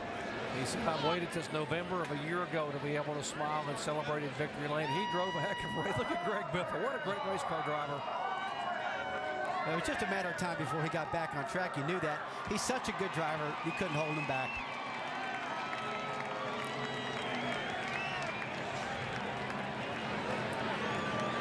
You know, I've never seen a driver cross the start-finish line, then turn around and go back the other way. I think I'd have made another lap, you know, just to make sure. Well, the field is frozen. You see all these guys moving around each other. The field has already been frozen. As long as these cars just drive across the line, they're going to freeze them where they were. Greg just pulls down and all these other guys pass him, but he's still the winner. Yeah, unlike what happened a few years ago at the Busch race at Bristol, where Mark Martin pulled down pit road. And here's some contact. Here's a little bit of a discussion. They're not happy with each other. The 26 car of McMurray and the 11 of Denny Hamlin. Remember the sandwich that took place there. Menard was involved. He was sort of the meat in that sandwich. I think Paul Menard was the innocent victim there, along with Denny Hamlin, of the contact. Yeah, and I think that what happened with Jamie McMurray was totally unintentional. Just racing hard. He didn't mean to take these guys out. I'm sure he feels bad about it. Jamie McMurray's not going to get up and hit the side of the 15 on purpose. It's just not going to happen. Absolutely, he is not going to do that. Well, they're pushing the 16 car to victory lane. Jimmy Johnson, the 48 car, finishes third and takes over the lead in the chase. Dave? Jerry, it's very interesting coming to the start-finish line the last time, though. I know you and the 07 were sort of interested in whether or not the 16 might be the victor. Yeah, he was clearly out of gas. I feel terrible for Greg. He's been working so hard to win a race and is up there in position to win it. But if you don't maintain pace car speed, you don't hold your position. And it was clear to everyone that he couldn't do it. If he could have, he would have stayed on the bumper of the pace car to the finish line. So, in my opinion, where he coasted across the finish line relative to the other cars that could maintain pit road speed is where he should finish. And therefore, that would put you second instead of third because the 07 was ahead of you. It would. I'm all about me right now. I know it put me second. Hey, but it's more points. It is more points. From where we were before that rain came down to where we are now, I had a great car, and we just had some troubles throughout the day, and I'm glad that we had a strong enough car where I could race my way up. I can't thank the engine shop enough in Hendrick Motorsports, chassis shop, and these guys in this 48 team. I put them through a lot of hard work this weekend, and we rebounded nicely. Great recovery for the reigning champion. Mike? Well, Dave, normally when you finish second, there's reason to celebrate. But when it's at a track that's your hometown track, a place where you've dreamt of winning your entire life, second, one may not have just as much meaning. What are your thoughts right now? I don't know what to think. I mean, I thought you at least had to finish on your own power across the finish line. I don't know if we were supposed to wait on him or what we were supposed to do. But, nonetheless, it was a good day for us. You want to win when you come back to your hometown. It's been a long day, and it's been pretty wild. Radio quit there at the end, and it's just it's been wild. It does sound like you're questioning the finish. Well, I mean, it's kind of weird. He couldn't make it across the finish line, but I don't think anybody knows. I mean, Jimmy and Jeff behind me didn't know either, so I don't know what's going on. Clint Bowyer, second place finisher. NASCAR is confirming that the 16 car is the victor. The field was frozen before that came across, and so Greg Biffle will be the winner. Let's head down where Alan has caught up with him in victory lane. Yeah, instead of the driver getting out of victory lane in the shower of confetti, you walked in here with a quiet car. Where did you run out of fuel? Well, I didn't run out. It still had a little bit of fuel, but I went off in the grass, and they said, will it run? I said, yeah, but they told me to get out of the car. They wanted to push it, so I got out, and they want to push over to victory lane. I think they don't want anybody messing with the car, so I'm not sure I was going to get out of that grass either once I got down in there. You never led this race until 36 laps to go. Did the race come to you, or does your car get better? Well, a little of both. The car definitely got better, and Greg Irwin, he's really got this program turned around and doing a great job with it, and just excited to get Affleck in victory lane. We only had a couple races with him this season, and pretty excited about it. But once we got out in clean air, this car was so good. And, I just hit my marks, and, I was giving up a little bit, and I knew the 07 was catching me a little bit, but I didn't want to make a mistake, so I just stayed on it and, didn't want to make any mistakes. The wreck at lap 175, I think you were running 6th or so at the time. How'd you miss it? I don't know. We were running, I think, 3rd or 4th, but I don't know how I missed it. I slid the tires. I think I slid the tires, and, I said, we were debating whether to pit for tires or not, and I couldn't feel them thumping, like I flat spotted them, so I decided to stay out, and just worked out for us. So excited. First win of the season. Congratulations. Thank you. Greg Biffle, the winner today here in Kansas. And Alvin, the first win since the finale in 2006, and he earned it. He finished second a week ago and now gets the first win in 2007. Here are the chase points after the third of 10 events in the chase for the Nextel Cup. Jimmy Johnson reassumes the points lead. And take a look at Jeff Gordon, Clint Bowyer, Tony Stewart, Kevin Harvick up to fifth. Guys, final comments on what we saw here today. Oh, gosh, when you take a look at this, I would have never believed 6 of the contenders have been in crashes and 1 of them broke a fuel pump. 7 of them having problems here today. And what I can't believe is it's 2 years in a row that the winner hadn't had a drop of fuel in the fuel tank. What an effort for Greg Biffle. He finally gets to victory lane. This team has had just all kinds of troubles. Everything that could go wrong has gone wrong for this team throughout this year. But here today, of course, Greg Biffle is a winner for the first time in 2007. Congratulations to Greg Biffle. And, of course, our new chase leader, reigning series champion, Jimmy Johnson. The chase for the Nextel Cup next week goes to Talladega Super Speedway. 1 o'clock Eastern time. NASCAR Nextel Cup Series action at Talladega. Coming up next, we've got the U.S. versus Norway in the World Cup third place game. What an afternoon. A couple of red flags, rain, thunder, lightning, and of course, all kinds of action here at this racetrack. And it all comes down to Greg Biffle taking the win. This has been a presentation of ESPN, the worldwide leader in sports. Once again, congratulations to Greg Biffle. He's a winner here today.